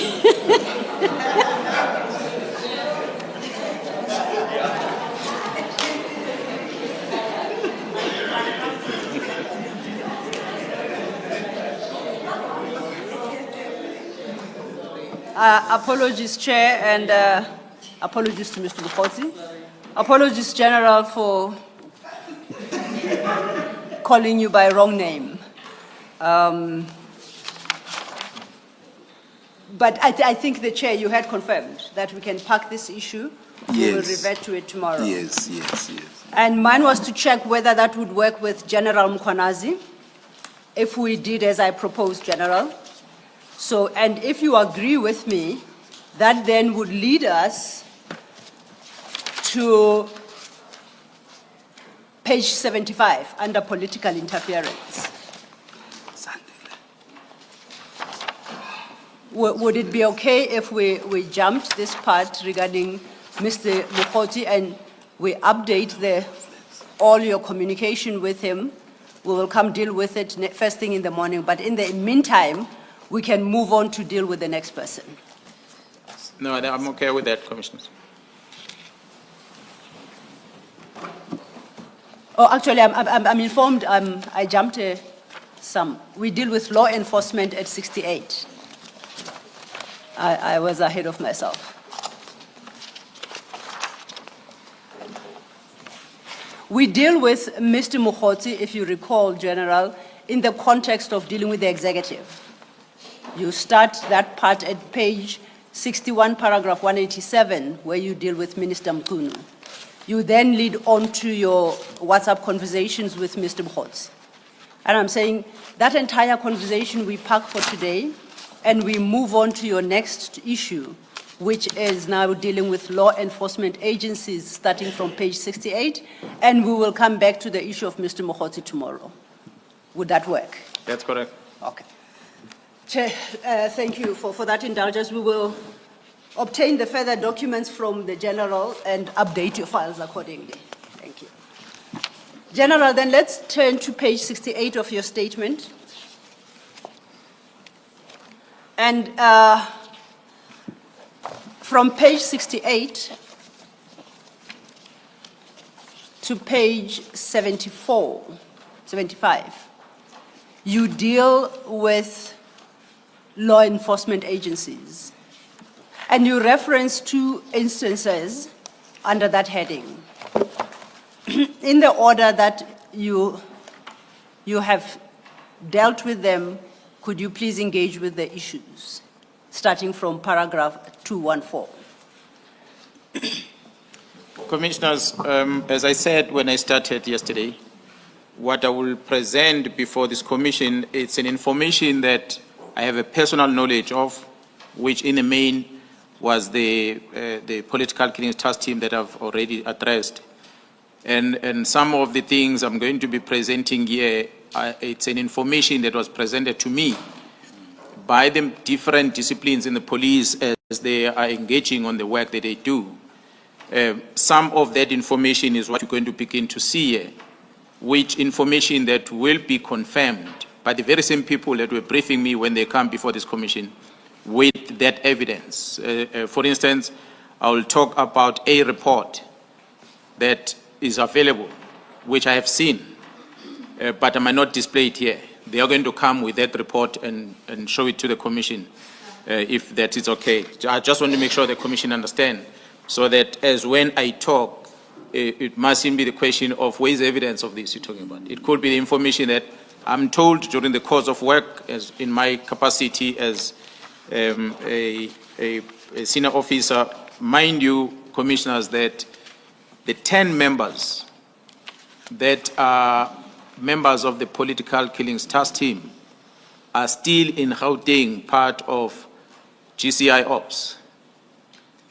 And I am having this conversation with the leader of this GCI Ops, Jaro Kumar, in order to get status in terms of the duration of this operation. And that's when I'm getting the extent of the work that they have before them that they must still do in Gauteng.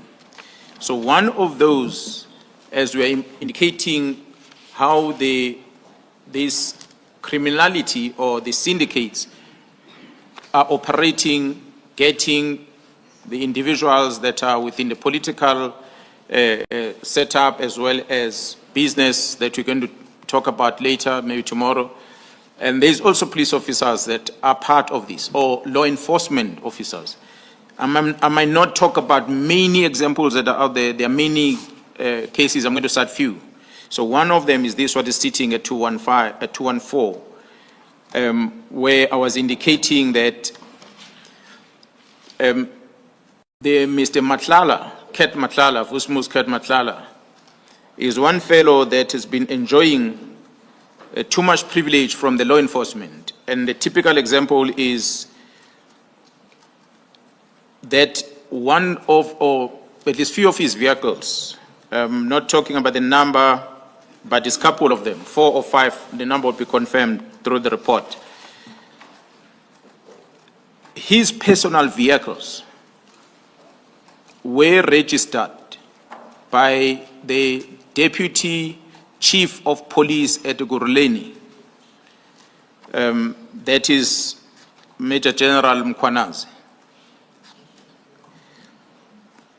He facilitated the registration of these Mr. Matlala's vehicles under the municipality as if they are municipality official vehicles, utilizing the funds from the municipality of Guruleni. So the vehicles then belong on record, when you test them on the system, they reflect as if they belong to municipality.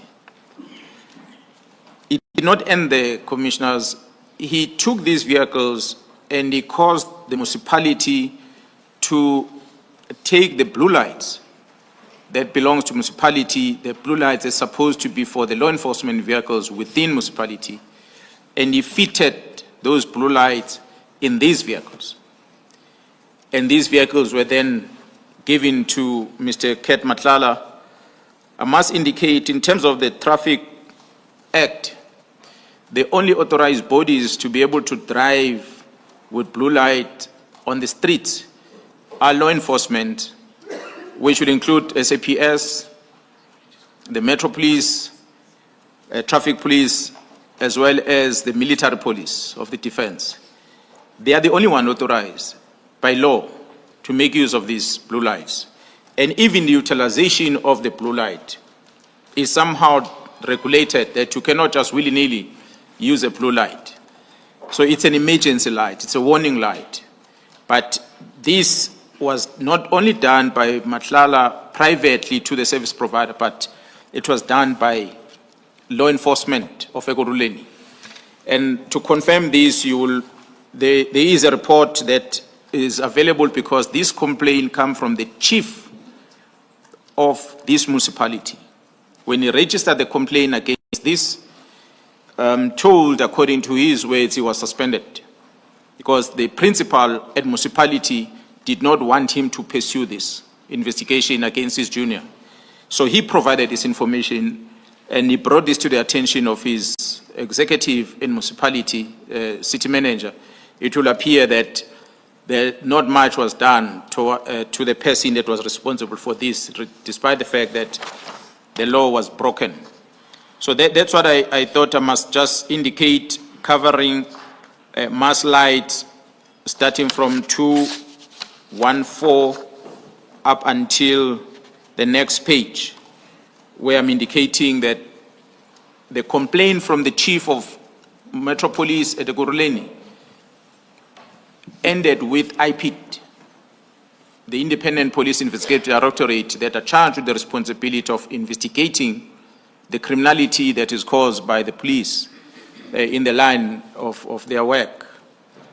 The IPID conducted this investigation, and there's a report that the IPID produced to Ekurhuleni, a report that makes recommendations to the executive of Ekurhuleni for them to take action against this Major General Mkhwanazi, who is the deputy chief responsible for operations at Ekurhuleni. That I think deals with That deals with the issue of Ekurhuleni and the blue lights. Yes, Right. and that up to 219 Then you introduce a new on my statement. issue there, starting from paragraph 220. Yes. I must indicate, Commissioners, that that report of IPID is classified. So part of it, it will need to be declassified so that the Commissioner will have an insight on it. And before then you move on, all the declassified documents that have been identified in the witness statements have been listed, and we are seeking the declassification thereof. And as soon as that is obtained, we shall make available then these supporting IPID reports. Thank you. On paragraph 220, onward, Commissioners, I wanted to draw your attention to, or demonstrate before this commission, that there is other involvement of police officers. An example that I'm putting here is one police officer from Johannesburg Metro. This police officer is a very close associate of the arrested Mr. Katiso Molefe. On the 5th of February, 2025, this Metro Police Officer, Johannes Makhatle, who works at JMPD, he deposited a statement, an affidavit, during the investigation that was conducted by GCI Ops following the arrest of Mr. Molefe, which happened on the 6th of December last year. So this is him explaining in his own affidavit that he deposited. The reason for the team to approach him and ask him to deposit an affidavit is because of his presence during the arrest of Katiso Molefe and the role that he played on that day. I'm going to quote on what he says on his affidavit, Commissioner, on page 70-222 on my statement. In this affidavit, Officer Makhatle states that he became acquainted with Warrant Officer Michael Puletau, a former member of the South African Police Detective Branch, Johannesburg Central, who is an accused with Mr. Molefe in the Vereeniging murder case of Mr. Swart, as a fellow police officer during 2008. So it is him who's admitting that he's close friends with both of the suspects on the Vereeniging case. Through him, that is the detective, he was introduced to Mr. Katiso Molefe, with whom he struck a close relationship over time, and they established direct contact. He says, I understand that Warrant Officer Tau resigned from the service after he was arrested and charged for murder of Mr. Swart. What he stated under oath, Commissioners, is that on the 6th of December, the day where Mr. Molefe was arrested, he reported on duty, and while he's on duty, he received a phone call from Mr. Molefe, who was complaining about a suspicious vehicle that was parked on the street next to his house. And he immediately proceeded to Molefe's residence.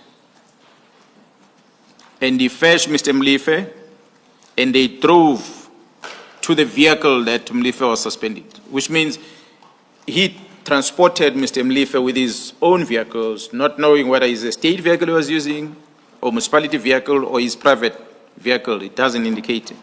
But he fetched Mlife and he drove with Mlife to the suspected vehicle. And he took note of the car's registration number. And with the use of the ACPS system available to him, the system that he has an access to, he then used that to check the registration number of this vehicle in order to establish who is the owner of the vehicle. He then got out of the car and he approached the occupant of the vehicle and introduced himself. And thereafter, he went back into his vehicle and then he informed Mr. Mlife that the vehicle is a police vehicle. And after that, they drove back with Mr. Mlife and he dropped him off at his home and he went on with his patrols. And then he says on the very same day later, Mr. Mlife's son, Neo, informed him that Mr. Mlife was arrested on the same matter that Officer Tau was arrested on, which is a Vereeniging case. So as I said, Commissioners, that the team that is investigating, that took this statement from him, they will come before this commission and they will explain in details about the role of this member. But my problem that I have with him, other than knowing the person, but start doing the favors of the person, that becomes a problem. In that he then go and test the vehicle to establish the ownership, and he goes and brief his friend or his associate to say, oh, this is a police vehicle, so don't worry about it. That is the first concern that we have with regard to this officer. So which means he then he uses his advantage position of being a traffic police officer to advance the interest of Mr. Kati Somlif. There are many other things that are contained on the statement, and also to confirm, Commissioner, whether on the day was he on duty or not, officially, that he claimed he was on duty for. The team that is going to come will come and explain further to the Commissioner that what have they discovered, whether was this man actually on duty on the day when he claims that he was on duty, or he was not on duty. He might have perhaps provided the wrong information. And that is as far as I want to leave in as far as the Metropolis is concerned. Thank you, General. Sorry, before you leave that, General, paragraph 228 of your statement. Yeah, Commissioner, if I may read this one on the record, where it says that he also renewed licenses for vehicles at Mr. Molife's request, for which he will receive gratification. So Mr. Mlife will ask him to register the vehicles, and he will do that, and of course there will be a reward coming from Mr. Mlife in that regard. So the affidavit that he wrote, we attached it here. Although it's handwritten, I hope the Commission will be able to see as marked MK18 on the annexures of this individual. So we want to demonstrate, Commissioners, that a police officer of his status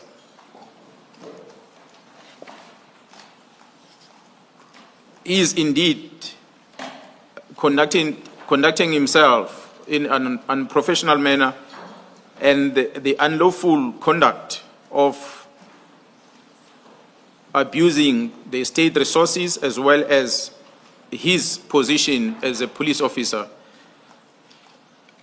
in order to benefit his friends, in this case Mr. Mlife, is what makes us reach a conclusion that these are some of police officers within the Metropolis that are playing part to supporting the work or the illegal activities that is done by some criminals out there. So this is basically where I'm going to end with regard to the two.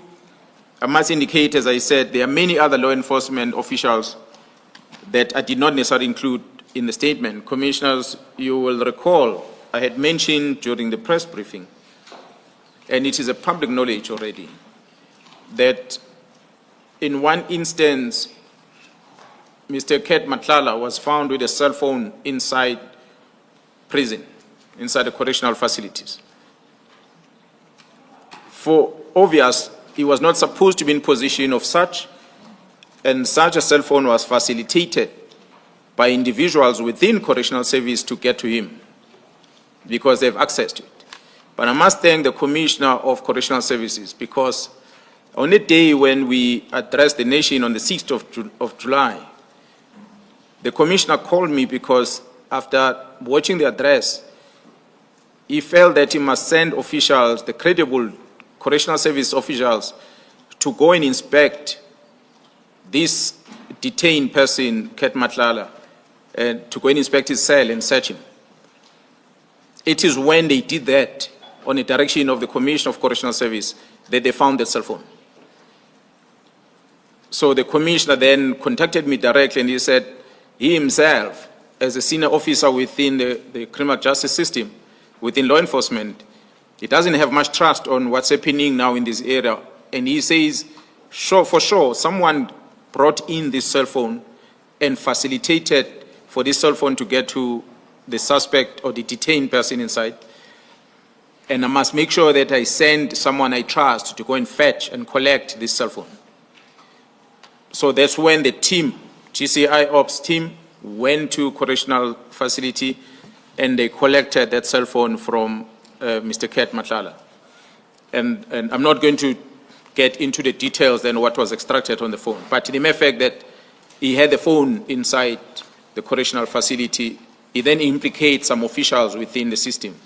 But fortunately, it's the same department with the credible officials that are working within the system, supported by the Commissioner, that help us to retrieve that phone.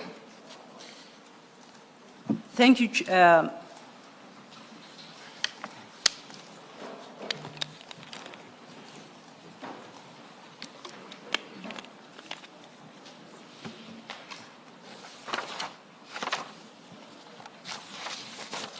Yeah, please, Chair. The affidavit of Mr. Johannes Mkhwanazi, it's relatively legible, but Yes, they are. hoping that it's not Transcription too is underway. much of it. Can we have a typed version? Yes, Please. transcription is underway, and that is why in his statement he quotes so extensively from it. It was appreciating the fact that it is in hand. And just to make things easier for the commissioners, he quoted it extensively as he did. But transcription is underway and being retyped, and it shall be amended as, annexed as MK 18-1, but retaining the original handwritten copy. Thank you. Thank you, Chair.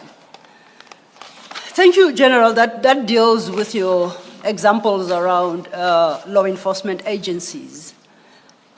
From page 72, then, you start a new topic now regarding what you call business people. Would you like to lead your evidence on that? For the moment, I would request, insofar as business people are concerned, you take it to page 74 at paragraph 241. Because from 238, you once again bring in Mr. Mkhwanazi. I am going to request that you stop before you get to Mr. Mkhwanazi, and we will deal with that aspect of your statement tomorrow when we deal with the whole Mr. Mkhwanazi related testimony. Do you understand? If I understand, Commissioner, it will mean I will have to end at 239. At 237. Or 237? Yes. Okay. All right, thank you, Commissioner. No, sorry, my apologies. I think you are correct. 239. I misread that 239. All right, thank you so much. Thank Commissioners, business people, this information that I'm highlighting here, it's an extract from the communication between different people that are subject to the investigation by the GCI Ops. And some of these communications are coming from cell phones of the people that are already arrested. And some of them are coming from the people that, where the team is conducting cordon searches and the likes, and they extract this information. And in some instances, they will probably get information from an approved download in terms of Section 205 of the criminal procedure to authorize the downloading of the information from different service providers. So this will, of course, then be a direct communication between people, and in some instances, communication from the third party that is going to be presented. There is a gentleman, according to the records that we have, that the team will come and display further, that he's a businessman in Northwest, Mr. Suleiman Karim. Mr. Suleiman Karim, as a businessman in Northwest, maintains a direct communication with the arrested person, Vusmus Ket Matlala. And in their communication, it involves the contract that Ket Matlala has with the police service, which was a 360 million rand contract I spoke about during the press briefing. And in these two of them are having, Matlala is approaching him to help him engage with the minister in order to stop the cancellation of his contract. And this Mr. Suleiman Karim, of course, commits to do that because he has this relationship with the minister. And as I say, I don't want to dive deeper into the other conversations or activities that are taking place in that communication between the two. However, the intention here to display is to show that there is this gentleman that is part of the movement of money and the coordinator between Mr. Matlala and the minister, and is part of the investigation. That's why I'm not going to go deeper into explaining how the movement of funds and the likes are happening. But it's just to flag him as an enabler to facilitate the interest of the minister as well as the relationship with Ket Matlala. Okay. On the following page 234, I'm just showing the extract. Sorry, General, can I just ask for completeness of my understanding? And if you can't answer it for the reasons that you have given, please feel free to say that. Is Mr. Karim in any way involved in the contract? Is he part to the contract between Matlala and the SAPS? No, it's not. Okay, thank you. Thank you, Commissioner. You wanted to move on to paragraph 234, not page 234, paragraph 234, General. Yes, paragraph 234, this is a communication between Mr. Vusmut Ket Matlala and his business partner, Mr. Mike van Wyk. I must say here that we are not necessarily blaming Mr. van Wyk of anything, but we are just displaying the level that Ket Matlala has an interest of what's happening in the police, that he even communicates with his business partners.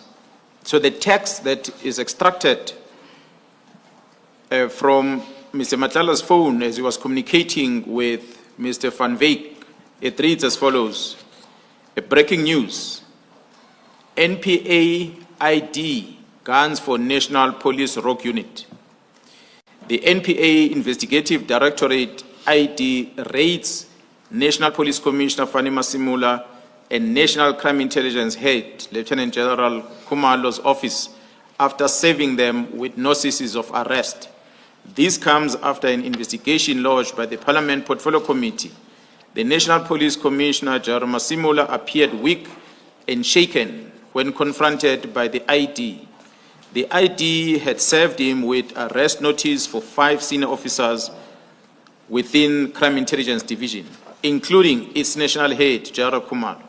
When serving the arrest notices, the National Commissioner asked the ID for indemnity from prosecution if he cooperates with them. An investigator states, the National Commissioner was very nervous and appeared to be shaking. He then blamed the collapse of crime intelligence at the hands of General Kumalo and KZN Provincial Commissioner Mkhwanazi developing. So this is just but one of the extracts. This is an article that was carried in media. Commissioners, you're going to understand later when you show you the picture that as part of the concerted effort to damage the reputation of this Gauteng counterintelligence investigation operation is to feed the media with false information so that they create doubt about the officials that are working within that investigation team. So they're a typical example of what Ket Matlala sends to his associate. But to prove that his associate does not apprehend what is going on here, his response says, not good. A logic tells you that a story like this of the top management of the police being investigated, it can't be good. That is his expression, Mr. Van Wyk. But then the response from Matlala says, it's actually good, my person is, it's actually good. My person is going to be a national commissioner now. So Van Wyk does not understand where is Matlala going with this. That's why he's an expression as an ordinary citizen to say, it can't be good that a national commission is painted like this. But Matlala says, no, actually this is a good thing because my person is going to be the national commissioner now. This is the picture, commissioners, that begins to emerge as we investigate. We know already that there is stories out there in the media that the national commission is going to be arrested by IDEC. They are mentioning IDEC here. That's why I'm demonstrating, as we're going to demonstrate further, that this very good entity that was established after the Zondo Commission, how it has been weaponized by the criminal syndicates that are operating within the police, in cahoot with those outside, and largely involve members of crime intelligence. But we'll demonstrate that later, commissioners. Thank you, General Mkhwanazi. Commissioners. Can I just confirm? I think MK19 Yes. is the extract of what you have quoted in the body. That's correct. Of the statement. Is this extract what was published in the media, or this is Mr. Matlala himself just typing out? It is an extract from the media that was published from the media that he copied and he posted on its WhatsApp chat. Okay. Thank you. And thank you, Mr. Commissioner Balui, that I was going to address that annexure MK19 as well. And based on the testimony of General Mkhwanazi, we read it from the bottom up. The conversation starts at the bottom entry and ends the timestamps to the left. Well, that 326, Chair, page 326.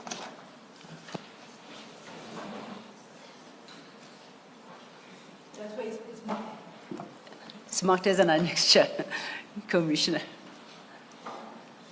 The point we're making, Chair, is that conversation is what General Mkhwanazi just read out, and he's reproduced it at page 73.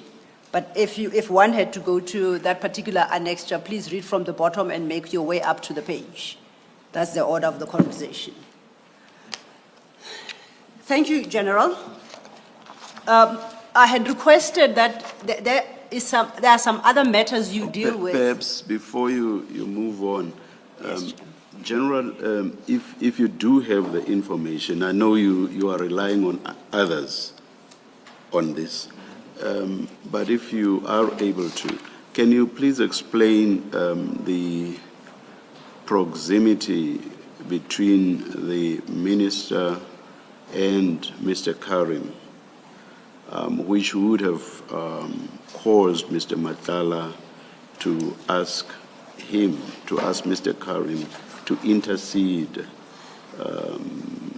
between him, Mr. Madlanga, and the minister, so that the contract is not cancelled? Commissioner, the information will come with an investigation team as they are doing the phone linkages, the communication between the two, and many other means that they will be able to see how are they related, the two, and to what extent. But what we know from the extracts that I've seen is that there is a communication between himself and the minister. That's why Madlanga approaches him to get to the minister, because he's aware that he has that close proximity to the minister, beside the one, Mkhwanazi, that we're going to talk about later. Thank you, Chair. Yes, I was stepping off the topic, but we'll take a question. No, you promised the witness that he can speak up to 239. There's 238 and 239. It's a slightly different topic. We are stepping off from the correspondence between Mr. Van Wyken, yes, and Mr. Madlanga. Then overleaf at page 74, you speak of yet another person. So that's the third person within the business sector. But as we did point out, General, we'll just deal with what's set out in paragraph 238 and 239. And the rest we will revisit tomorrow when we deal with Mr. Mkhwanazi. Commissioners, I must first maybe also apologize the typo here on 238 in bracket. It's supposed to be Directorate for Priority Crime Investigation, not Crime Intelligence. My mistake on this one. There's been a lot that one was doing. That's why some of the mistake will have crept in. So as we preface that with DPCI as an acronym, it actually stands for Directorate for Priority Crime Investigation. And the acronym is supposed to read DPCI. So what we see here on the 11th of February 2025, it's a conversation between Mr. Rafadi with Mr. Madlanga regarding the publication of the advertisement of a post of DPCI. The national head of the Directorate for Priority Crime Investigation was to be going on retirement at the beginning of this financial year in May, and as such, the process of filling the post started. So the post was advertised in February with the intention of having gone through the interviews and find a candidate that is suitable, that can be confirmed the appointment by Parliament before he takes over the position. In this conversation, when Mr. Rafadi sends Madlanga this advert, Mr. Madlanga responded to the advert, and his response was, and I quote, "They gave it to Gerald Spear already." So this was on advertisement. And the advertisement is sent by Mr. Rafadi to Madlanga. And Madlanga's response to Mr. Rafadi is that they gave it to Gerald Spear already. So this is, Commissioners, a communication that happens preceding even the panel coming together to sit and assess the applicants and conduct interviews and so forth. And this is what Madlanga is saying. We know that the filling of the vacancies of DPCI head, it's a responsibility of the Minister of Police. So perhaps Mr. Madlanga knew something we did not know. We know that the filling of the vacancy of, or the entity DPCI, is an entity that is charged with the investigation of serious crime in our country, including organized crime, commercial crime, and so forth. So a person who's then charged with the responsibility of managing this entity, he must be beyond reproach. And for this name to be published by people who are currently in custody, it made us to realize the extent of the influence that these people who are investigating have over either the executive and the top structure of the South African Police Service. That's where we submit. I'm going to end this one there because the next one talks about Mr. Brown Mkhwanazi that we had said we're going to engage on it later.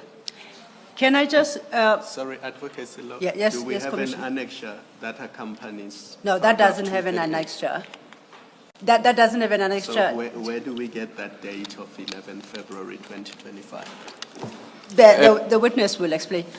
Commissioners, as I said, the information that is in my disposal, some of the information I was briefed and I got to see. This is but one of the communication or extraction that the team has made when they were conducting investigation, that when the team appears here before the commission, will be able to present before the commission so you can see as they annex on their statements. There are many things that I did not annex on my statement that are in the position of the team as they are carrying out the investigation on these matters. That's why I said earlier, while we are busy with the commission, the investigation continues. We might flag things here in the commission, but it doesn't stop the investigation. Yes, there was a frustration of the investigation, which still is there as we are having some of these members involved in undergoing court cases, but the members are still continuing with the investigation. So this information will be presented to the commission when the members arrive.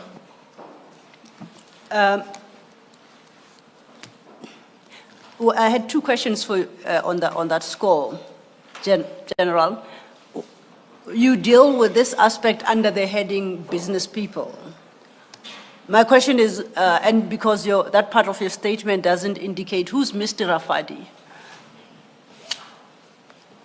You mention him here about him sending the published advertisement to Mr. Matlala, but you don't explain who Mr. Rafadi is.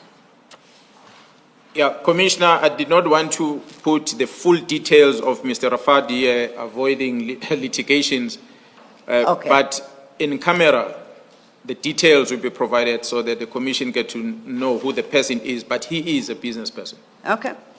I'm sure the commission will accept that. My second question is, do you know whether or not that advertised post was filled of the DPCI? No, the post has not been filled to date. There's an acting head of DPCI. Although I am informed, and I don't want to disclose the source, but the panel did sit and they did go through the applications that were presented, and some people that were extracted from those that have applied, their files were moved to crime intelligence for crime intelligence to conduct vetting on them. And that is as far as I know, but the process has not been finalized because it will only be finalized when it gets to Parliament. What then happened after this advert is that post was withdrawn. And looks like they are starting a new process again to fill this vacancy. Noted. Thank you. Thank you. But I must maybe, I know it's not my position, perhaps not on the statement, just to indicate I do not know the reasons for the withdrawal of the post. But it is my conclusion when I see the extract of Mr. Matlala that perhaps the person is talking about might not meet the requirement because DPCI's post to be filled, you must be able to serve 7 years. So if you are not able to serve 7 years, you cannot be appointed into that position.